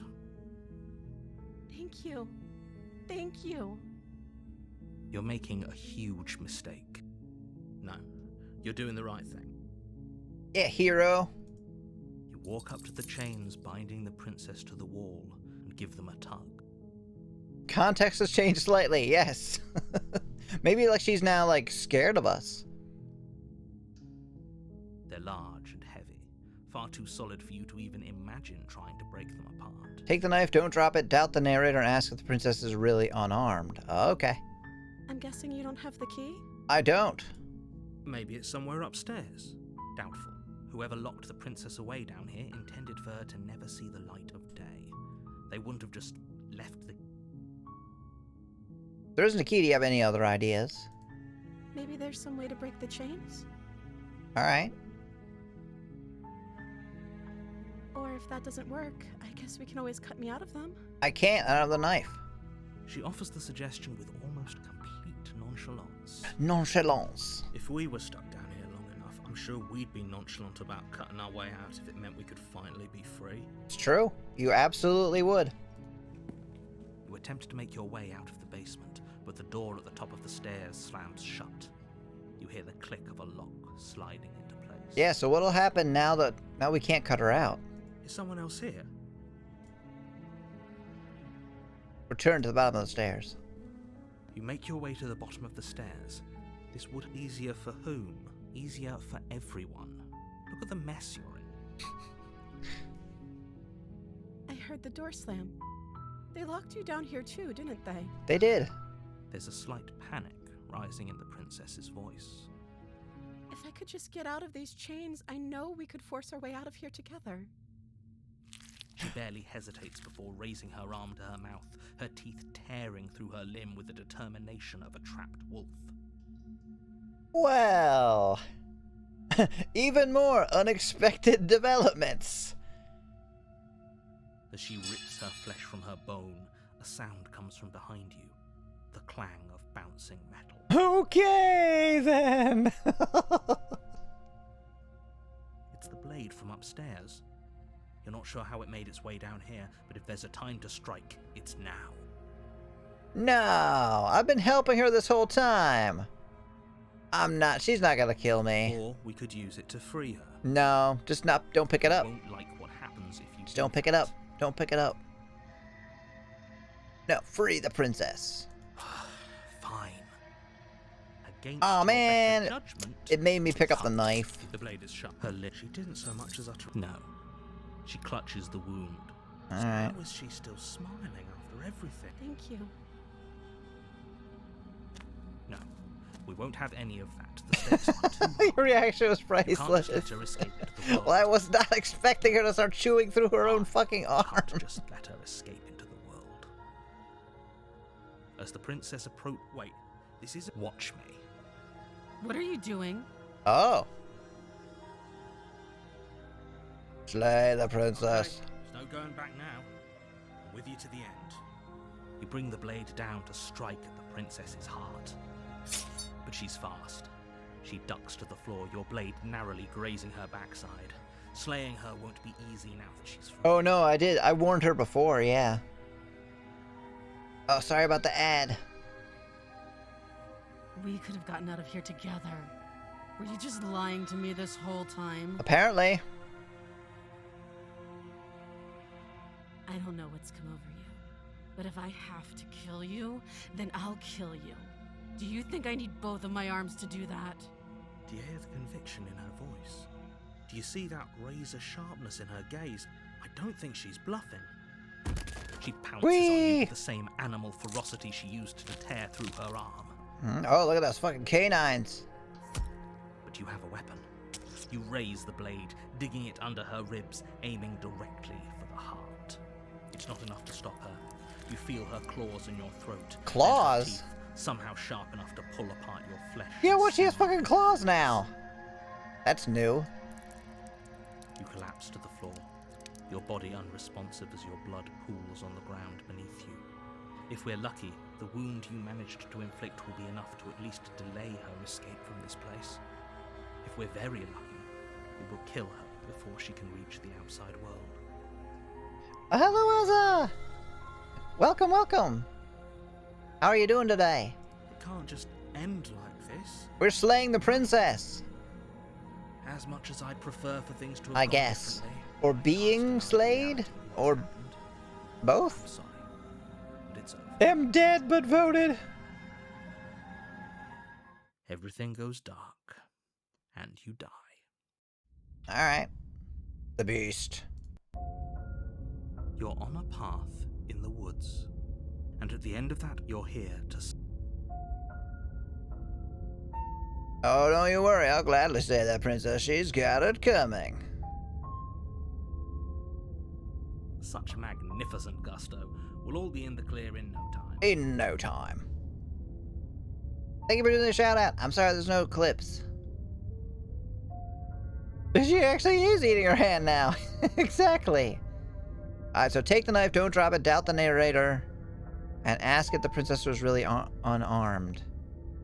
Doubt him in what way? Where? There's a lot of times we can doubt him. I have one. She will lie. He's right. Ignore him. She's just a princess. Don't overestimate her.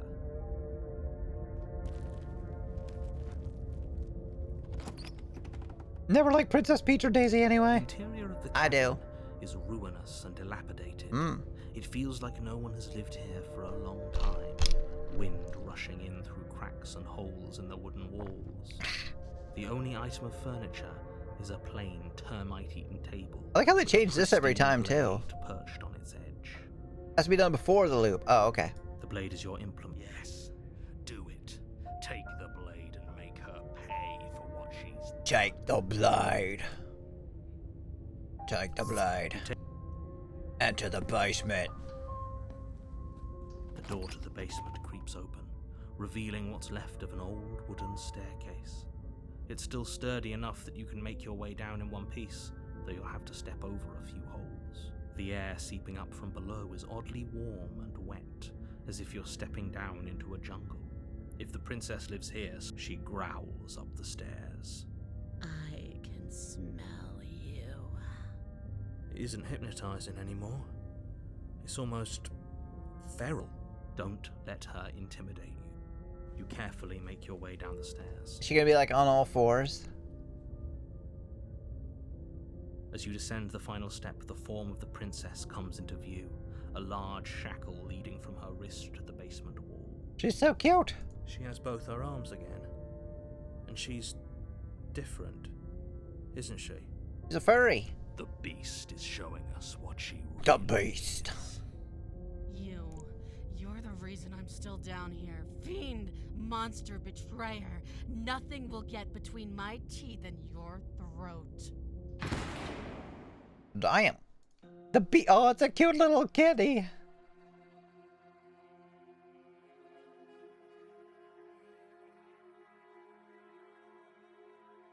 Yeah, she's a little furry. Have you played this game, Azza?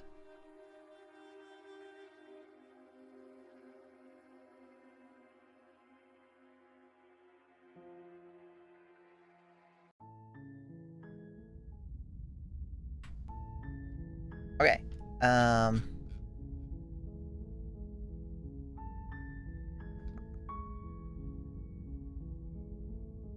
Take knife, don't drop it, doubt the narrator, and ask if the princess is really unarmed.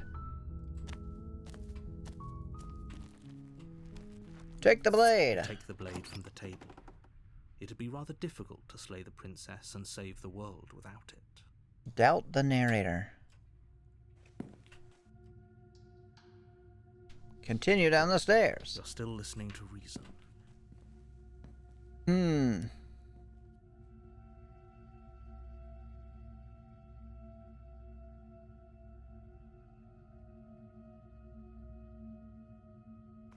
You step forward. Oh? No talk. I'm probably... So? Do you hear the... She's unarmed. Are you sure she's not armed? I'm positive. I'm not. But we'll keep our eyes peeled. If she has a weapon, she'll have to draw it before she can... Draw it. Hesitating. Why don't you drop the knife and the two of us can be civilized with each other? I'm not dropping the blade. That one?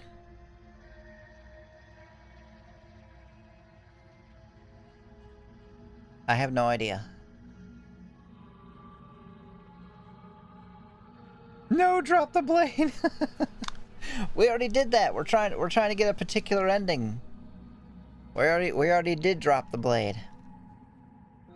And we got helped by we helped her, and we also got killed by her.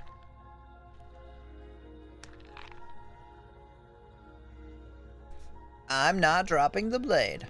Then I'm not talking to you. Alright, well, I'm not dropping the blade.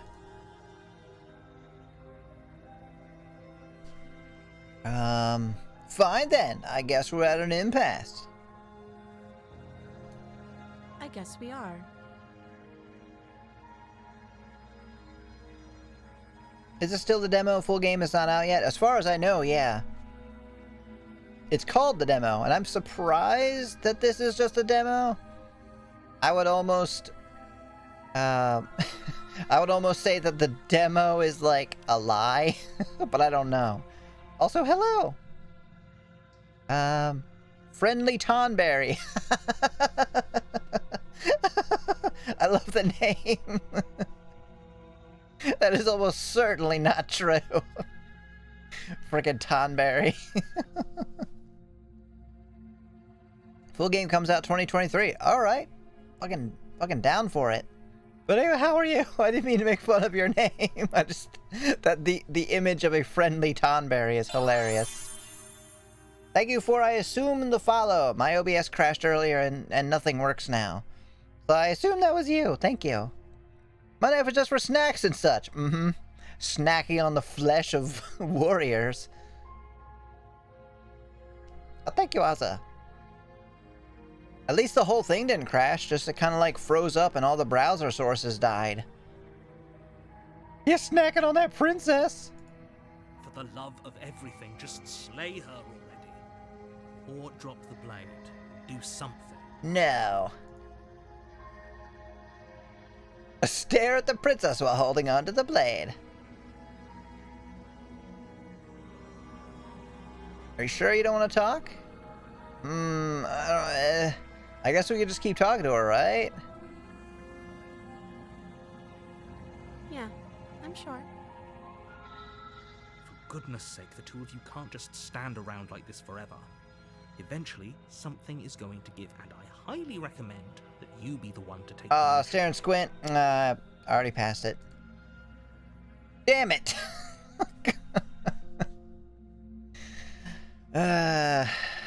Alright. Against your better judgment, Stare and flirt. Step forward to speak with the princess face to face, unarmed. Do you?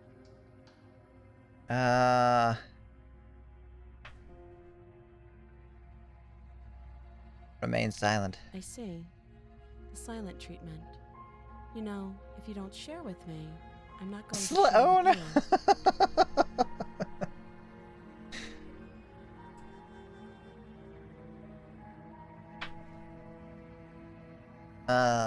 Okay, we talked enough. Oh, have you decided what to do with me? I'm sorry, Jinxie. It's there's a delay, I guess. You know why you're here.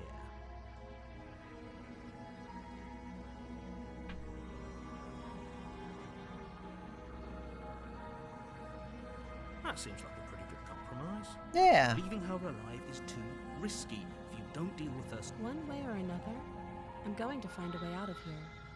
You can make it easier for both of us if you help. And if you don't, I can promise that you'll come to regret that decision. You have to make a choice. Let's hope for all our sakes it's the right one. This still looks different, though. I made my choice. I'm locking her in the basement. I know you think this is a fair compromise, but it isn't. No one wins here. It's a chance we'll have to take. We can make this work. If we just stay here and keep watch, no one has to die. Yeah, we can just watch her. You're making a mistake. You turn your back to the princess and make your way to the stairs. It won't be long before I slip these chains. And once I'm out of here, there will be hell to pay for leaving me behind. Slip these chains? She can't, right? She needed our help to get out of here. Do you hear the conviction in her voice? Is she gonna chew her own fucking arm off again? Bluffing. Either way, she dropped her mask, didn't she? You can still turn around and finish the job. No, we're sticking to the plan of locking her down here. It'll be the death of all of us, but fine. Have it your way. You close the basement door, locking it behind you and quickly barricading it with the heavy wooden table that once held the blade. Okay, we can make this work. Right? You settle in against the far wall to watch the basement door. It isn't long before you start to drift off, your eyelids heavy with fatigue. But sleep doesn't come.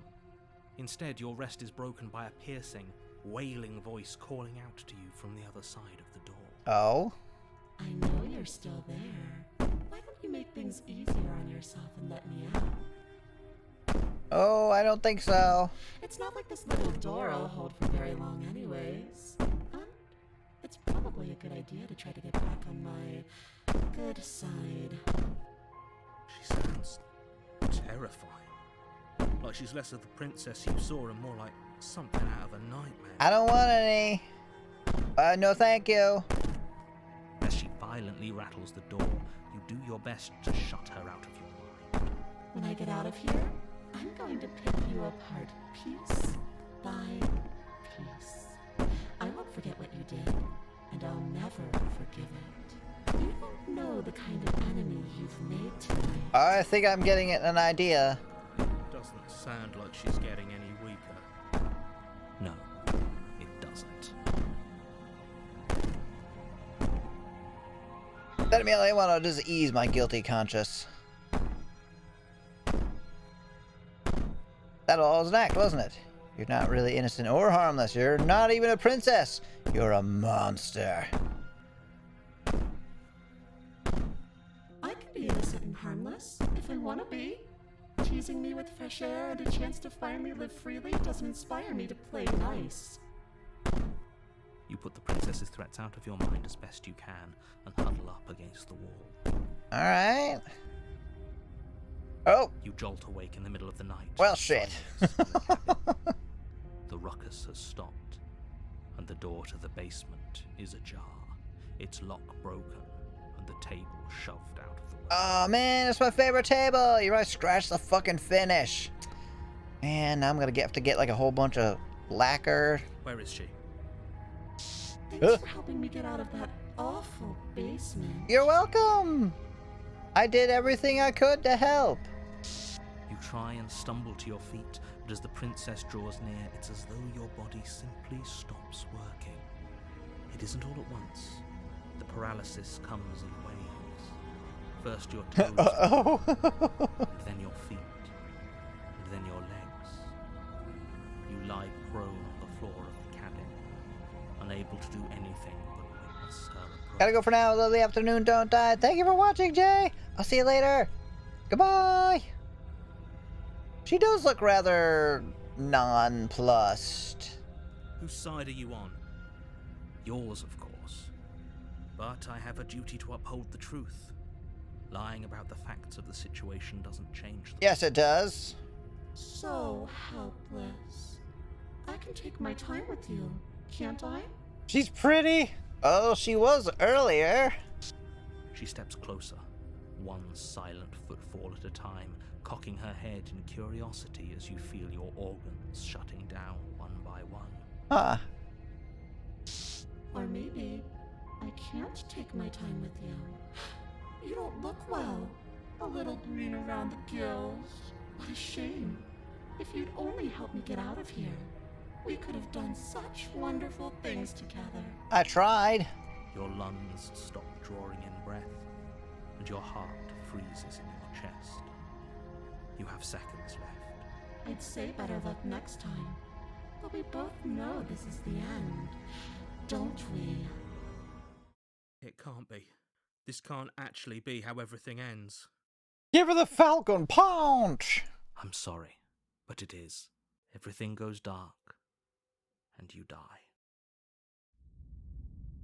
The nightmare. You're on a path. You're here to... But I died. What am I doing here? I can assure you that you're not dead.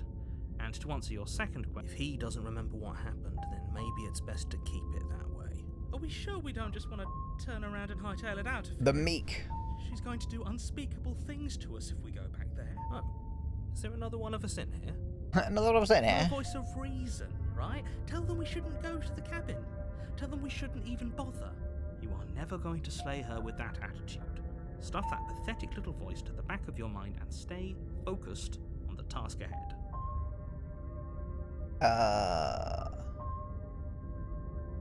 Okay. I get it. I'm going to the cabin.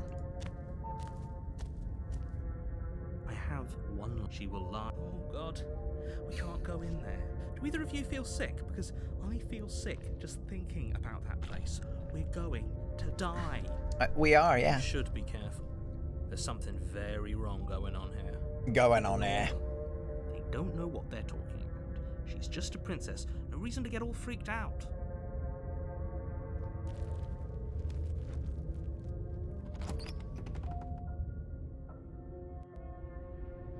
The interior of the cabin is plain, the smooth wood of the walls almost featureless.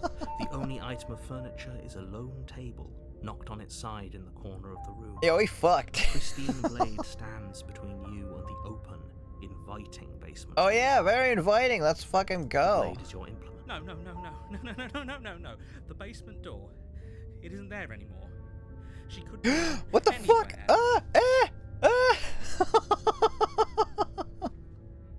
Oh, they're watching me from outside. It's just a frame. Uh-huh. She's already gotten out, hasn't she? And she's ready for us. She's been waiting. No. What did you do?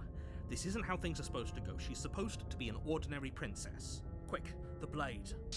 Go ahead and take your little toy. It won't do you any good. Your legs go numb before you even have a chance to reach for the blade. You collapse to the floor as your lungs seize up, refusing to take in air. No, Not again! Not again! I didn't think you'd come back. We're gonna have a lot of fun, you and I. I wonder how many times I'll get to play with you before you break. Everything goes dark, and you die. Princess souls! I'm sorry. And the nightmare. She's so pretty. Did you even see her not freakish monster?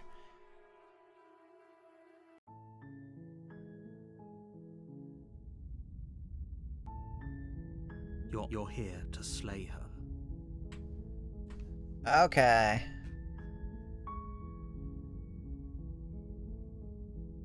Does it? I'm You're doubting. a monarchist. Is slaying a princess that much worse than slaying a... Them monster forms, though? True, true. If anything, slaying a princess Is Lurk gonna play games with my Cuzzy Wuzzy? Alright, have a good time. Thank you for coming by. Have fun playing games. Alright, let's go. You make your way up the... Proceed. Take the blade. Continue down the stairs. You're still listening to reason. Steel your nerves and step forward. Right? I'm not dropping the blade. Then I'm not talking to you. Squint at the princess while holding onto the blade. Princess, squinting. She squints back. The two of you are gonna do this forever, aren't you? Squint even harder at the princess. Squint even harder. Staring contest. So does she. Narrator, why you no help me? I know. You have 57 diamonds in Minecraft. What are you gonna make? At least nobody's dying right now. You're going to have to make a choice. You can't keep squinting forever. Eventually, someone is going to have to blink. Well, that didn't change anything. But what do we do now? Was it the same ending?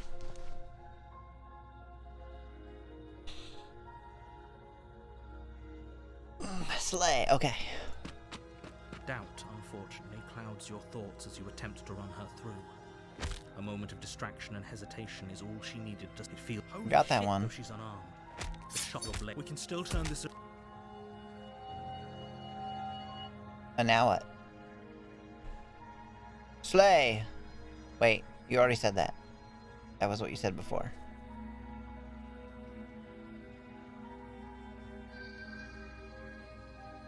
Well...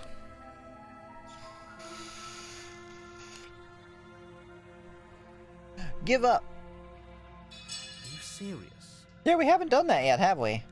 As internal bleeding sets in, the blade falls from your trembling hands, clattering to the ground uselessly. You lacked the will to finish the job, your bruised and broken body falling to its knees before her. Oh, I didn't do the is she unarmed thing. The princess, exhausted, chest heaving with heavy breaths, tosses the blade away from you.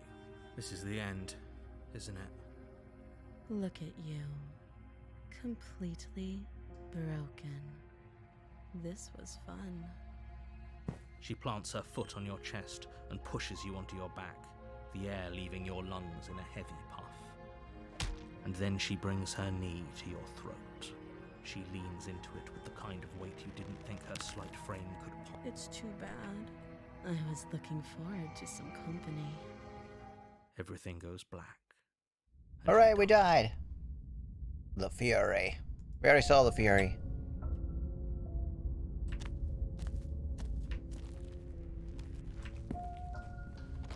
Why even bother with the knife? It wouldn't have done us any good. Pledge ourselves to her. Let's go. Wait, almonds? Yeah, almonds. Do you know what the almonds are for? You carefully make your way down the stairs. Just kidding, it's not actually almonds. As you descend the final step, the form. Yeah, we already saw that one. Nut milk? No. I wonder if you could actually guess. So it's not actually almonds. But it has to do with the game that we were playing, one that you didn't see. So what is something related to almonds that isn't almonds?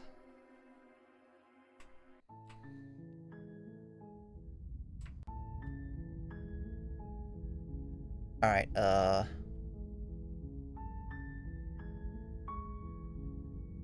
what did I do before? I said... Killing a princess seems bad. And then... Okay, walk towards the cabin. Cyanide! Yes, you got it. That's exactly why. Because our first playthrough of... Well, first, like... ending was poisoning somebody with almond cookies. Which, of course, had potassium cyanide in them. Alright, take the blade. Enter the basement. Continue down the stairs. Good. You're still listening to reason.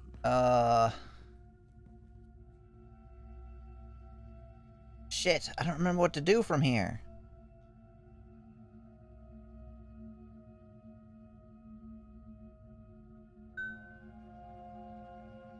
I don't remember how I got the are you sure she's not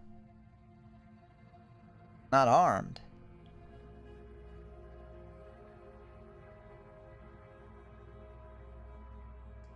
Maybe I haven't decided yet? I don't remember.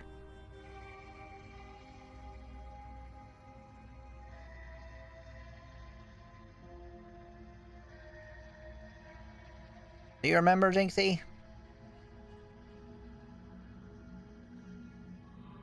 Couple more mining sessions, I can start building my mansion. Fuck yeah, let's go. Maybe you can put some pictures in the Discord.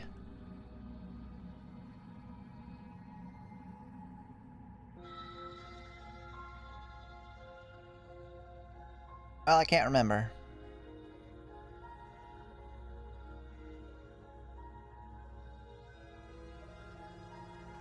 You step forward. Your grip on... Oh? No talking? I'm probably chained up in this basement for a reason, right? And if that night... So... Do you hear the conviction in her voice? Oh, okay. She's unarmed. If you hesitate now, it'll be... Oh yeah, are you sure she's not unarmed? Positive. I'm not. But we'll keep our eyes... Hesitate. And then I'm not dropping the blade. And I'm not talking to you. And then squint. You stare at the princess. She squints, but two of you are gonna do... And then squint even harder, I assume. You squint, so does... At least nobody's done. You're going to have... And then slay. You charge the princess, blade in hand, but unfortunately your earlier suspicions proved correct. A blade of her own slips down her sleeve and catches you in the neck. Blood sprays from the cut, your severed carotid artery painting the princess with strokes of red. You'd better finish your task quickly before you run out of time. Die or finish the job. Does it matter?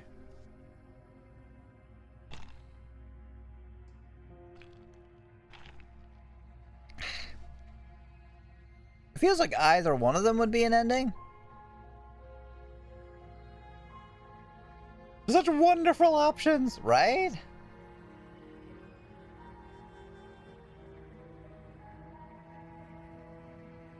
Finish the job. With the last bit of your will, you press forward, sinking the blade deep into the princess's heart. Oh. The two of you collapse. Somehow, I thought this would turn out a little differently. But I wonder... Do you... There it is again, but you don't have the time to worry over such things. Everything... Oh, the same one again. Serious?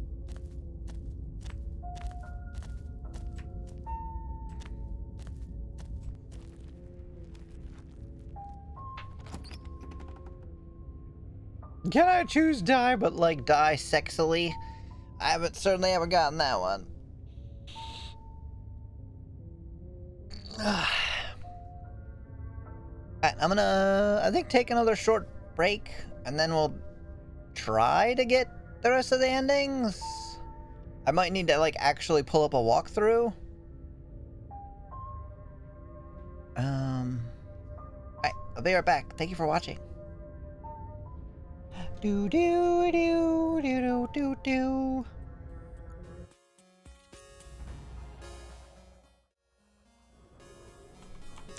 I mean, you might as well join him, huh? Right? Just get down low. Let's play in the corpse pile, guys. What could possibly go wrong? I've heard about these. Are these where people died? Oh shit, am I gonna die in here? Am I gonna die in here? What's gonna happen in here? Oh god. Oh god. There's like a ghost. Oh no. Am I supposed to fight this dude?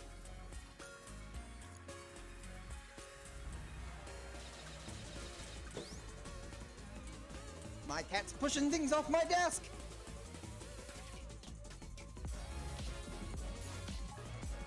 I'm back.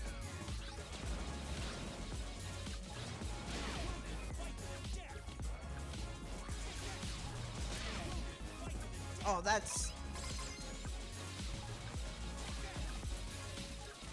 There we go.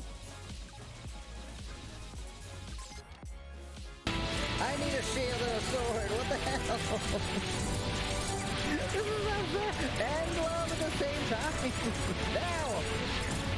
Get the fuck out! No!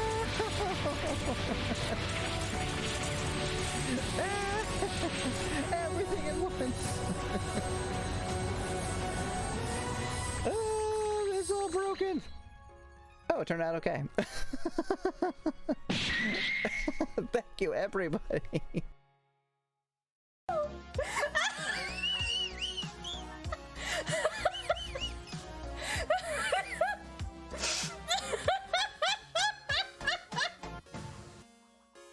Oh, great Kakariko, who are in the sky cake.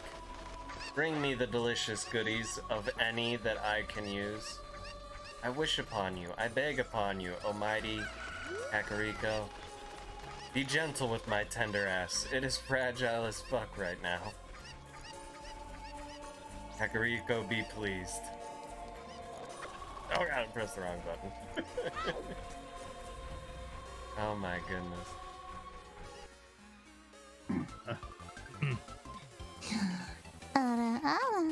Hello?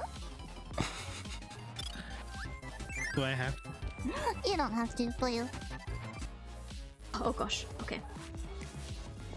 There we go. I've never struck it.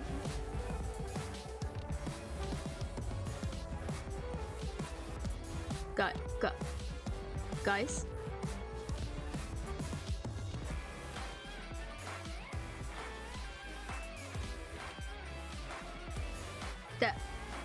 Huh? Huh? Eh? It's not like, no, it's not loaded in. This is for sure a chunk border, but still. What? Oh boy, where's the torch? What? I don't know, is this like maybe a rare thing? Do you guys know? Well, we got some monies back.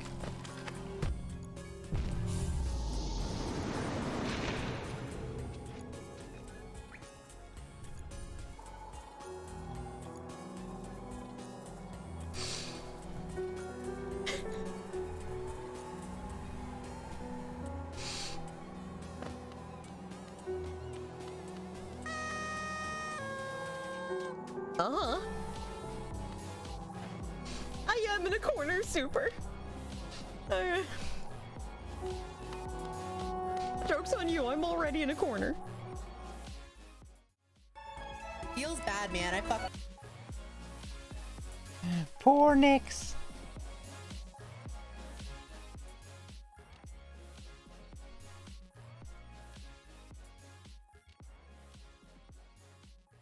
So much watch time. Oh, thank you. What, Jinxie has more than Super? Wow. That is impressive. I'm here right before Emmy even goes live. That's true. You actually should be getting that, like, first thing, like, every single time. Jinxie is so dedicated. Alright, maybe walk through to try and get all of them.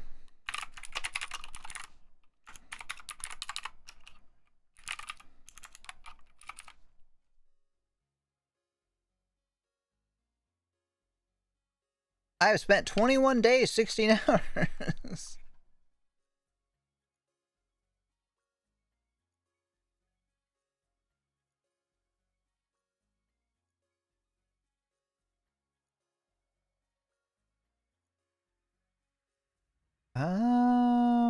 Hmm. Man, why are they all videos?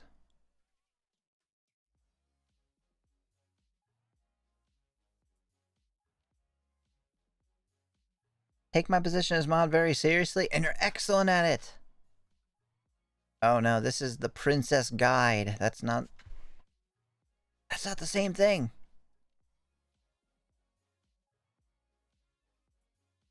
Not sure how I get, like, so off like that sometimes. I remain king in points. That's true. How is that? That doesn't make sense. How could you have more points?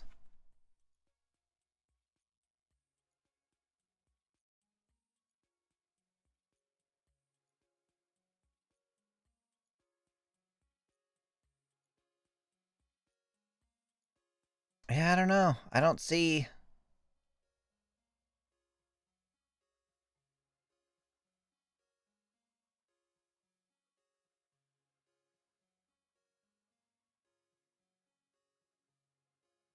Oh, I bet my points all the time. Oh yeah, that could definitely be it. I have 51,000 points. Holy shit. I don't actually see a guide to getting the endings.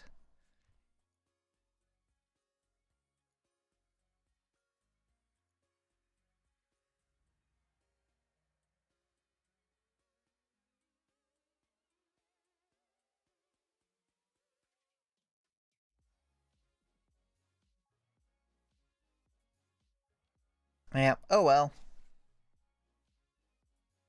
It was a nice try. But I'm not just gonna keep plowing through. I can't really tell what I would even have to do differently. Like, I know what I have to do something differently, but I don't know what. So, how long have I been streaming? 4.5 hours.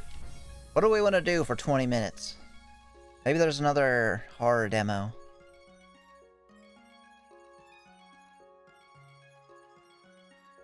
Because I'm trying to... One of my goals for November was stream more, and I wanted to stream 100 hours a month. 100 hours for the month of November. And in order to do that, I have to stream 25 hours a week, which would be like roughly five 5-hour streams. So trying to do that, and I'm at 4 hours and 40 minutes. So I'm going to go to an excellent website for finding Steam games. Definitely not Steam. Steam itself is terrible for discovering games. Like, really, really bad.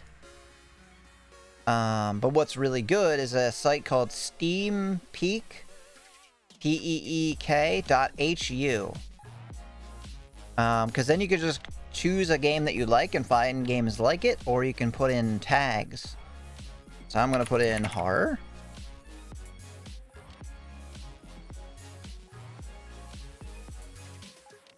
And visual novel. And it will give us a whole bunch of suggestions. a lot of which are like just indie games. You can also sort by similarity to those tags, popularity, newest, etc. Almost have enough points to overthrow Emmy. You have more than I had like a couple months ago. I bet if you challenged me for like 10,000 points, you actually could get ahead of me, huh?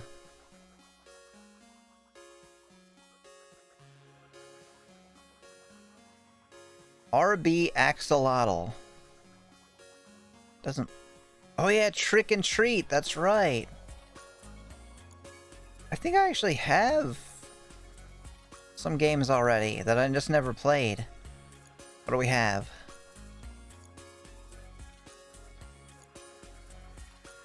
Sound of Drop, Fall into Poison.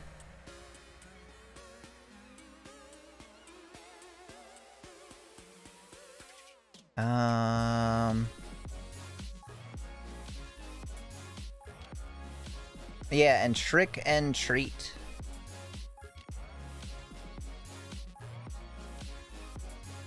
Let's take a look at that.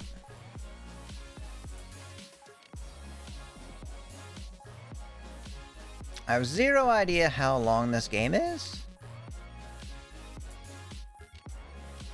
Nebu played it for 3 hours, so it's probably a decent length of time.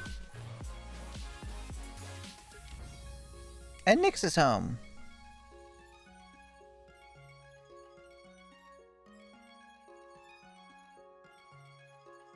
Oh crap, I almost shut down OBS. Give points! Oh no! Why are you giving your points away?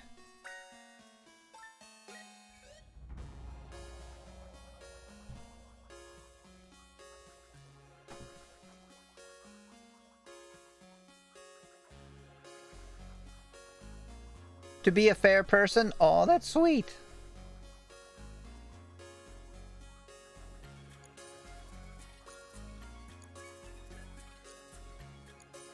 Alright, let's install Trick and Treat. Not that we'd be able to get that far. We only have 15 minutes left now.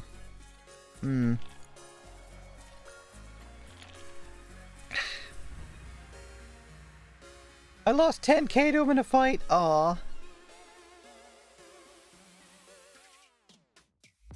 Alright, what do we want to do for 10, 15 minutes?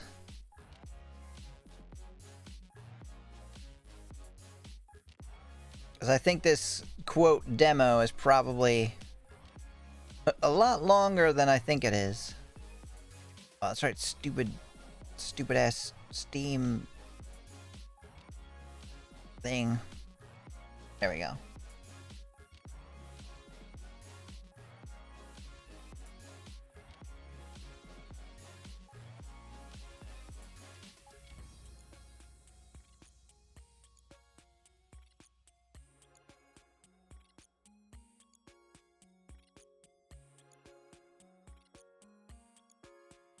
Quit.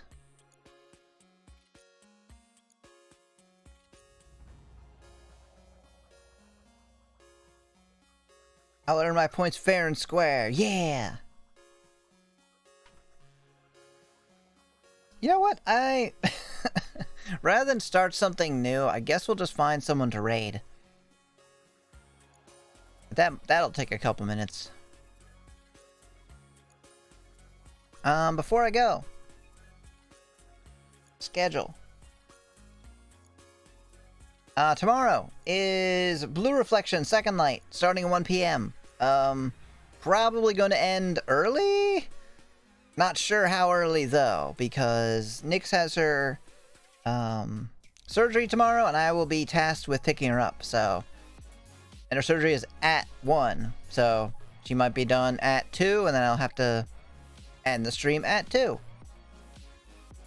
Nevertheless, that's tomorrow. Then Thursday, Minecraft server. You are welcome to join. I don't have any details about that yet, but if you join the Discord, I will be posting a thing there. Probably in the news and announcement channel, where I will post whatever things we need for that. I don't actually know that much about it. But everyone will be welcome to join as long as you follow some really basic rules. Streamer name Coco Dango! Yeah, I love Coco. We rated her a lot recently. And then Friday, Fruit of Grisaya. Continuing all the catch-up month. Saturday, if Nyx is up to streaming, which I have no idea if she will be or not, 6 p.m. Danganronpa V3 on her channel. Probably won't be drinking. And then my stream on Fansly, which you can also find the link and info in the Discord. If you want to watch me play some fun adult games while potentially doing some adult things.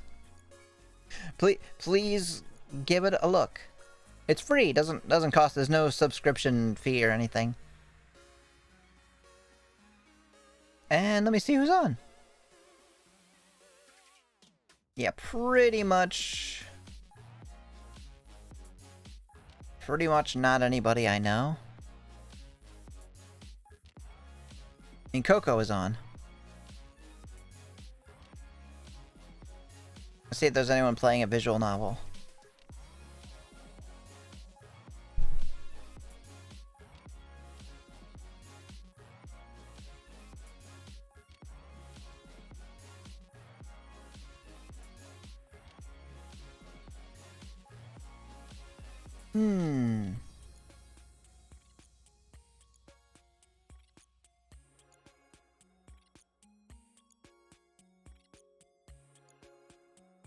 Yeah, thank you, Jinxie. Let's check out this person. What are they playing?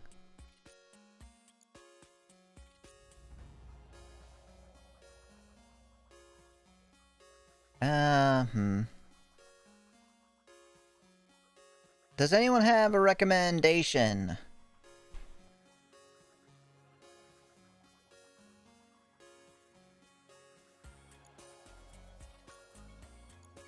Cryptid Coffee House?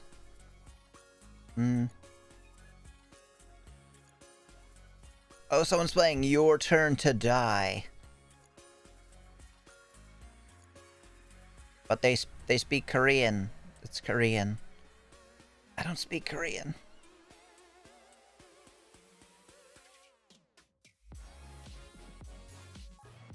I'm just gonna go ahead and copy that. Thank you.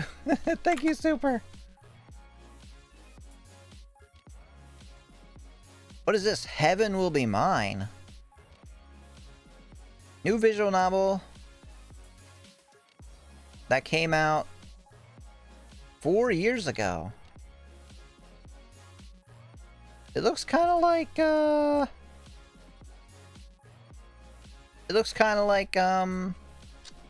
We Know the Devil. Alright, let's check in on this person. I'm gonna wait for their ad to be over. And then we'll give them a little listen and then probably raid them. Apparently they're on Subathon Day 7. Holy crap, that's awesome. They've been streaming now for 5 hours. I'm gonna turn down my music. Ads are spooky. Something like the ship self to everyone instead of just abandoning this technology? Abandoning. No. Yeah? Yeah? But I don't see how any of this matters because we're trying to basically woo our enemies, and now it's time to do Pluto. What? Oh yeah, no, it looks very sim. I bet it's the same artist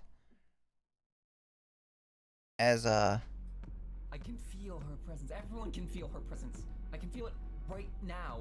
How could you even possibly ignore something like that? creepy. Okay. Shut up. I Maybe might- I can feel it physically. I might want to play this game, but in the meantime,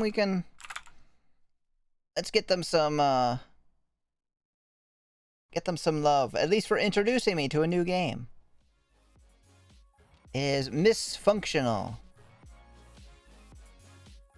Nerdy trans girl likes to play video games. He, her. Sorry, she, her. I misread that. Yeah, that's it. Thanks so much for being here, hanging out, being cool and funny and awesome, and for the follows. And hopefully I'll see you tomorrow for a tiny bit. And wish Nyx some luck on Discord or Twitter or whatever. I'm sure she'll be fine. That's all. I love you so much. See you soon. Have a good night. You're welcome, Super. Bye.